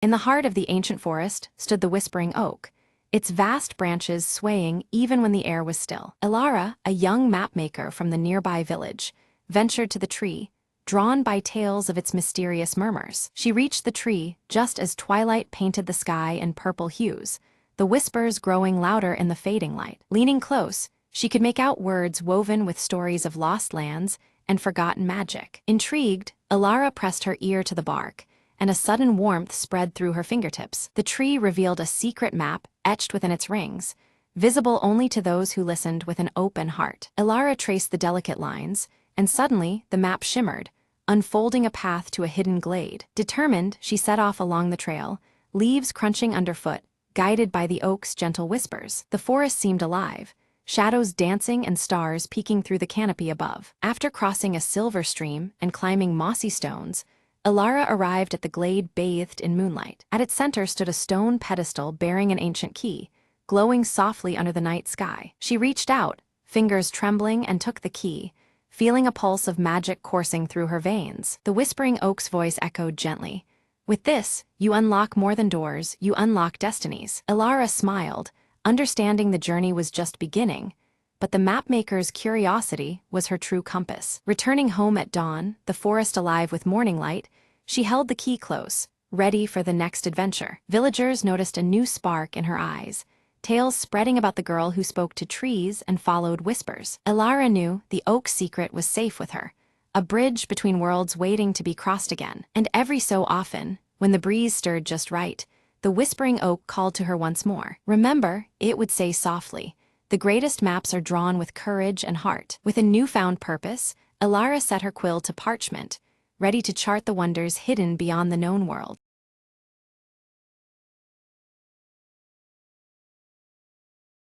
The morning sun spilled golden light across Maple Hollow, where ivy crept lazily over weathered stone walls. Evelyn clutched a faded map, its edges soft from years of handling, and stepped through the garden gate. "It's just an old legend," she mumbled, eyes scanning for the mysterious landmark marked by a tiny star. Her footsteps stirred the crunch of leaves, as the village seemed to hold its breath in the quiet hum of dawn. At the heart of the hollow stood an ancient oak, its branches tangled like stories waiting to be told. Evelyn circled the tree, fingers tracing the carved symbols worn smooth by countless seasons. Suddenly, a tinkling laugh floated on the breeze, and from behind the trunk hopped a tiny creature. "Looking for something special," whispered a voice as soft as moss underfoot. Startled, Evelyn met the bright eyes of a sprightly forest spirit, shimmering in shades of amber and emerald. "I guard the secrets of Maple Hollow," the sprite said, "and I've been waiting for someone brave enough to believe." Evelyn smiled, feeling the weight of the map lighten in her hands. Together, they ventured deeper into the thicket, where sunlight danced through leaves like scattered coins. There, beneath a carpet of ferns, bloomed a hidden garden of tiny lanterns, glowing with gentle light. "This is the sanctuary of hope," the sprite explained, "kept alive by those who carry kindness in their hearts." Evelyn knelt and touched a fragile blossom, feeling warmth seep into her very soul. "Will you help protect it?" the sprite asked, eyes wide with trust. With a determined nod, Evelyn promised she'd keep Maple Hollow's secrets safe, nurturing its magic every day. As she rose, the garden's glow seemed to ripple outward, painting the hollow in hues of soft gold and green. "Remember," the sprite called as they parted, "sometimes the smallest light can brighten the darkest place." Evelyn walked back home, the map now glowing faintly in her pocket, her heart full of newfound magic and hope.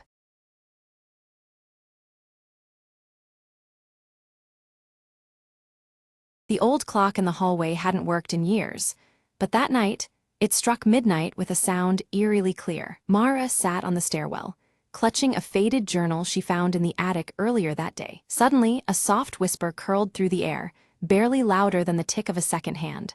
"Time is waiting." Her eyes darted to the clock, its hands moving backward slowly, as if unraveling time itself. The whispers grew louder, merging into a chorus of voices telling stories from decades past. Mara opened the journal, noticing new words appearing on the page.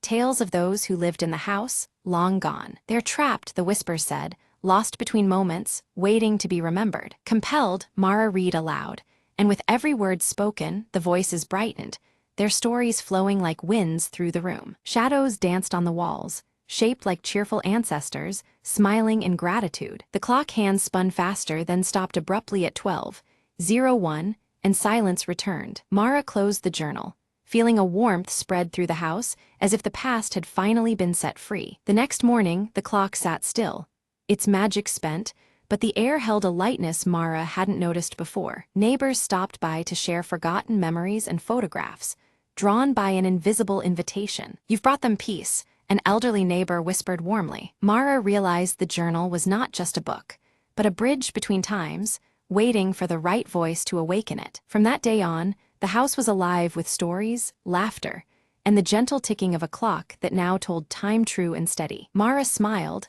understanding the past wasn't lost, merely waiting to be heard again. The whispers had faded, but their echo remained, lingering softly like a cherished secret. And sometimes, just as the clock strikes midnight, Mara swears she hears a thankful murmur, a gentle nudge reminding her that stories never truly end. With one last glance at the silent clock, Mara whispered back, "Thank you for sharing your time with me."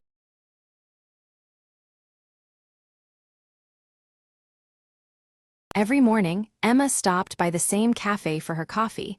It was her little ritual, a quiet moment before the day spun out of control. Today, the cafe was unusually busy. She glanced at the counter, hoping for her usual order, a simple black coffee, no fuss. As she waited, she noticed an elderly man struggling to reach the sugar packets.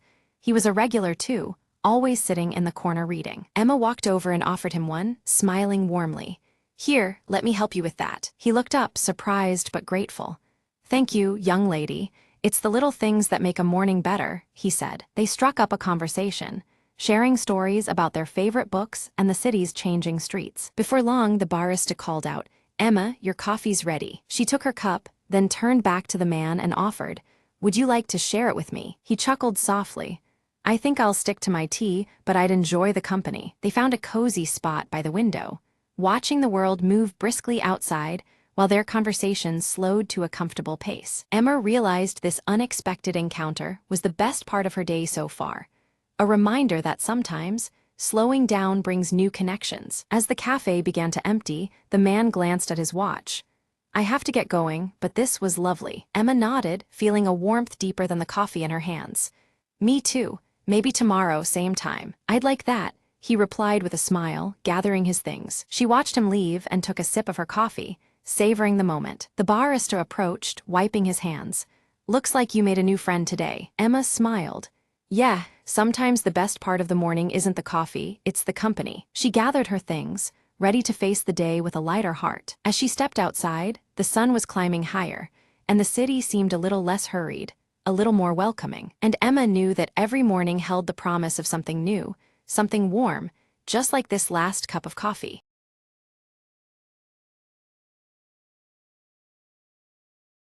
The static on the radio crackled louder than usual, slicing through the midnight silence. Mara's fingers trembled as she adjusted the dial, searching desperately for a clear frequency. "Come in, Delta 7, she whispered, her voice barely audible over the interference. Suddenly, a faint voice emerged, distorted but unmistakable. "Code broken, seek the shadow before it's too late." The line went dead. She stared at the radio, heart pounding, breath ragged. Outside, the city slept, unaware of the storm creeping closer beneath its quiet surface. Mara grabbed her coat and slipped into the night, following the whisper of the message. She moved quickly down deserted streets, eyes darting for any sign of movement. Around the corner, a shadow detached itself from the darkness and approached silently. "You shouldn't be here," the figure warned, voice low and urgent. Mara squared her shoulders. "I need to stop what's coming. Help me." The figure hesitated, then handed her a small, encrypted device. "This holds the key. Find the truth before they shut it down for good." With no time to waste, Mara felt a surge of determination. Every step brought her closer to unraveling the mystery buried under layers of lies. She reached the hidden control room, lights flickering ominously as she entered. Connecting the device, the screens lit up with invaluable data just as alarms blared. "Got it," she muttered. "Now to escape before they find me." Bursting into the cold night air, Mara vanished into the shadows, clutching the last hope for truth.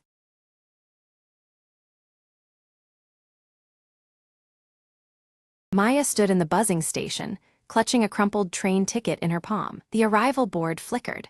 Only one train remained before the station would close for the night. Her phone buzzed, a message from her brother, stranded miles away after a long day. "I'm waiting at the old station," it read, desperation veiled in short words. Time was slipping through her fingers, like the fading daylight outside. Passengers hustled past, heads down, lost in their own stories, unaware of the urgency in Maya's eyes. She took a deep breath, whispering, "I can't leave him there alone." Rushing through the crowd, she clutched the ticket tightly, hoping it was enough for both of them. As she approached the platform, the train's whistle pierced the air.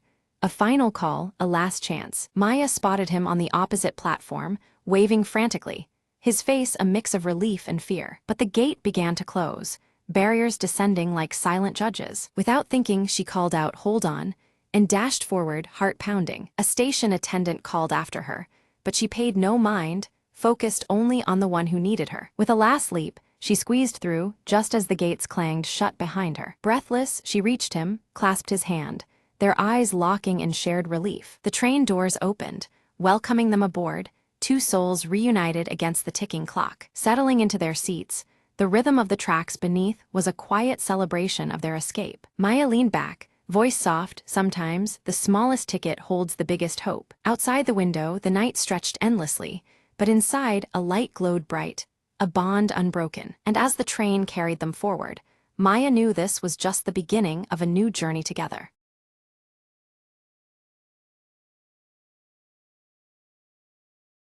A fierce storm drove Mira's small boat toward the jagged coast of an island that wasn't on any map. She clung to her oars as waves crashed, finally collapsing on the rocky shore, breathless but alive. The island was silent, except for the whisper of the wind weaving through twisted trees. Mira stood, brushing seaweed from her hair, spotting a dim light flickering through the dense forest. Curious, she ventured toward the glow, her footsteps crunching over dry leaves. Suddenly, a low growl echoed.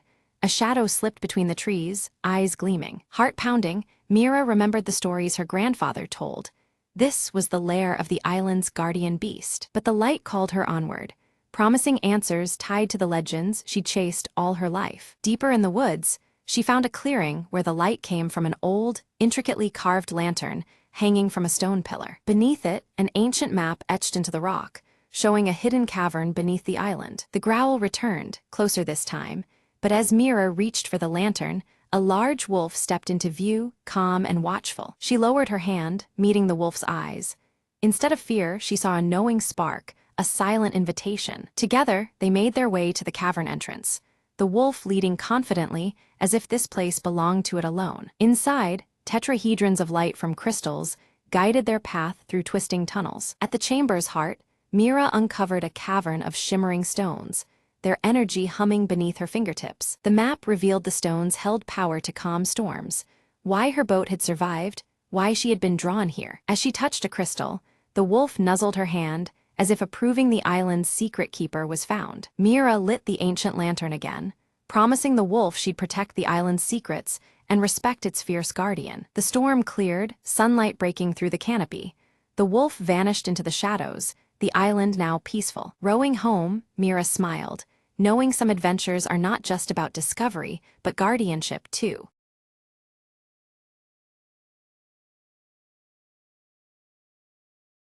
Under a heavy twilight sky, Mara walks cautiously through the quiet village street, her eyes darting nervously at shadows cast by the failing street lamps. The fading light deepens the ominous mood as her scar pulses faintly, a subtle reminder of the power tied to her. At the aged bookshop, Mara meets Elias, whose piercing blue eyes glint with unspoken knowledge. He hands her an ancient leather-bound book that pulsing faintly with blue light, hinting at secrets long concealed. Mara opens the book, revealing cryptic writings describing a shimmering mist known as the Veil, said to hide unseen realms just beyond the mortal eye. The words seem to shift on the pages, deepening the mystery surrounding the mist's true nature. Suddenly, the room's light dims as a faint mist swirls outside the shop window, its colors undulating and forms shifting eerily. Mara's scar reacts subtly, throbbing as if in resonance with the haunting presence. Stepping outside, Mara catches sight of fleeting figures within the mist, their outlines appearing and vanishing with ghostly speed. The sensation is both chilling and compelling, drawing her attention despite the growing unease. From behind Mara appears Leora, her glowing amber eyes fixed on the veil as she tightly clasps the delicate silver necklace around her neck. The necklace's subtle shine contrasts with the growing darkness surrounding them. Leora's voice is low and urgent as she whispers of the veil's increasing strength and an impending danger looming over the village. Her warning hangs heavy in the air, fraught with an ominous tension. Mara's scar pulses with a faint, awakening rhythm, seemingly stirred by Leora's presence and the swirling mist outside. A magnetic force connects Mara more deeply to the supernatural threat closing around them. Elias explains gravely that the veil is a bridge between their world and a forgotten realm, whose chaotic merging threatens to engulf their village entirely. His words underscore the gravity of the threat they face together. Determined, Mara resolves to explore the village outskirts where the veil's mist thickens most. Clutching the ancient book and eyes fixed on Leora's necklace, she steels herself for what lies ahead. At the boundary, Mara observes flickering silhouettes trapped and calling for release within the dense veil. Their desperation intensifies the urgency of her quest as ghostly hands seem to reach for her in silence. Without warning, the mist convulses and surges forward in an attempt to pull Mara into its depths, her scar igniting with fierce, burning intensity. The veil's power threatens to overwhelm her, testing her resolve. Leora reacts swiftly, grabbing Mara's hand and projecting a calming glow from the silver necklace that soothes the searing pain. The light creates a fragile shield against the veil's relentless grasp. Elias issues a dire warning. Only by breaking the binding curse that ensnares them all can they prevent the veil from consuming the village whole. The stakes rise sharply, leaving no option but to confront the unknown curse. Resolute, Mara vows to seek the source of the curse deep within the forgotten forest beyond the village's edge. Her determination fuels her forward despite the growing shadow cast by the veil. Entering the ancient forest, Mara feels the palpable presence of the veil intensify, its shifting shapes entwining among gnarled trees. The eerie whispers and pulsating air immerse her in a realm straddling reality and the unknown. Her fingers brush over cryptic symbols carved into the bark, which flares softly when illuminated by the book's ethereal light. The carvings hint at forgotten knowledge and deeper connections to the veil's mystery. A sudden chorus of whispering voices guides Mara into a shadowed clearing, where the earth itself pulses with ethereal energy beneath her feet. The atmosphere is thick with unseen power, amplifying the tensions surrounding her quest. From within the mist, the veil coils into a serpentine shape that sways and beckons Mara with haunting melodies. Its hypnotic lure threatens to draw her deeper into a perilous and unknown domain. Struggling against the allure, Mara summons Elias's counsel, focusing on the steady pulse of her scar as a tether to her own reality. This fragile anchor steadies her amidst the mist's deceptive embrace. Leora emerges again, revealing she can harness partial control over the veil through the power of her silver necklace. Together, they forge a cautious alliance to navigate the treacherous mist. The trio follows twisting tendrils of the veil to an ancient stone altar half engulfed by creeping roots, a relic long forgotten by time.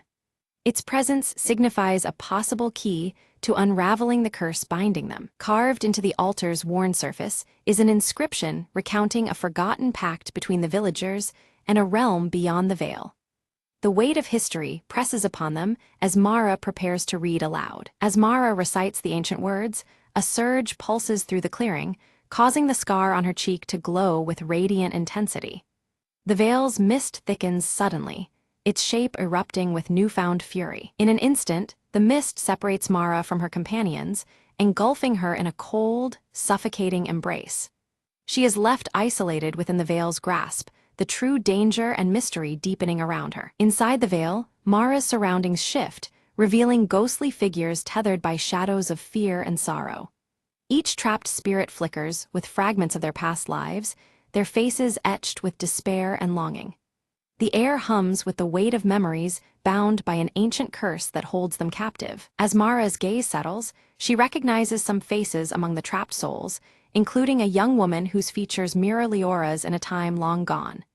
This spectral resemblance deepens the mystery and hints at a connection spanning generations. The silver necklace glimmers faintly, resonating with the vision. Desperate to reach them, Mara strains to communicate through the swirling mist, her voice barely a whisper against the veil's murmurs. She seeks a thread of hope, any sign that the spirits can be freed from their eternal prison. Each attempt shakes the veil, revealing fragile glimpses of forgotten trust. Meanwhile, Elias pores over the ancient leather-bound book beneath the clearing's wan light. His eyes scan arcane scripts until he uncovers a vital truth. The curse can only be undone by rekindling the forgotten trust that once bound the living and the spirits. The knowledge brings both hope and urgency to the moment. Leora steps forward, holding her silver necklace tightly as it emits a delicate, luminous beacon that pierces the veil's dense folds. The soft light guides Mara, pulling her back from the abyss toward the safety of the clearing.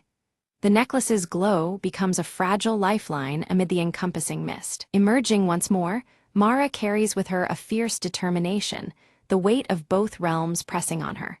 She resolves to unite the living villagers and the forgotten souls trapped within the veil. This newfound purpose ignites a spark of hope against the encroaching darkness. Gathered beneath the ancient altar, Mara, Elias, and Leora commence a ritual invoking the sacred pact that once protected both worlds. But as their voices rise, the veil reacts unpredictably, the energies surging uncontrollably.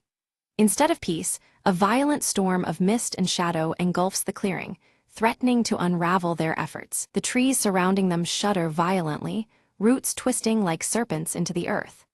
Shadowy figures emerge, swirling with the turbulent mist as it spreads rapidly toward the nearby village. The atmosphere thickens with impending danger, and every breath feels charged with ominous power. Mara's scar pulses fiercely, each throb accompanied by sharp waves of pain that blur her vision between the physical and spirit worlds. The connection she shares with the veil intensifies, making it harder to distinguish reality from the haunting apparitions. She steadies herself against the mounting assault of sensations. Elias moves swiftly to shield Leora from sudden bursts of ethereal light shards that erupt unpredictably from the altar. The fragments shimmer dangerously, slicing through the shadows even as they threaten the children's safety. His protective stance shows his resolve amidst the chaos surrounding them. Through the tempest, a translucent figure materializes, a spectral elder cloaked in ancient robes, eyes piercing with timeless knowledge. The elder warns that the Pact's betrayal was neither distant nor abstract. It was recent and deeply personal. Their voice resonates with a grave urgency, shaking the gathering to its core. Mara's heart clenches as realization dawns. The origin of the curse is entwined with her own lineage and the scar etched on her cheek. The painful truth reveals that an ancestral promise, tethered to her family, was broken, casting a shadow she now must face. This revelation deepens the stakes of her mission. Desperation grips the group as the veil swells ominously, its tendrils threatening to envelop the entire forest and village beyond. The very air trembles with a suffocating energy, signaling that time is running out. The fragile hope they clung to seems on the verge of collapse. In the midst of turmoil, the spectral elder extends an ancient ring embedded with cryptic runes toward Mara.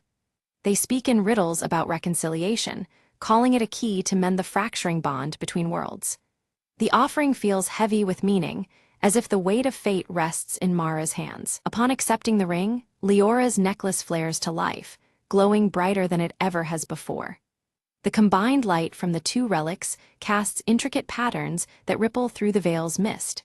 This harmonious reaction hints at a powerful union of forces forming within their grasp. Armed with the ring upon her finger and Leora's necklace around the child's neck, Mara returns to the altar. Her resolve is steely, ready to amend the broken vow that haunted her bloodline. The air buzzes with anticipation as they prepare for the next attempt at the ritual. As the ritual commences anew, opposing energies surge and clash violently.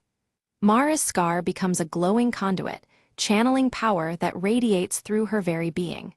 The struggle between darkness and light manifests physically, the veil writhing in response to the escalating forces. Mara confronts a torrent of painful memories tied to her heritage and the consequences of past betrayals.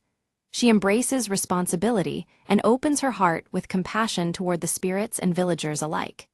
This emotional reckoning strengthens her connection to the power she wields. Gradually, the veil's chaotic turmoil begins to abate, its once wild energies calming into a gentle ebb. The mist recedes slowly, revealing faint smiles on the faces of the spirits, signaling their relief and gratitude. A fragile peace takes hold, promising healing across realms. Light breaks through the dense, dark canopy overhead, casting the village's edge into clear view once again. The tension that had gripped the clearing eases palpably, replaced by cautious hope. Nature itself seems to breathe easier as balance is tentatively restored. Unexpectedly, Mara's scar transforms, fading into a luminous silver shimmer that glistens softly on her cheek. This visible change links her unmistakably to the veil's essence, marking her as a bridge between worlds. The transformation is both awe-inspiring and humbling. Leora's necklace and the ancient ring merge their luminescence, stabilizing the fragile connection between the realms. Together, they form a radiant symbol of unity and protection. This synthesis promises ongoing harmony where once there was division. Elias steps forward to reveal that their roles are not mere coincidence, but a destined guardianship. They are charged with balancing the delicate peace between the living and the spirit world. His words underscore the profound responsibility that has been entrusted to them all. Mara feels a profound bond deepen with the freed spirits, now released from torment, yet choosing to linger as vigilant watchers over the village. Their presence is no longer a threat but a blessing, a shared guardianship born from mutual trust. She embraces her new role with quiet strength. The surrounding forest seems to inhale a new breath, alive with a gentle, shimmering mist that no longer menaces but protects. Nature and spirit exist in harmonious balance, secured by the sacrifices and courage of those who dared to believe. Hope glows softly as the veil between worlds settles into peaceful coexistence. Around the warming fire, Mara's voice steadies and the villagers lean in, their apprehension giving way to a deep respect. She recounts the tale of the veil and the sacrifices made to protect both realms. Her words carry the weight of truth, transforming fear into understanding within the gathered crowd. The faint glow on Mara's scar pulses softly in the firelight, a subtle yet constant reminder of her unique bond with the veil's power. This mark, once a symbol of pain, now signifies her duty and strength. It connects her intimately to the mysteries that have shaped the village's fate. In the village square, Leora gathers the children beneath the old oak tree, her amber eyes sparkling with warmth. She teaches them about honoring the ties between their world and those unseen, emphasizing kindness and respect across all boundaries. The silver necklace around her neck catches the sun, symbolizing both hope and continuity. Back in the quiet of the bookshop, Elias returns the ancient leather-bound tome to its sacred place on a high shelf. He closes the book carefully, knowing that the knowledge it holds must be protected for future generations. The tome remains a silent guardian of the legacy they have all safeguarded. From a distance, Mara catches a final glimpse of the forest's edge, where a shimmering gateway flickers with calm, radiant light. The veil there is less a barrier and more a gentle threshold, inviting peace rather than fear. It promises a future where connection and understanding prevail. Feeling the strength of unity and the wisdom gained from recent trials, Mara stands taller and more resolute than ever. Her spirit, intertwined with the power of the veil, is fortified against whatever challenges lie ahead. She embraces her role with confidence and hope. That evening, the village bursts into celebration, a harmonious blend of age-old traditions and newfound reverence for the otherworldly. Music and laughter fill the air, binding the community together in respect and joy.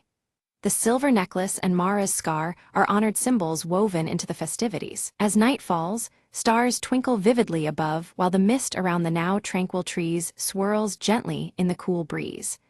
The veil's shimmer is soft, casting a luminous glow that comforts the village below.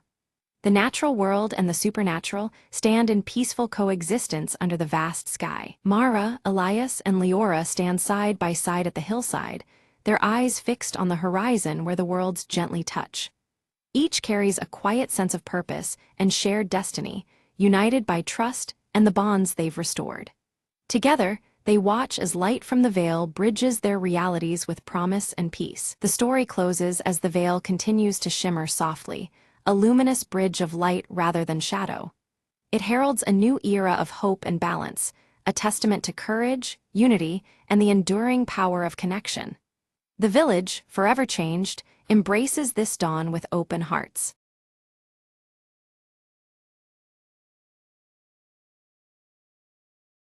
Deep within the ancient forest, where sunlight barely touched the ground, a lone wanderer named Ira stumbled upon a peculiar stone. It shimmered faintly, emitting a low hum that seemed to call her by name. Curious, Ira reached out and touched it, and instantly a voice echoed softly in her mind. Seek the truth beneath the roots. Determined, she followed the whisper down to the forest floor, where thick roots twisted and gnarled like a labyrinth. With every step, the stone's glow grew stronger, lighting a path to a hidden hollow beneath an ancient oak tree. Inside the hollow, Ira discovered a tapestry woven from silver threads and scattered leaves, depicting a forgotten tale. It told of a guardian spirit trapped in stone, bound to protect the forest's heart from an ancient darkness. The voice returned, pleading for release, explaining that only one pure of heart could break the eternal bond. Ira hesitated but reached out once more, touching the tapestry and speaking earnestly.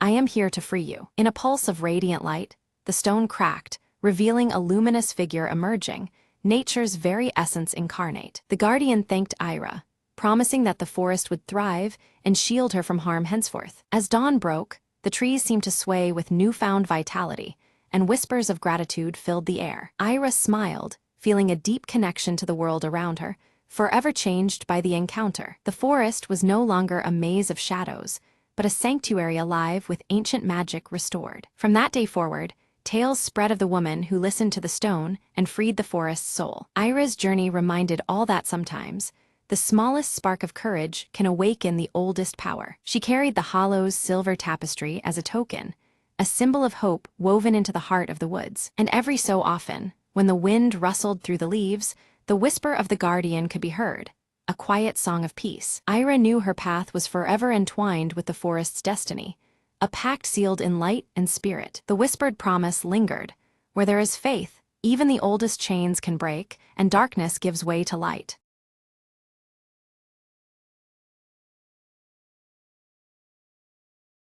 The map had never led anyone back. Lena unfolded the brittle parchment under the fading light, eyes sharp with determination. They say the rift speaks. Her mentor had warned, voice gravely. Yet here she was, standing at the chasm's edge, heart pounding with both fear and hope. Suddenly, a whisper unlike any breeze drifted from the depths. Come closer, it seemed to chant, a voice ancient and laced with secrets. Lena stepped forward, feet steady despite the abyss below. The winds shifted, revealing an invisible path shimmering faintly in the air. With cautious steps, she descended, each echo blending with whispered tales of lost travelers. Midway, a glowing glyph pulsed beneath her touch, illuminating murals carved ages ago. They told a story of a guardian trapped within, waiting for someone brave enough to listen. Why me? Lena whispered, feeling the weight of countless eyes upon her. A soft warmth enveloped her, and the guardian's voice resonated. Your heart knows the way. Following the glowing trail, Lena reached a chamber where light and shadow danced in harmony. There, suspended in crystalline chains, hovered an orb of pure energy. Gently, she reached out, breaking the bonds with a surge of courage and faith. As the orb ascended, the rift began to hum, the ground steadying beneath her feet. Outside, the sky cleared, revealing a horizon bursting with promise and endless trails. Lena smiled, knowing she'd not only returned, but unlocked a destiny intertwined with forgotten lore. Every whisper has a voice, she said softly, stepping into the dawn, ready for whatever awaited.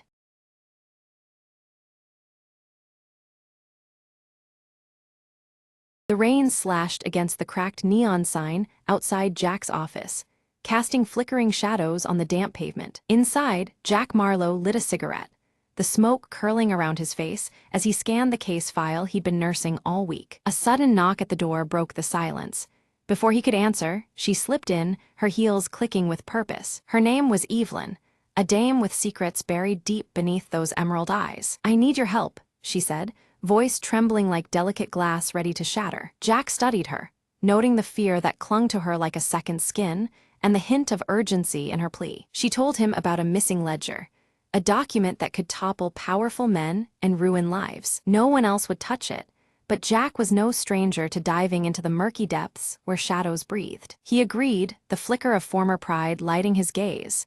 This was the game he once played, now reluctantly called back. The city at night was a maze of whispers, and every alleyway held a watchful eye. Jack traced the ledger's trail from smoky jazz bars to empty warehouses where danger waited in silence. A brush with a hired gun left Jack nursing wounds, but more determined than ever to see this through. Evelyn reappeared, her facade cracking to reveal a woman cornered by past mistakes and hard choices. Together they plotted their next move, understanding that trust was a currency neither had enough of. The climax came in an abandoned dock, where shadows lengthened and gunfire shattered the night's stillness. Jack moved like a ghost, every step calculated, every breath controlled as he faced those who wanted the ledger, and Evelyn silenced. In the aftermath, the ledger was recovered, its contents exposing the truth beneath layers of lies and corruption. Evelyn vanished as mysteriously as she came, leaving Jack with a silent promise and an empty whiskey glass. Jack stood by the rain-soaked window,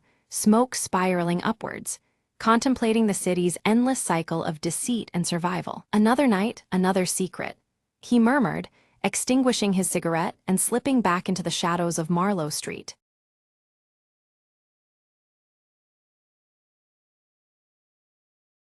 The alarm was silence itself, until a tiny click echoed through the midnight vault. Mara's gloved fingers danced over the clock's gears, each tick a whispered promise, almost there. Behind her, the museum slept, unaware that its most prized artifact was seconds from vanishing. She had only one shot to outsmart the new security system, a puzzle wrapped in steel and shadows. Outside, her partner Leo waited, his watch ticking down the minutes until their window slammed shut. Mara's breath steadied, eyes fixed on the delicate mechanism.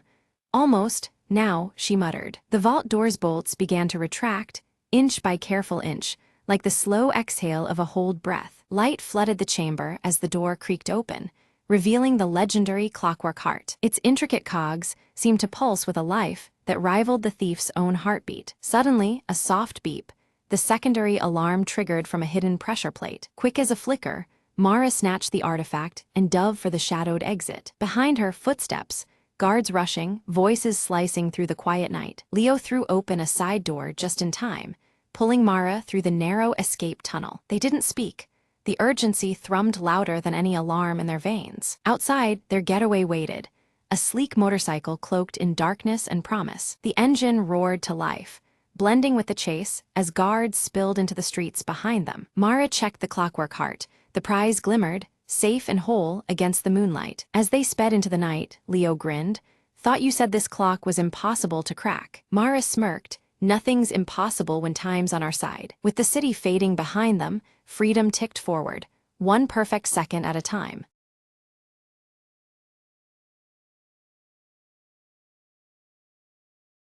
Mira sits quietly on a weathered park bench as golden leaves spiral down through the crisp autumn air. Her gaze lingers thoughtfully on the copper bracelet wrapped around her wrist, its intricate engravings catching the fading sunlight. Elias strolls along the path, his worn leather satchel slung casually over one shoulder. He stops briefly, watching the leaves fall with a soft, contemplative smile as if memories flutter alongside each one. Beneath the bench where Mira rests, something catches her eye. An old, folded letter, yellowed with age. She reaches down carefully, curiosity knitting her brows as she picks it up. Opening the letter, Mira reads the first few lines aloud, her expression tightening with concern. The elegant, looping handwriting hints at secrets hidden deep in the past. Elias approaches, drawn by her voice, and offers to help decipher the faded script. His gentle presence seems to ease the sudden tension surrounding the fragile paper. Leaning together over the letter, Mira and Elias share a quiet moment of connection, their eyes tracing the worn ink. Their mutual interest weaves them closer as the sounds of autumn swirl around. The letter alludes to a long-lost bond linked to an old textile shop once central to the town's life. The mention of thread and fabric stirs a mysterious resonance within them both. They decide to seek out the shop, hoping its walls might reveal forgotten chapters. The decision feels like stepping into a story stitched from time itself. Walking side by side, the streets shimmer with amber leaves swirling in gusts, as if nature itself guides their path through early autumn's embrace. Inside the textile shop's dusty interior, swaths of fabric hang heavy and layered. The scent of aged wool mingles with lavender, wrapping around them like a fragile tapestry. Behind the counter, pinned up with a rusty nail, hangs a faded photograph showing a younger Elias beside an elderly woman. The image hums with the weight of untold history. Mira notices a fabric pattern on a bolt nearby that mirrors the engraving on her copper bracelet. The delicate threads seem to echo the bracelet's story. Elias recognizes the design as a traditional family motif from decades ago, long embedded in their heritage. His voice thickens with nostalgia as memories unfold. Suddenly, a chill wind and soft rain begin tapping against the shop's windows, sealing them in this moment of discovery. The storm outside heightens their focus on the mystery at hand. Mira tightens her clutch on the copper bracelet, feeling as though the threads of history are pulling her deeper. The bracelet's weight becomes a tangible link to stories yet unraveling. Elias recalls tales from his grandmother about the workshop's sudden closure one autumn long past. Her voice echoes in his mind, filled with warnings and lost promises. With care, they pry open a hidden drawer beneath the counter, uncovering scraps of faded fabric and more fragile letters. The fragments feel like pieces of a forgotten puzzle. One letter reveals a solemn vow to protect a secret about a special thread carefully woven into the shop's fabrics. The promise hints at deeper meanings sewn between the stitches. Together, Mira and Elias try to piece together forgotten memories and the collected relics. The task is daunting, but their shared curiosity fuels their determination. Suddenly, a creak pierces the silence as the floorboard beneath them shifts. Startled, they freeze, sensing the house itself responding to their probing. Beneath the loosened board lies an old wooden box, its surface worn but sturdy. Inside rests a delicate embroidered pouch, its fine stitches shimmering under the dim light. Mira opens the pouch with reverence, revealing a spool of golden thread accompanied by a faded note. The thread glows faintly, as if holding a secret of its own. The note explains that the golden thread symbolizes connection and resilience, binding people through shared stories and trials. The words seem to breathe life into the fragile fiber. Elias shares family lore about the thread's power to protect and unite those who possess it. His voice carries the weight of generations who believed in its strength. Mira examines the golden thread alongside her copper bracelets engraving once more, searching for patterns that intertwine their meanings. The mystery deepens, stitched tightly around their intertwined fates. Mira and Elias decided to visit her grandmother's house, hoping to uncover more hidden clues about their intertwined pasts. The air was crisp with early autumn, leaves swirling quietly around the doorstep as they stepped inside. Inside, Mira's gaze was drawn to a faded quilt draped over a chair, its fabric soft and worn. Stitched into it was the same intricate golden thread pattern they had seen before, connecting past and present through delicate textile art. Elias carefully opened a nearby sketchbook filled with early textile designs entwined with handwritten letters. The pages revealed a seamless blend of artistry and emotion, hinting at stories embedded in every drawn thread. Suddenly, a storm began to rage outside, rain pelting the windows and leaves thrashing in the wind. The tempest added a somber urgency to their quest, echoing the tension woven throughout their discoveries. Mira read aloud a passage from one of the old letters, words speaking of hope and perseverance through hardship. The sentiment felt alive, a guiding force threaded deeply within their ancestors' work. It became clear that the story they were unpacking was far more than a mere family history. It was a testament to endurance, a narrative of resilience stitching generations together. They set about recreating the quilt, gently threading golden spool through the fabric with care and reverence. Each stitch seemed to honor the legacy passed down through time. As they worked beneath the soft lamplight, their conversations grew warmer, petals of memories unfolding between tales of personal struggles and shared hopes. Textures of thread and fabric mirrored their growing connection. Elias confided his fear of losing memory and legacy, his voice steady but tinged with vulnerability. The worn leather satchel at his side seemed to carry more than just belongings.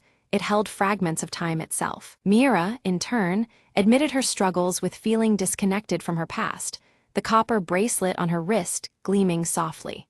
Their honest words wove a new closeness into the fabric of the evening. Slowly, the quilt took shape, each stitch a symbol of rebuilding the bond between them. The patterns of golden thread became emblems of repair, and hope layered over falling leaves and fading light. A sudden knock at the door startled them, revealing a neighbor who offered a key to the town's archives. The promise of uncovering deeper layers brought renewed focus amid the storm's distant roar. With the key in hand, they gained access to old registrations and photographs, confirming the significance of a long-forgotten textile workshop central to their family's craft. Time seemed to fold around the pages they turned. Among the dusty documents, they discovered a ledger detailing commissions made over many years, each entry punctuated with notes and dates. The archive breathed life into the silent threads connecting their heritage. One entry stood out, a special order described with golden thread, matching the patterns stitched into their quilt. The record suggested a deliberate and meaningful collaboration long before their time. Mira and Elias realized their families had once worked together, their alliance a secret bond sealed by the shared craft of thread and fabric. Their intertwined legacies were richer than either had imagined. They began to comprehend the depth and reach of their shared heritage, a tapestry woven from resilience, artistry, and unspoken commitments. The fragile threads of the past were strong indeed. Their own lives mirrored the resilience and connection symbolized by the golden thread, holding together joys and sorrows across generations. The quilt's fabric was no longer just cloth, but a living testament. As Mira held the quilt, her copper bracelet warmed unexpectedly, as if responding to the discovery. The subtle pulse of metal felt like a silent acknowledgement of their unfolding journey. Elias knew it was time to share a family secret he had quietly carried for years, the weight of it adding gravity to the dimly lit room. The leather satchel beside him seemed to shift, as if ready to reveal its own mysteries. He spoke of a lost heirloom, believed hidden for safekeeping, a tangible keepsake of their ancestral bond waiting to be found. The revelation brought a new urgency to their search. Together, they carefully examined Elias's satchel and found a concealed compartment containing a small, delicate key. The discovery felt like unlocking a door to forgotten memories. The key fit perfectly into an old sewing box they had found earlier, revealing preserved fabric scraps and faded patterns within. Each piece told a story, stitched tightly by hands long gone. Inside the box were detailed patterns and a heartfelt letter from Elias's grandmother addressed to Mira's grandmother. The words spoke volumes, binding the two families in shared history and hope. The letter spoke of hope, unity, and the responsibility to pass their legacy forward to future generations.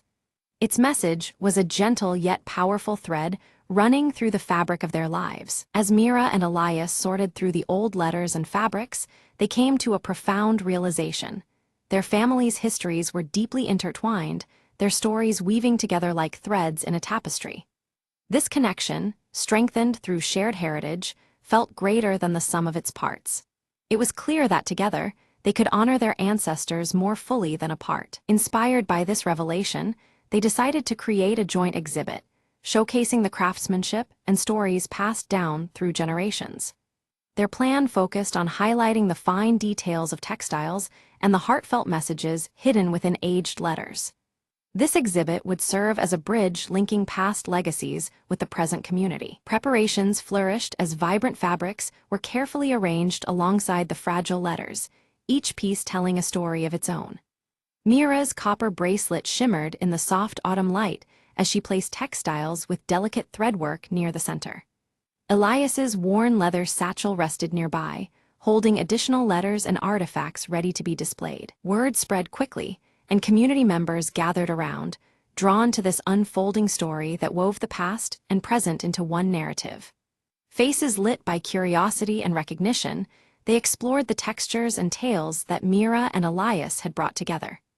The early autumn air buzzed with quiet excitement as leaves fell gently around them. Standing before the assembled crowd, Mira spoke from her heart about the power of connection and resilience.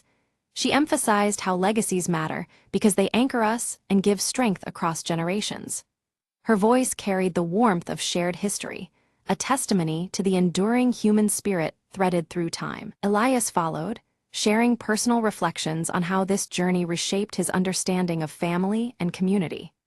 Grateful for the unexpected bond formed through their discoveries, he acknowledged how the past could heal and unite.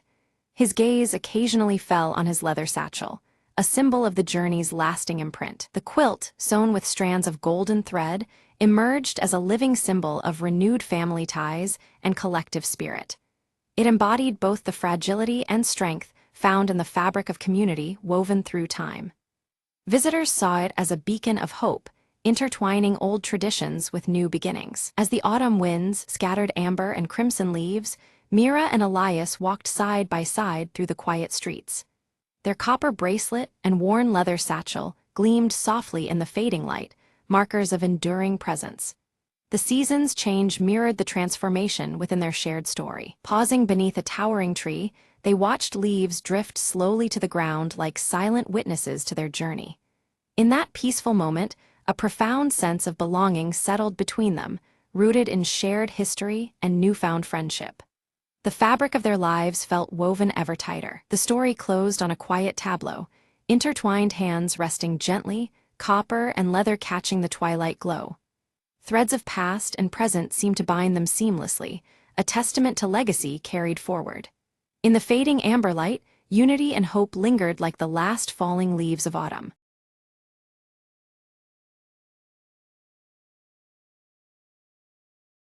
The sun was a dull orange smear behind a sickly haze when Mara stepped out from the ruins of what was once her village. Dust choked the air, carrying whispers of a world long gone, but Mara breathed it in and exhaled determination. She stumbled upon a crumpled tin box half buried in the dirt, its metal biting cold to her touch. Inside, she found a faded map, scribbled lines leading beyond the scorched horizon to a place called New Haven. Hope, Mara muttered, folding the fragile paper with care, feeling the weight of a new purpose tethered to her heart. Behind her, the skeletal remains of buildings stood like silent sentinels, watching her flee the past. Mara's journey was through ash-covered fields and cracked roads, each step an echo of forgotten laughter and lost dreams. At night, under a sky half swallowed by smoke, she shared stories with shadows, keeping loneliness at bay. Days bled into nights, hunger gnawed, but the thought of New Haven's promise pushed her onward. Suddenly, a figure rose from the dust.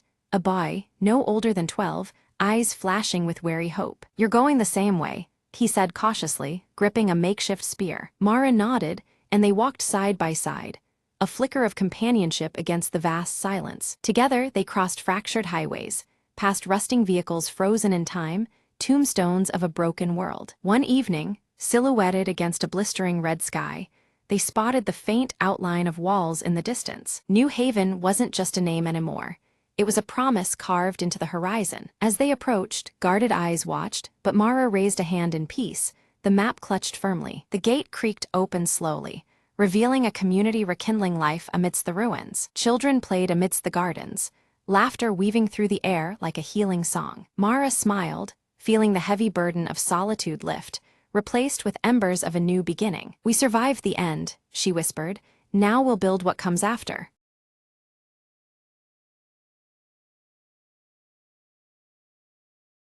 Anna sat by the flickering candlelight, clutching the worn envelope that had arrived that morning. Her hands trembled as she unfolded the letter, the handwriting instantly recognizable. "Dear Anna," it began, "I hope this reaches you before I'm gone." Her breath caught.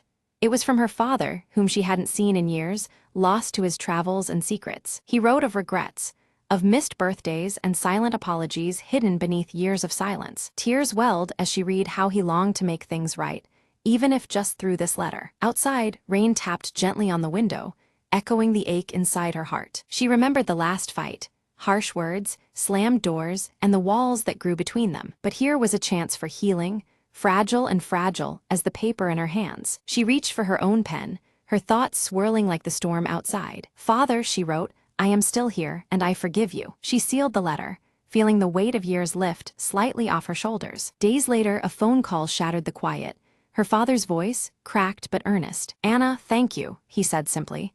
"Your forgiveness is the light I've needed." They spoke late into the night, stories mingling with apologies, knitting together the broken threads. The distance that once seemed insurmountable began to fade with every word exchanged. Anna smiled softly, realizing that sometimes words could rebuild what silence tried to destroy. As dawn painted the sky, she felt a tentative hope blossoming within her chest. Their journey ahead wouldn't be easy, but it was theirs to take, hand in hand. And sometimes, the smallest letter holds the greatest power, to heal, to connect, to begin anew.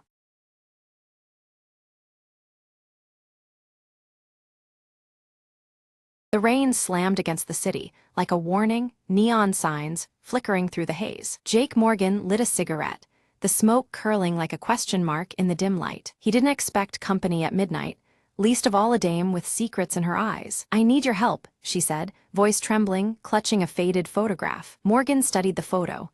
A man, vanished without a trace 5 years ago. "Why come to me now?" he asked, flicking ash into a cracked tin can. She hesitated, then whispered, "Because the shadows are closing in." Days blurred into nights, as Jake hunted clues across rain-slick streets and smoky bars. Each lead tangled deeper into a web of lies, betrayal, and long-buried sins. The city's underbelly pulsed with danger, but Morgan was no stranger to the darkness. One alley, one fistfight, one whispered tip later, he found himself staring down a crooked cop. "You're out of your depth," the cop sneered, holster empty but menace full. Morgan cracked a grin. "Maybe, but someone's gotta dive deep." In the bleak basement of a forgotten warehouse, the truth waited in cold silence. The missing man was alive, chained by debts and addicted to silence. Reunion was bittersweet, shadowed by the price paid for freedom. Back in the rain-soaked streets, Morgan handed the dame the man she'd lost. She smiled faintly. "Thanks for bringing light to the shadows." Jake lit another cigarette, the glow a small defiance against the dark city. "All in a night's work," he murmured, disappearing into the rain and neon blur.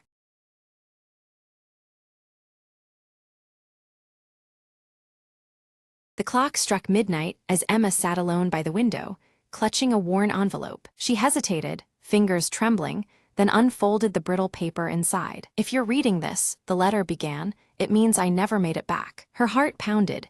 It was her brother, Alex, lost at sea months ago. He wrote of regrets, dreams, and a secret he had kept about their childhood. Emma's eyes filled with tears, but she kept reading, drawn into his words. "I've hidden something in the old oak tree by the river. Look there for me." Determined, she wrapped her coat around her and stepped into the cold night. The riverbank was quiet, bathed in silver moonlight, the oak tree standing tall. She searched the rough bark, feeling around until her fingers found a small, carved box. Inside, a collection of photographs, and a note declaring his unwavering love for their family. "I wanted you to know, even if I can't be there," the note reads softly. Emma clutched the box to her chest, feeling both pain and comfort mingling. She whispered, "Alex, I miss you. But now, I have a part of you to hold on to." As dawn approached, Emma sat beneath the oak tree, the weight in her heart beginning to lift. The letter had given her closure she never thought possible, a final connection. Slowly, she smiled through tears, ready to face the days ahead with newfound strength. "Goodbye for now," she murmured, "and thank you for the memories." The sun rose, casting warm light over the river, a new day beginning for Emma. She stood, carrying her brother's love with her, finally at peace.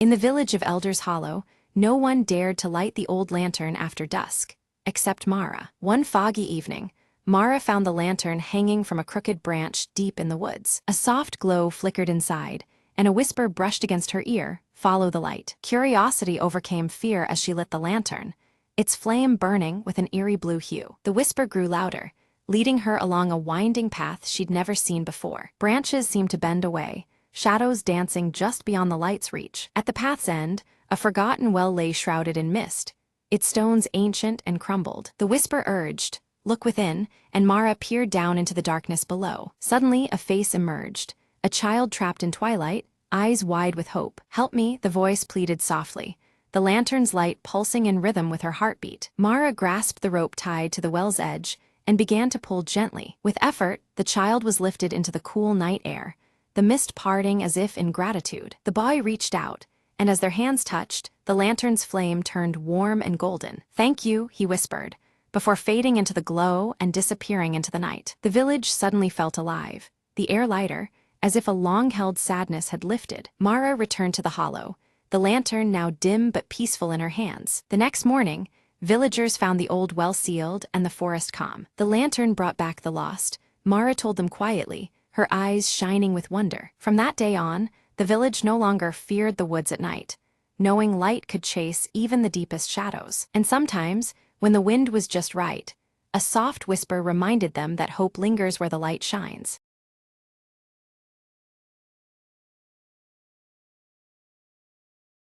Norman decided to try baking bread. How hard can it be? He asked his cat Muffin. The internet promised him sourdough would be easy and rewarding. He mixed flour and water, forgetting a crucial ingredient, yeast. With a confident smile, he left the dough to ferment on the kitchen counter. 24 hours later, Norman checked. The dough looked as flat as a pancake. He Googled frantically, "Did I kill the yeast?" He wondered aloud. Determined, Norman bought live sourdough starter from a local bakery. He mixed the new starter, flour and water, and with great ceremony, set the dough to rise again. This time, the dough grew, but so did a mysterious fuzzy blue spot. Is that mold or art? Norman mused, unsure if he should be proud or terrified. Deciding not to waste, he baked the bread anyway, expecting disaster. The kitchen filled with a pungent aroma that could clear a room. Norman's cat fled. The smoke alarm sang its shrill song. Still, Norman cut a slice and tasted cautiously. He said, face contorting. "Maybe bread isn't my forte." But then the doorbell rang. His neighbor was there, holding a plate. "You left the door open," she said. "Our dog loved your bread." Norman laughed. "Next time I'll bake something for humans, not canines." From then on, he stuck to cupcakes, which Muffin approved with less drama. "Baking adventures are better with friends," Norman said, grinning as he offered a cupcake to his neighbor.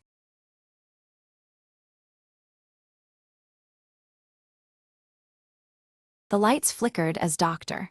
Leela Reed activated the quantum communicator, her fingers trembling slightly. "If this works," she whispered, "we can talk across dimensions." In the lab's eerie glow, a humming portal shimmered to life, rippling like disturbed water. She adjusted the frequency, scanning for a response beyond the veil of reality. Suddenly, a voice crackled through the static.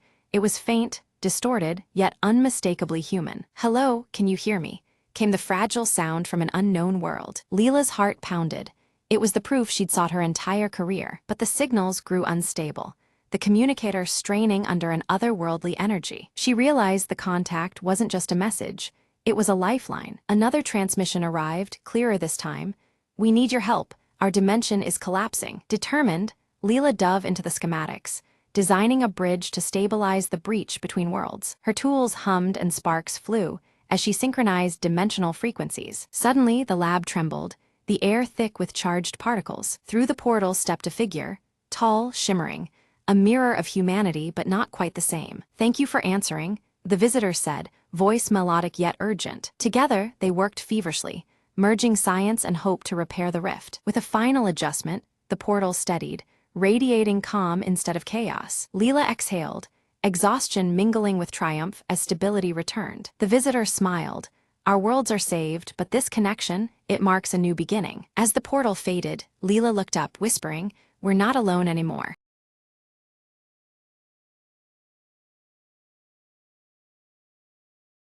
Maya wakes slowly, the morning sun casting a warm, golden glow through the curtains. Her fingers curl tightly around the cool silver locket at her neck, as if drawing strength from it. In the quiet kitchen, Maya moves with purpose, preparing a simple breakfast while the soft, haunting melody of an old music box hums somewhere in the background. The tune feels familiar yet distant, weaving through the stillness. Elias enters silently, his sharp blue eyes immediately fixed on a stack of yellowed letters spread carefully across the table. Concern deepens the furrows on his brow as he reads, sensing the weight these papers carry. Maya reaches out, holding a faded photograph in front of Elias, a smiling woman clutching the very same silver locket. Elias' guarded expression tightens, as if memories long buried stir uneasily. Suddenly, the door swings open and Lita bursts inside, her auburn hair wild from the wind. She announces breathlessly that the entire neighborhood is plunged into darkness, a sudden power outage casting uncertainty over the day. As the last artificial light dies, the room becomes enveloped in shadow. Flickering candles sputter to life, their warm glow painting fleeting images on the walls around them. Maya suggests they make the most of the unexpected darkness, searching for clues hidden in the past that might link to the photograph. An urgent determination settles over the group. Elias retrieves a dusty shelf's lone treasure, an ancient clock, its face cracked and frozen in time. He studies the broken hands with a careful, almost reverent touch, trying to glean hidden meaning. Nervously, Lita begins to hum a melody taught by her grandmother, a haunting tune once locked inside the now silent music box. Her voice trembles softly as shadows seem to gather. Maya pores over the photograph's story, piecing together fragments as flickering candlelight casts shifting shapes across the walls, playing tricks on their eyes and minds alike. A sharp knock at the door jolts them. A weathered messenger, eyes full of caution, hands Meyer an old envelope sealed shut, thick with mystery and silence. Breaking the seal, Meyer unfurls a cryptic note hinting at buried secrets beneath a forgotten garden. Each word seems steeped in shadow, beckoning them onward despite unseen dangers. With exchanged wary glances, the trio silently agrees to follow the lead, tension thick in the air, as uncertainty creeps forward with every heartbeat. They ready themselves with flashlights and warm coats, a protective barrier against the cold, and the unknown looming beyond their threshold. As Maya steps into the cool night, the silver locket catches a sliver of moonlight, glinting like a beacon of hope and determination on her chest. Cautiously, they tread toward the overgrown garden marked on the note, where long shadows stretch and twist beneath the dark sky. Lita's foot strikes something hard. She kneels and finds a shattered clock face half buried in the dirt, mirroring the broken one inside their home. Elias crouches beside her, tracing the jagged hands frozen at a precise time. His brows knit tighter, the weight of this discovery deepening their unease. The faint wind carries Lita's melody anew, now more urgent, almost ghostly. The notes seem to swirl around them, entwined with the night air and unseen presences. Meyer uncovers a weathered wooden box hidden under the tangled roots of a gnarled tree, its surface carved with strange, intricate symbols. Opening it, she finds a yellow journal filled with delicate handwriting and carefully pressed flowers. The fragile pages whisper secrets long kept beneath the earth. As Maya reads aloud, Elias notices the fading photograph clenched in her hand beginning to shimmer faintly, as if awakening from a long slumber. Suddenly, the ground beneath their feet trembles slightly, sending a ripple of fear through the group and testing their resolve. Lita suddenly points toward a figure lurking at the edge of the tree line. Its features are lost in shadow, but its watchful presence unmistakable. The figure vanishes as a gust of wind sweeps through, scattering dry leaves across the soil and wrapping them in a chill that reaches deep into their bones. Maya's voice trembles with resolve as she reads aloud the journal's entries, revealing stories of lost promises and wounds that time has failed to heal. Each word echoes in the quiet room, stirring a heaviness that hangs in the air. The pages seem to carry the weight of sorrow and unresolved pain. As Elias carefully flips through the fragile journal, his sharp eyes catch a torn piece of paper tucked between the pages, marked with the same cryptic symbols etched on the wooden box. His furrowed brow deepens, sensing a connection that beckons deeper investigation. The enigmatic markings hint at secrets yet uncovered. In the dimness, Lita's voice falters as the persistent melody grows louder, its haunting notes seemingly reverberating off unseen walls around them. The music envelops the space, weaving through shadows and stirring an uneasy sense of anticipation. The atmosphere thickens with each passing moment. Clutching the silver locket tightly, Maya finds strength in its familiar weight against her palm. It anchors her amid swirling doubt and a rising tide of fear, its cold metal a reminder of the stakes they face. The locket pulses softly, as if responding to the growing tension. Their discovery beneath the garden floor sends a thrill through the group, a hidden door partially concealed by earth and winding roots. The secret entrance feels like a gateway to truths long buried. They exchange determined looks, ready to uncover what lies beyond. Elias hesitates momentarily, but soon joins the effort, carefully digging away soil to expose cold stone steps leading downward. Each unearthed root and clod reveals the passage deeper into mystery. Despite his reservations, he feels compelled forward by the pull of the unknown. Descending the stairs, their flashlights flicker as the melody shifts into a somber tune, echoing softly against the damp walls. The changing music mirrors their cautious steps, casting an emotional shadow over their journey. Every creak and whisper heightens their awareness. Maya's eyes lock onto faded murals along the underground walls, depicting moments from the photographs past with haunting clarity. The images tell fragmented stories, each stroke hinting at memories suspended in time. She traces the scenes silently, feeling history's touch. Elias uncovers a cracked mirror embedded in the stone, its fractured surface reflecting distorted images back at them. The broken shards symbolize hidden truths yet to be revealed. He studies the reflections, sensing the mirror as both barrier and revelation. Leader reaches out tentatively to touch the mural, her fingers brushing a loose stone that unexpectedly shifts aside. This movement reveals a small, hidden compartment nestled within the wall, inviting discovery. Excitement and curiosity flicker across her face. Inside the compartment rests a delicate music box, its surface intricately adorned with the same carvings as the mysterious wooden box. The craftsmanship speaks of care and significance, linking past and present. They exchange looks, realizing its importance. Maya wins the music box with reverent hands, unleashing the melody that floods the chamber once more. Emotions long kept beneath the surface rise, with the haunting tune, stirring memories and unspoken feelings.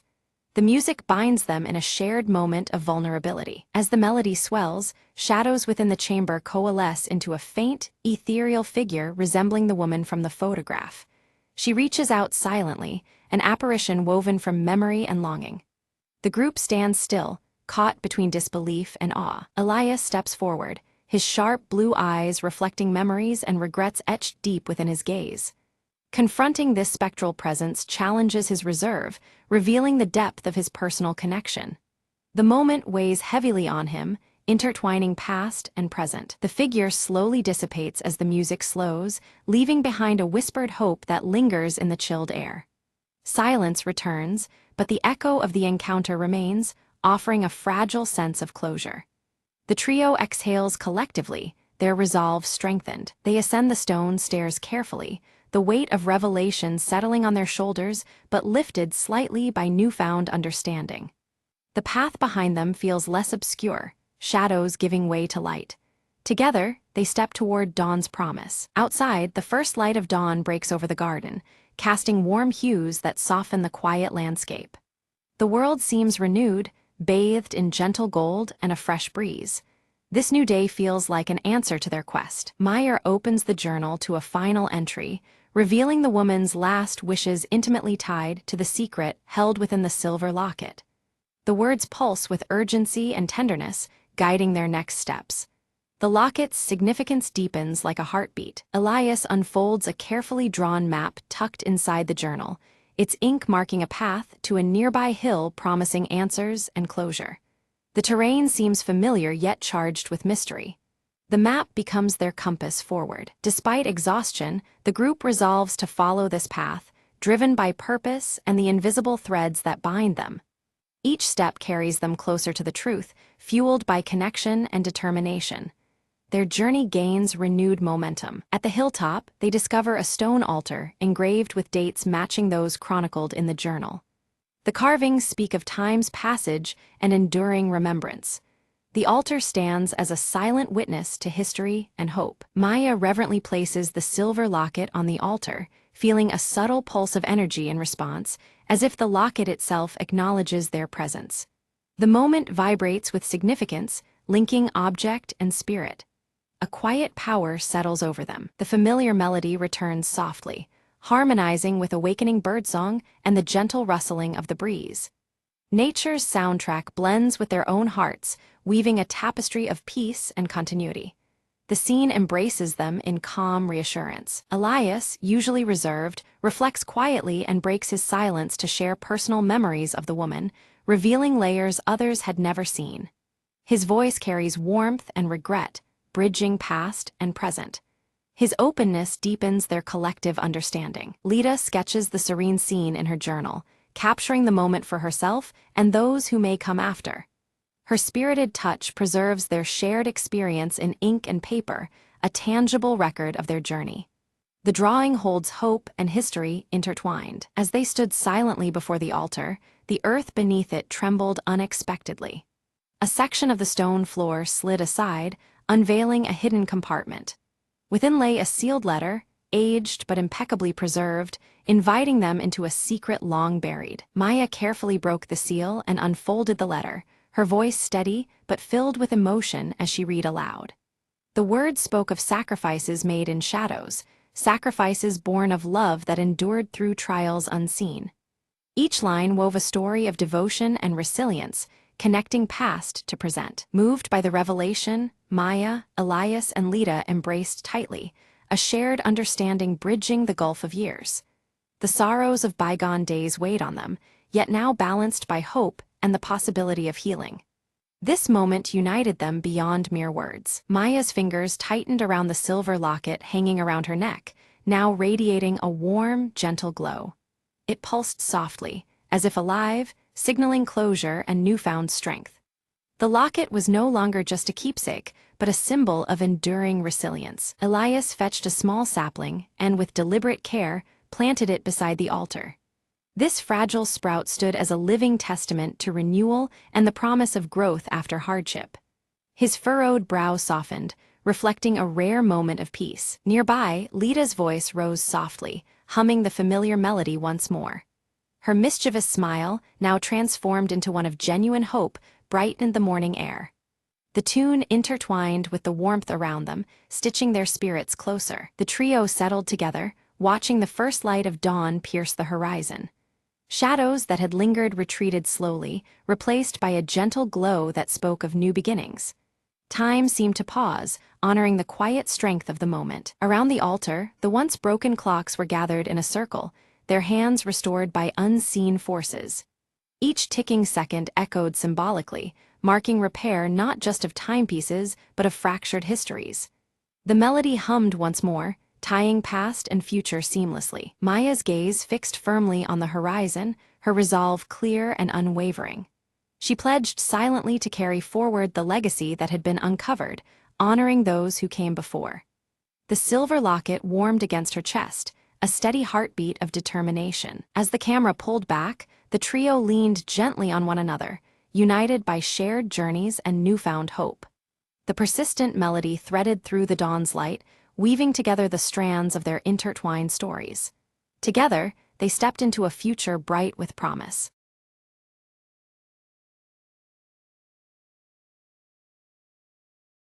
Right when Mark opened his lunchbox, it was empty. "Where did my sandwich go?" he muttered. He peeked under the table, no sandwich. He checked his backpack, also no sandwich. Mark's friend Lily spotted him. "Lost your lunch?" she asked with a grin. "Yep, someone stole my sandwich," Mark declared dramatically, waving an empty wrapper. Determined, they started a serious investigation around the cafeteria. They interrogated the class hamster, who only squeaked back. Then they asked Mr. Brown, the janitor, who shrugged with a chuckle. Next, they surveyed the suspects: Tommy, the cookie thief, Sarah, the sneaky soda sipper, and Jenny, who always had crumbs. Jenny claimed innocence, dusting imaginary crumbs from her sleeves. Tommy looked suspiciously content, licking chocolate off his fingers. Lily found a suspicious trail of lettuce leaves, leading towards the teacher's lounge. Mark followed, whispering, "This is it, the breakthrough." They peeked inside and saw the teacher, Mr. Clark, happily munching on what looked exactly like Mark's sandwich. "Caught red-handed, Mr. Clark laughed and said, I thought someone left this for me. Mark rolled his eyes. Next time, just ask. As a peace offering, Mr. Clark promised to buy Mark a new sandwich every day this week. Mark grinned. Deal, but only if Tommy shares his cookies too. Lily snorted. Looks like our investigation turned into a snack party. They all laughed together, the mystery solved and hunger satisfied. And from that day on, Mark's lunches stayed mysteriously untouched, except during snack parties.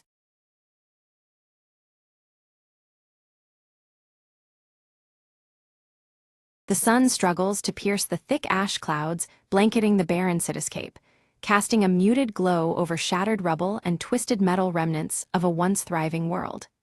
The silence is heavy, broken only by the occasional creak of unstable structures. Mira moves cautiously through a collapsed alley, each step stirring dust that swirls in the dim light. She clutches her pendant tightly, a faint comfort in the oppressive gloom and rising ash that darkens the sky further. From the shadows, Joran steps forward, his mechanical arm clicking softly with each movement. His grave expression reflects the weight of their situation as he approaches Mira silently. They exchange whispered plans about a rumored safe zone beyond the ash fields, weighing the risks of venturing into the unknown. The promise of refuge sparks a cautious hope amidst the desolation. Nearby, Elias bends over a weathered map beside a flickering campfire, tracing convoluted routes with a gnarled finger. The firelight casts soft orange hues, contrasting the cold air and shadows around him. Following closely behind Mira and Joran, Kala darts nimbly between debris, her wide eyes filled with caution and curiosity about the path ahead. Her small figure moves like a quick shadow among ruins. The group assembles around the makeshift campfire as Mira outlines the stakes, her voice steady despite the peril. The orange glow illuminates their determined faces, a fragile warmth against the cold shadows. Suddenly, the ground trembles beneath them, scattering ash and breaking the fragile calm of their hideout. The unexpected shake sends a shiver through the group, heightening alertness. Joran scans the horizon through the ash haze, his eyes catching faint flickers of movement, a hostile force drawing closer. The soft clicks of his deteriorating mechanical arm mirror the creeping tension. Mira tightens her grip on the pendant as fear mixes with determination. They steel themselves to depart at first light, knowing that hesitation could cost them dearly. Elias issues a solemn warning of a deadly trap set near the supposed safe zone by rival survivors. The weight of his caution deepens the group's understanding of the lurking dangers ahead. Meanwhile, Kala practices with a crude slingshot, her small hands gripping it with fierce resolve. Her determination shines as a fleeting spark against the bleak, ash-covered world. Night falls and shadows flicker under the crackling firelight. The group shares tense, silent glances, the air thick with unspoken fears and uncertain plans. A chilling howl pierces the night, prompting Mira to rise swiftly and scan the darkness beyond the firelight. The sound echoes ominously across the ruins, stirring unease among them. Deciding to move swiftly, they agree to embark before dawn, aware that delay might seal their fate. The fragile hope for safety drives them onward despite the gathering threats. At first light, the group proceeds cautiously through narrow passageways littered with unstable debris. Each step echoes softly beneath the muffling ashfall, tension coiling with every movement. Mira spots a faint glint of metal half-buried beneath the ash, a relic from a past world's technology. Its discovery evokes fleeting wonder amidst the desolation, hinting at lost knowledge. Joran attempts to activate an old generator nearby, but sparks fly uselessly as the device fails to respond. The malfunction deepens their frustration, a stark reminder of the decay surrounding them. Kala ventures ahead but returns quickly, her breath sharp as she warns of aggressive scavengers lurking nearby. The threat draws closer, narrowing their already limited options. The group slips into an abandoned building, hiding in the shadows as scavengers pass by outside. Their quiet watch heightens their sense of urgency and vulnerability in this hostile environment. Elias studies his map under the dying light, identifying a route that skirts the scavenger territory. This alternative path offers a fragile hope of avoiding conflict, but adds complexity to their journey. Tension escalates when Mira discovers signs of recent fires, evidence that the hostile group has been alarmingly close. The smoldering remains testify to a threat that relentlessly follows their trail. Suddenly, Joran's mechanical arm malfunctions, jerking unpredictably and restricting his movements. The group's risk increases significantly as his primary tool degrades without urgent maintenance. Mira quickly moves to assist, using scavenged tools to repair Joran's arm. Their teamwork in the firelight reveals a bond of trust amidst the peril, a small flame of solidarity in the cold shadows. Kala suddenly points out a small, resilient plant pushing through the ashen ground, a rare sign of life and renewal. Amidst the ruin, this fragile sprout offers a glimmer of hope for the future. Elias's foot barely missed the snap of a hidden snare trap, the sudden clang echoing through the muffled air. Tension surged as the group realized danger lurked closer than anticipated in this ash-darkened world. The ashfall thickened, muting their footsteps yet blurring their eyesight. They quickened their pace, each breath heavy under the sky darkened by relentless ash clouds. Mira's thoughts flickered to tales of old, whispers about an underground tunnel network beneath the city's ruins that might offer shelter. The possibility sparked a fragile hope amid the encroaching gloom. After a tense search, they uncovered a concealed entrance veiled by debris and shadow.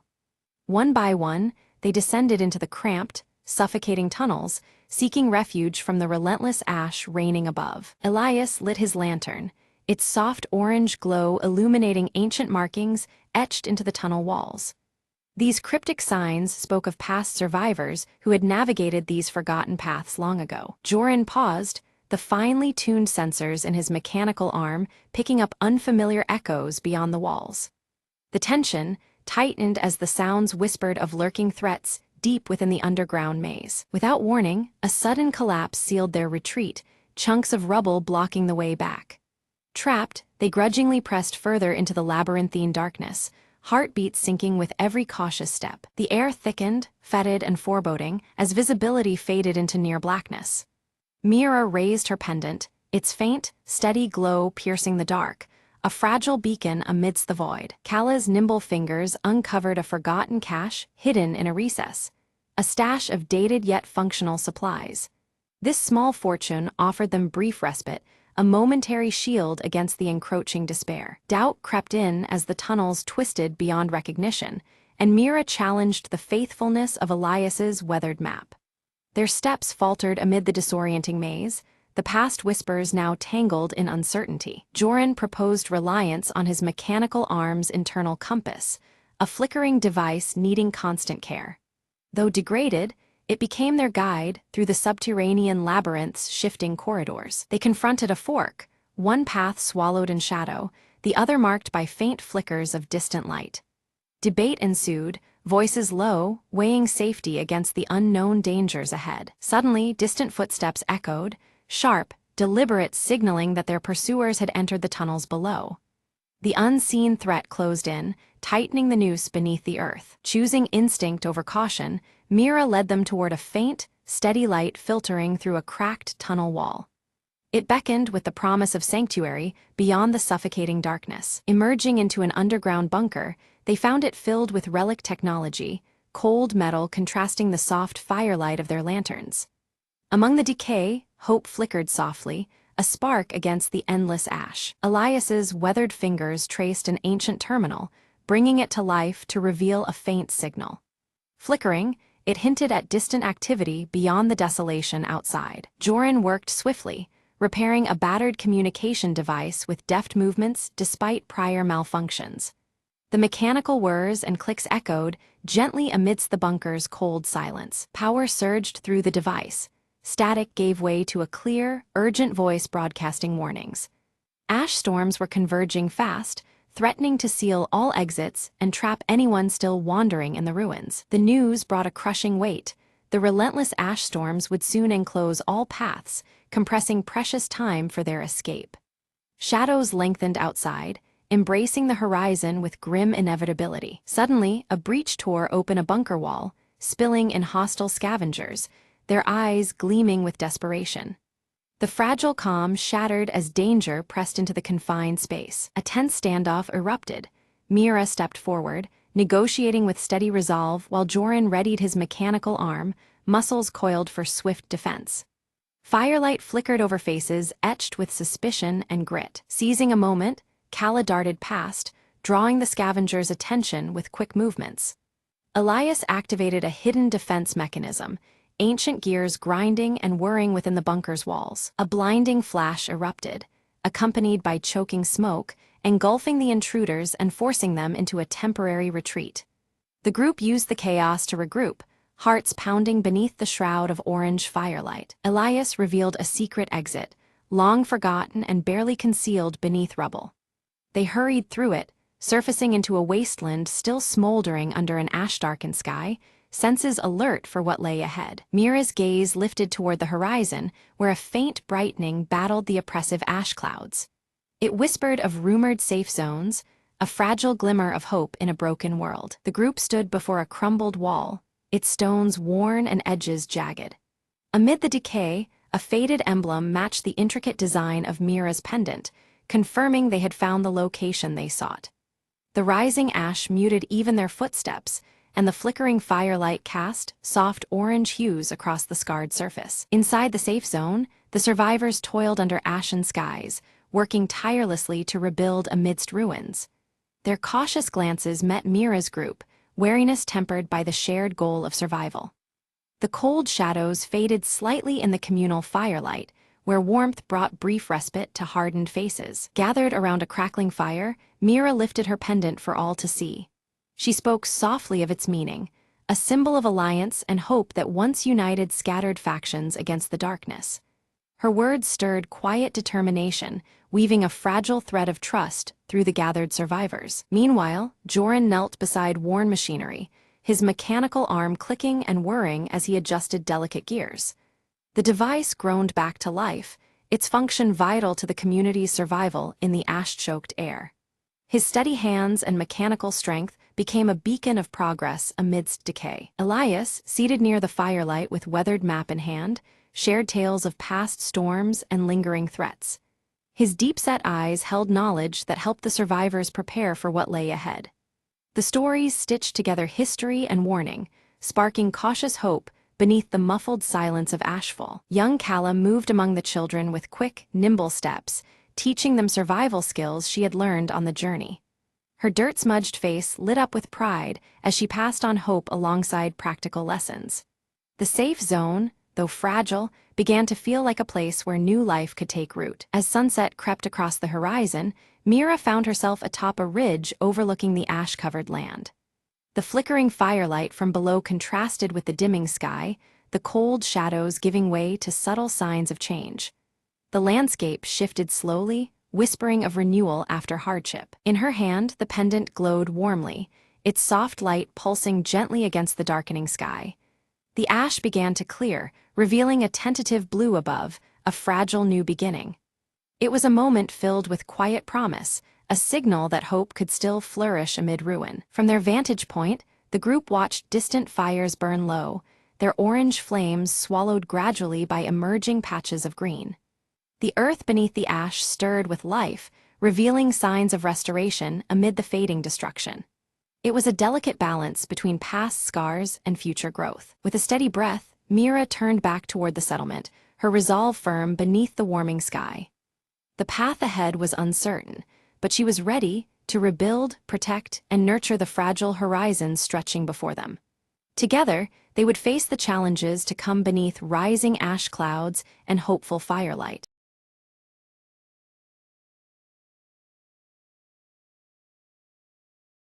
The silent hum of the abandoned space station was broken by a single, unexpected ping on the outdated console. Captain Alara, the last crew member, stared in disbelief as the screen flickered to life with a strange, undecipherable frequency. "This can't be right," she muttered, her fingers trembling as she tried to trace the origin of the signal. Outside the viewport, distant stars twinkled coldly, indifferent to the lonely outpost's mystery. Determined, Alara adjusted the receiver, isolating the pattern embedded within the noise, an encrypted message. Her breath caught when the message resolved into words, chilling and clear.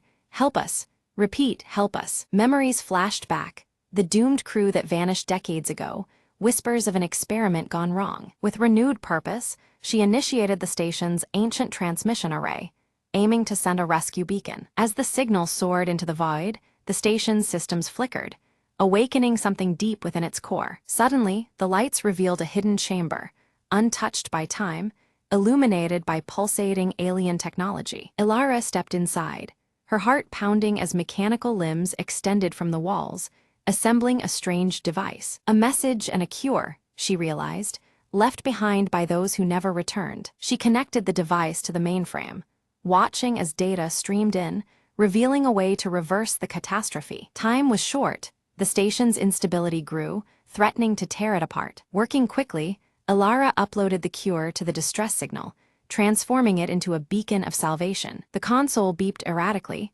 then fell silent as the station stabilized. The unseen threat dissipated. Outside, rescue ships appeared on the horizon, answering the beacon's new call. As the doors desynchronized and opened, Ilara stepped toward the arriving crew, hope rekindled. "Echoes of the past saved us," she whispered, "and now we bring them home." The space station, no longer a tomb, but a testament to perseverance, as new beginnings unfolded beneath distant stars.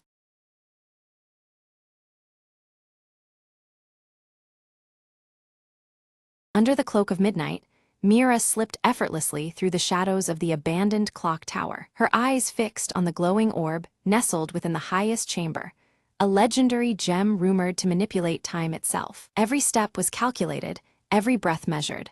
One wrong move and the old gears would betray her. She heard a faint click behind her, a trap primed decades ago, waiting for an intruder. With a swift leap, she dodged the descending blade just inches away, the air slicing past her cheek. Heart pounding, she reached the chamber door, its ancient lock rusted but unyielding. Mira produced a slender tool, her fingers dancing expertly as the tumblers fell into place. The door creaked open, revealing the orb pulsing with an ethereal glow, suspended above an ornate pedestal. She reached out, the tip of her glove brushing the gem's surface. Suddenly, the gears around her began to grind and whirl, time itself reacting to her touch. For a moment, the world slowed, the moon hanging motionless in the sky. Mira seized that instant, grabbing the orb and slipping it into her satchel. Alarms blared through the ancient tower, but the slowing seconds gave her the advantage. She navigated hallways shifting in and out of sync, outrunning guards caught in temporal loops. Bursting through a side exit, she disappeared into the city's veins before the clocks could catch up. Safe in her hideout, Mira examined the orb, its glow steady now, a whisper of untold power. "A new clock has begun ticking," she murmured, eyes gleaming with possibilities. Plans formed quickly. This was no mere treasure. It was a key to rewriting fate itself. Her crew awaited beyond the door, ready to dive into the next chapter of their audacious journey. Together, they vanished into the shadows once more, the legacy of the last ember ignited anew.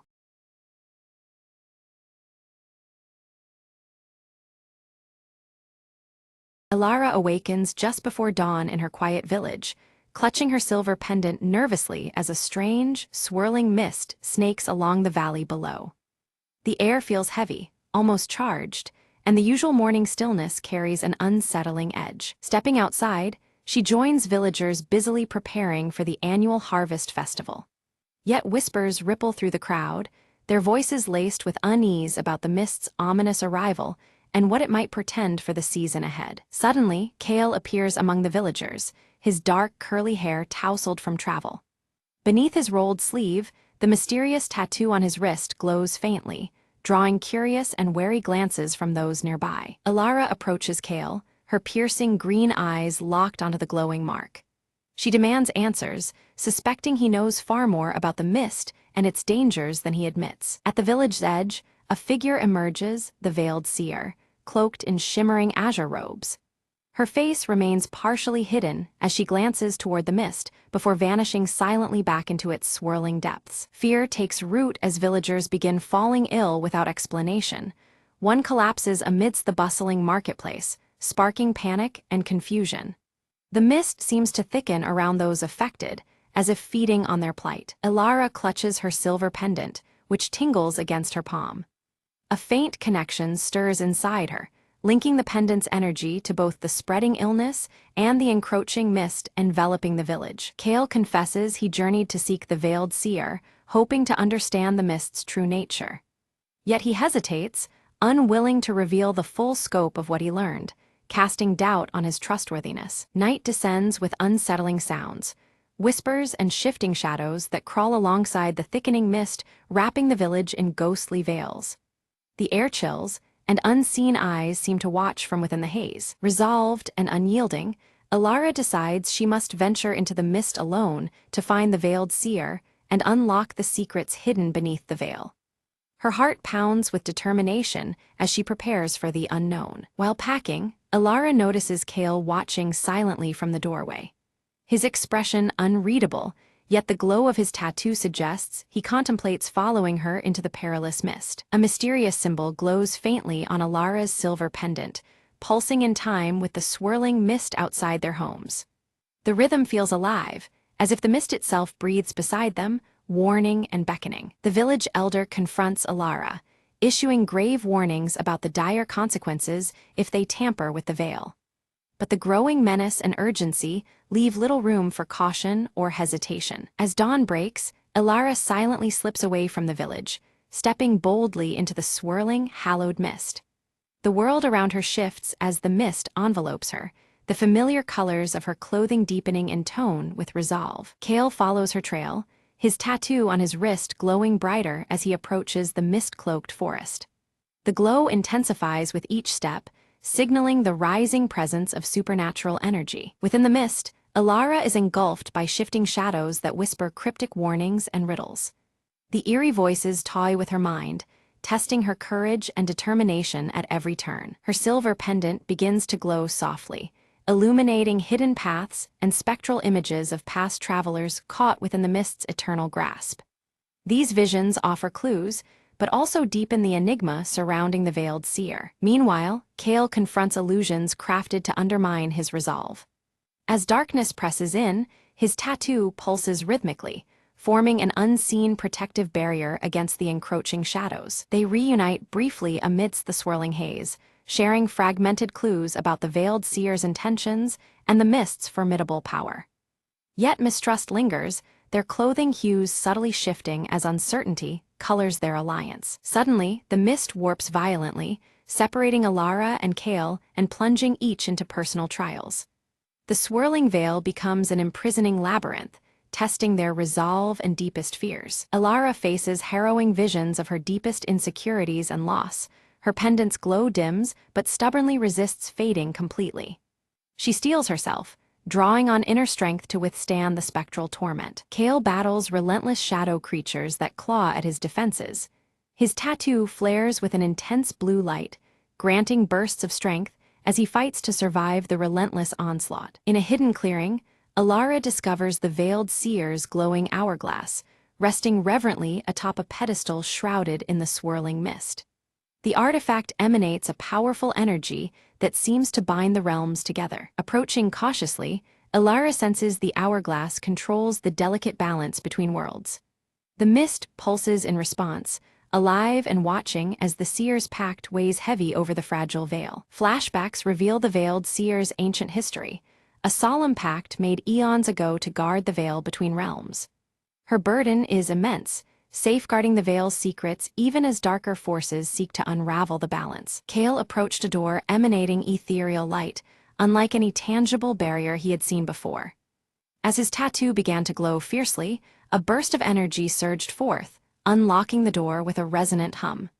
Beyond it, an otherworldly passage beckoned, thick with swirling mist that danced like restless spirits. Alara delved deeper into the secrets of the mist, realizing it was no mere fog, but a living manifestation of unresolved souls. They drifted between seeking release and clinging to vengeance, trapped in an eternal limbo. This haunted mechanism hinted at deeper forces at play beneath the village's calm facade. The unrest within the mist intensified, shadows lengthening and whispers growing harsher as the village teetered on the precipice.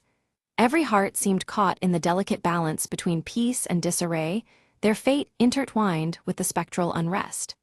Only by restoring fractured harmony could destruction be averted. Kale and Alara exchanged faint signals, messages hidden within the spectral energies that enveloped them. Their synchronized glimmers through the mist served as silent vows, strengthening their fragile alliance despite looming dangers. These ephemeral communications underscored their desperate hope amid chaos. An ominous crack fractured the mystical hourglass, a sacred artifact only seen in the presence of the veiled seer. Its shards threatened to collapse the barrier separating life from the supernatural realm, a calamity too terrible to contemplate. The balance of existence now hinged precariously on this fragile object. Ilara raced against time to stop the hourglass from shattering completely, but was suddenly confronted by a vengeful spirit, its eyes burning with ancient fury. The apparition barred her path, its form shifting like vapor, a tangible menace drawn from the mist itself. Her resolve was tested as never before. Kale arrived swiftly, stepping between Ilara and the spirit with steady calm. As the tattoo on his wrist flared bright, he revealed it was a mark bestowed upon ancient guardians tasked with protecting the veil. His presence and heritage quelled the spirit's rage, anchoring it back to peace. Together, Ilara and Kale channeled a soothing calm into the restless apparition, easing its tortured anguish. The mist around them responded, a fragment of tranquility restored to the swirling chaos. This small victory hinted at possible harmony despite encroaching darkness. The veiled seer reappeared, her azure robes shimmering as she spoke in a voice like wind through leaves. "Resistance feeds the unrest," she warned. "Only acceptance can save your village from ruin." Her cryptic counsel urged them toward embracing the mist rather than fighting it. Under her guidance, Ilara and Kale discovered the mist was truly a veil of transition between realms, delicate and essential. It was neither enemy nor ally, but a force meant to be respected and harnessed carefully. Understanding this fragile balance changed their approach entirely. They resolved to unite their powers, combining Ilara's silver pendant and Kale's glowing tattoo to stabilize the veil temporarily. This fusion of heritage and resolve formed a bond strong enough to hold back the escalating chaos. Their collaboration breathed hope into the fading barrier. The hourglass's glow intensified alarmingly, casting deep shadows and setting a countdown in motion. Time pressured their every move, a relentless reminder that delay could doom them all. The urgency spurred their determination to succeed against overwhelming odds. Suddenly, an ally's facade cracked, revealing a betrayer driven by desire to control the mist's power for selfish gain. The betrayal shattered trust, striking like a blade through their fragile alliance. The village's fate now hung in even greater jeopardy amid this unexpected threat. A fierce struggle erupted as the ally shattered a piece of the hourglass, fragments scattering and magnifying the chaos. The fractured barrier allowed restless spirits to surge forth, threatening to engulf all in darkness. Every moment became a desperate battle for survival. Amid the turmoil, Ilara was pulled into a liminal space between reality and mist, the boundaries dissolving around her. Disoriented yet illuminated, she glimpsed hidden truths and felt the weight of the spectral realm's sorrow. This revelation deepened her understanding of what must be done. Kale fought fiercely on the village's borders, holding back spirits emerging through the weakened veil. His tattoo flared with ancestral energy, a beacon against the encroaching shadows. The conflict was brutal, but his guardianship remained unyielding. From her liminal realm, Ilara communicated with the veiled seer, receiving crucial insight into the mist's nature and the path forward. The seer's wisdom illuminated hidden connections and the necessity of unity. This guidance sharpened Ilara's resolve as she prepared to reunite with Kale. Reunited, Ilara and Kale combined their strength, channeling energy from the pendant and tattoo in perfect harmony. Their powers intertwined, creating a radiant shield against the storm of spirits. Together, they became a living conduit of balance and hope. Guided by the veiled seer's ritual, they raced to mend the hourglass, hands trembling as they worked against the ticking clock.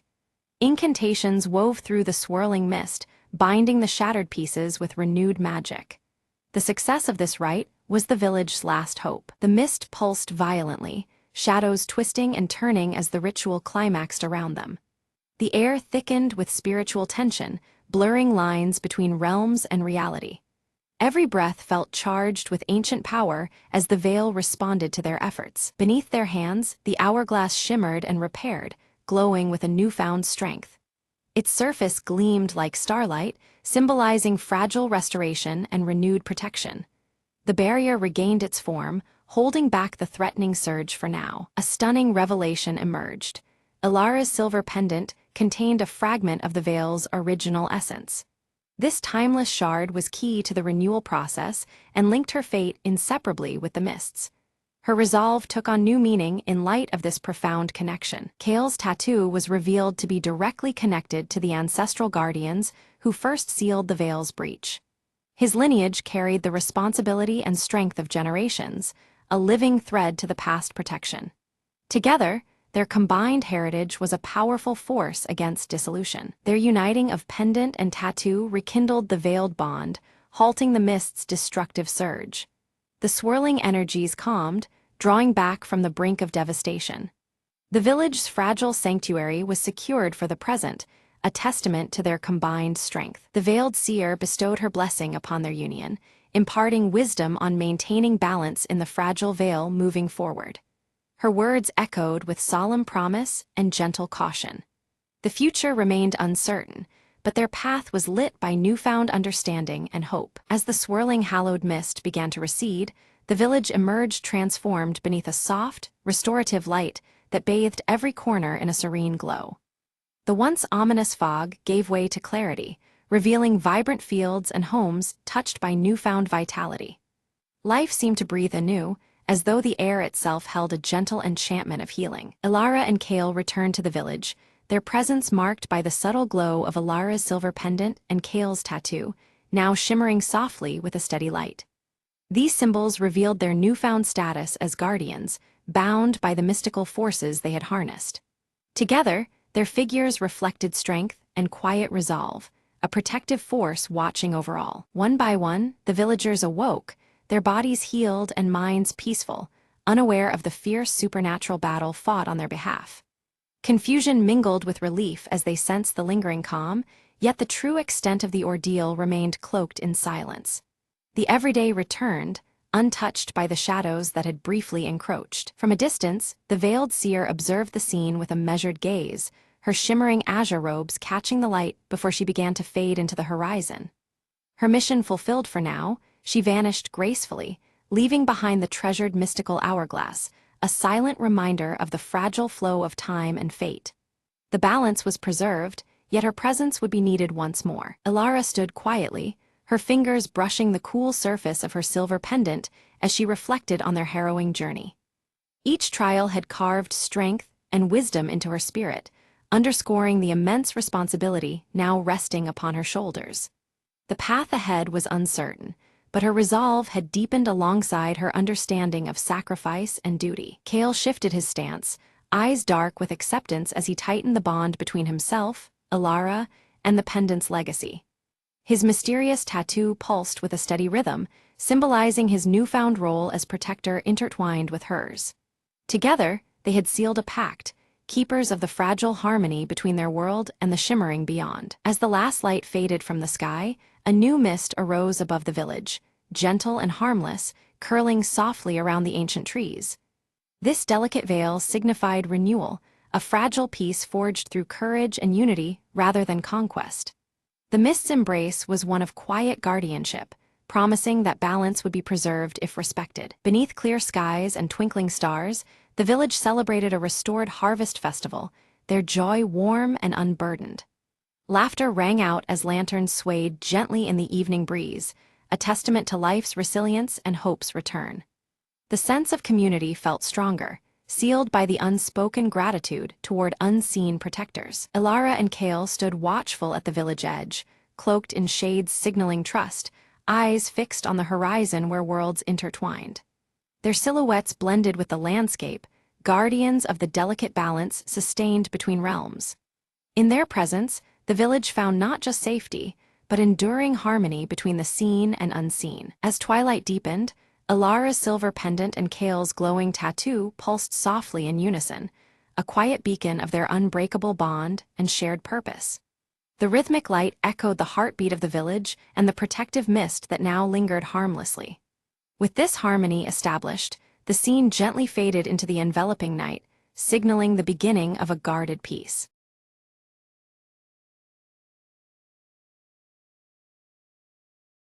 The morning sun spilled golden light across Maple Hollow, where ivy crept lazily over weathered stone walls. Evelyn clutched a faded map, its edges soft from years of handling, and stepped through the garden gate. "It's just an old legend," she mumbled, eyes scanning for the mysterious landmark marked by a tiny star. Her footsteps stirred the crunch of leaves, as the village seemed to hold its breath in the quiet hum of dawn. At the heart of the hollow stood an ancient oak, its branches tangled like stories waiting to be told. Evelyn circled the tree, fingers tracing the carved symbols worn smooth by countless seasons. Suddenly, a tinkling laugh floated on the breeze, and from behind the trunk hopped a tiny creature. "Looking for something special?" whispered a voice as soft as moss underfoot. Startled, Evelyn met the bright eyes of a sprightly forest spirit, shimmering in shades of amber and emerald. "I guard the secrets of Maple Hollow," the sprite said, "and I've been waiting for someone brave enough to believe." Evelyn smiled, feeling the weight of the map lighten in her hands. Together, they ventured deeper into the thicket, where sunlight danced through leaves like scattered coins. There, beneath a carpet of ferns, bloomed a hidden garden of tiny lanterns, glowing with gentle light. "This is the Sanctuary of Hope," the sprite explained, "kept alive by those who carry kindness in their hearts." Evelyn knelt and touched a fragile blossom, feeling warmth seep into her very soul. "Will you help protect it?" the sprite asked, eyes wide with trust. With a determined nod, Evelyn promised she'd keep Maple Hollow's secrets safe, nurturing its magic every day. As she rose, the garden's glow seemed to ripple outward, painting the hollow in hues of soft gold and green. "Remember," the sprite called as they parted, "sometimes the smallest light can brighten the darkest place." Evelyn walked back home, the map now glowing faintly in her pocket, her heart full of newfound magic and hope.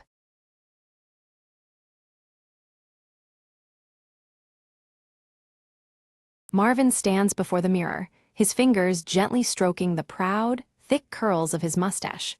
He adjusts his round spectacles and contemplates the day ahead, feeling ready for any challenge. Leela bursts into the apartment with a grin, holding up a brightly colored invitation to a mustache competition. "Uncle Marvin, you have to enter," she exclaims, her pink hair bouncing with excitement. Marvin smiles confidently, tightening his yellow and green striped tie, a sure sign of his determined mood. "I'll win it again this year," he declares with pride. He carefully arranges his grooming tools on the cluttered desk, while Mr. Whiskers slinks silently behind, eyeing the gleaming mustache comb with suspicious intent. With one final glance at the mirror, Marvin waves goodbye to Leela, who promises to guard the apartment and keep everything just right. Marvin steps onto the bustling city street, his stride confident and purposeful as he heads toward the competition venue, buzzing with excitement. Midway through his walk, Marvin suddenly freezes, feeling an uncanny lightness on his face where his mustache should be. Confused, he stops in his tracks. He peers into a shop window reflection and gasps. His cherished, curly mustache has completely vanished without a trace. In a surge of panic, Marvin sprints back home, overturning piles of vintage knickknacks and hunting all corners for any clue to his missing mustache. Leela arrives with a determined gleam in her eye, just as Marvin inspects his grooming kit through his magnifying glass, vowing to uncover the mystery at all costs. Mr. Whiskers flicks his tail leisurely, knocking Marvin's mustache comb off the table with a deliberate swish, watching their reactions carefully. Leela crouches near the windowsill and points to tiny strands of hair left behind, suggesting that the aloof tabby may be involved in the disappearance. Determined, Marvin sets up a variety of comical traps around the apartment, from sticky mustache-shaped nets to jars of swirling potions, hoping to catch the elusive thief. Despite the efforts, Mr. Whiskers nimbly evades every trap, slipping through false walls and darting beneath furniture, while Marvin and Leela grow increasingly frustrated and weary. The hours tick down toward the competition, tension mounting as Marvin feels the pressure of reclaiming his identity and pride before it's too late. Seeking alternative help, Marvin and Leela visit an eccentric local barber, who offers a strange, temporary fake mustache potion with wild promises. Marvin tries the potion nervously, but it causes his mustache to wiggle uncontrollably like a living creature, drawing amused stares and creating a public spectacle they hadn't anticipated. Embarrassed and frustrated, Marvin ditches the potion and decides to pursue leads outside, scanning the streets for anything resembling his lost mustache. Along a crowded street, Marvin spots a stranger sporting a suspiciously familiar curly mustache that seems oddly out of place, stirring Marvin's suspicion. Confronting the man, Marvin receives evasive answers, but the man inadvertently reveals a hidden stash of mustache wax, intensifying the mystery. Leela connects the dots, proposing that this man could be part of a mustache smuggling ring, explaining the strange disappearance. Following a trail of wax droplets that glisten along the pavement, they arrive at a shadowy underground hideout filled with peculiar mustache-related artifacts. Hidden inside, they overhear hushed voices discussing an exclusive mustache auction scheduled for that very evening, offering a crucial lead. Realizing their slim chance to recover the mustache, Marvin and Leela swiftly plan to infiltrate the auction, crafting disguises to pass as eccentric collectors. Donning flamboyant costumes adorned with exaggerated fake mustaches, they step into the shadowy auction room, blending into a crowd of curious enthusiasts. At the auction, Marvin's eyes fixate on a small, intriguing box labeled "The Finest Curly Mustache." His heart races, seeing a chance to reclaim what he lost. The box seems almost enchanted, promising a secret to his missing mustache. Marvin nervously raises his bid among a crowd of dubious bidders, cloaked in shadows and whispers. Each increase tightens the knot of tension in his stomach. Suddenly, a mysterious figure outbids him at the last moment, their identity hidden by a wide-brimmed hat and darkness. Refusing to give up, Marvin signals Leela with a glance. In response, she theatrically sways and collapses dramatically at the auction floor, drawing all eyes towards her. Instant uproar erupts as bidders rush to Leela's side, concerned for her sudden faint. The distraction creates a perfect moment for Marvin to stealthily slip the coveted box into his coat pocket. Back in a quiet corner, Marvin eagerly opens the box, only to find a cryptic note inside. It reads, "Look close in your own reflection," leaving Marvin puzzled and intrigued. Perplexed, Marvin pulls out his trusty pocket mirror and lifts it toward his face. Behind him, Mr. Whiskers sits calmly, licking his fur in a peculiar, deliberate manner that catches Marvin's eye. Suddenly, Marvin notices a tuft of his curly mustache clinging stubbornly to Mr. Whiskers' striped collar. The revelation dawns like a bolt of lightning. The cat is involved. The trio quickly pieces it together. Mr. Whiskers must have playfully swiped the mustache earlier, unknowingly causing the great disappearance. Marvin can't help but chuckle at the feline's mischievous role. Back in his cluttered vintage apartment, Marvin tenderly massages conditioner into his chin. He's hopeful, if a bit skeptical, wishing for even the slightest sign of regrowth before the next competition. Leela, ever inventive, whips up a quirky mustache growth potion using random kitchen ingredients.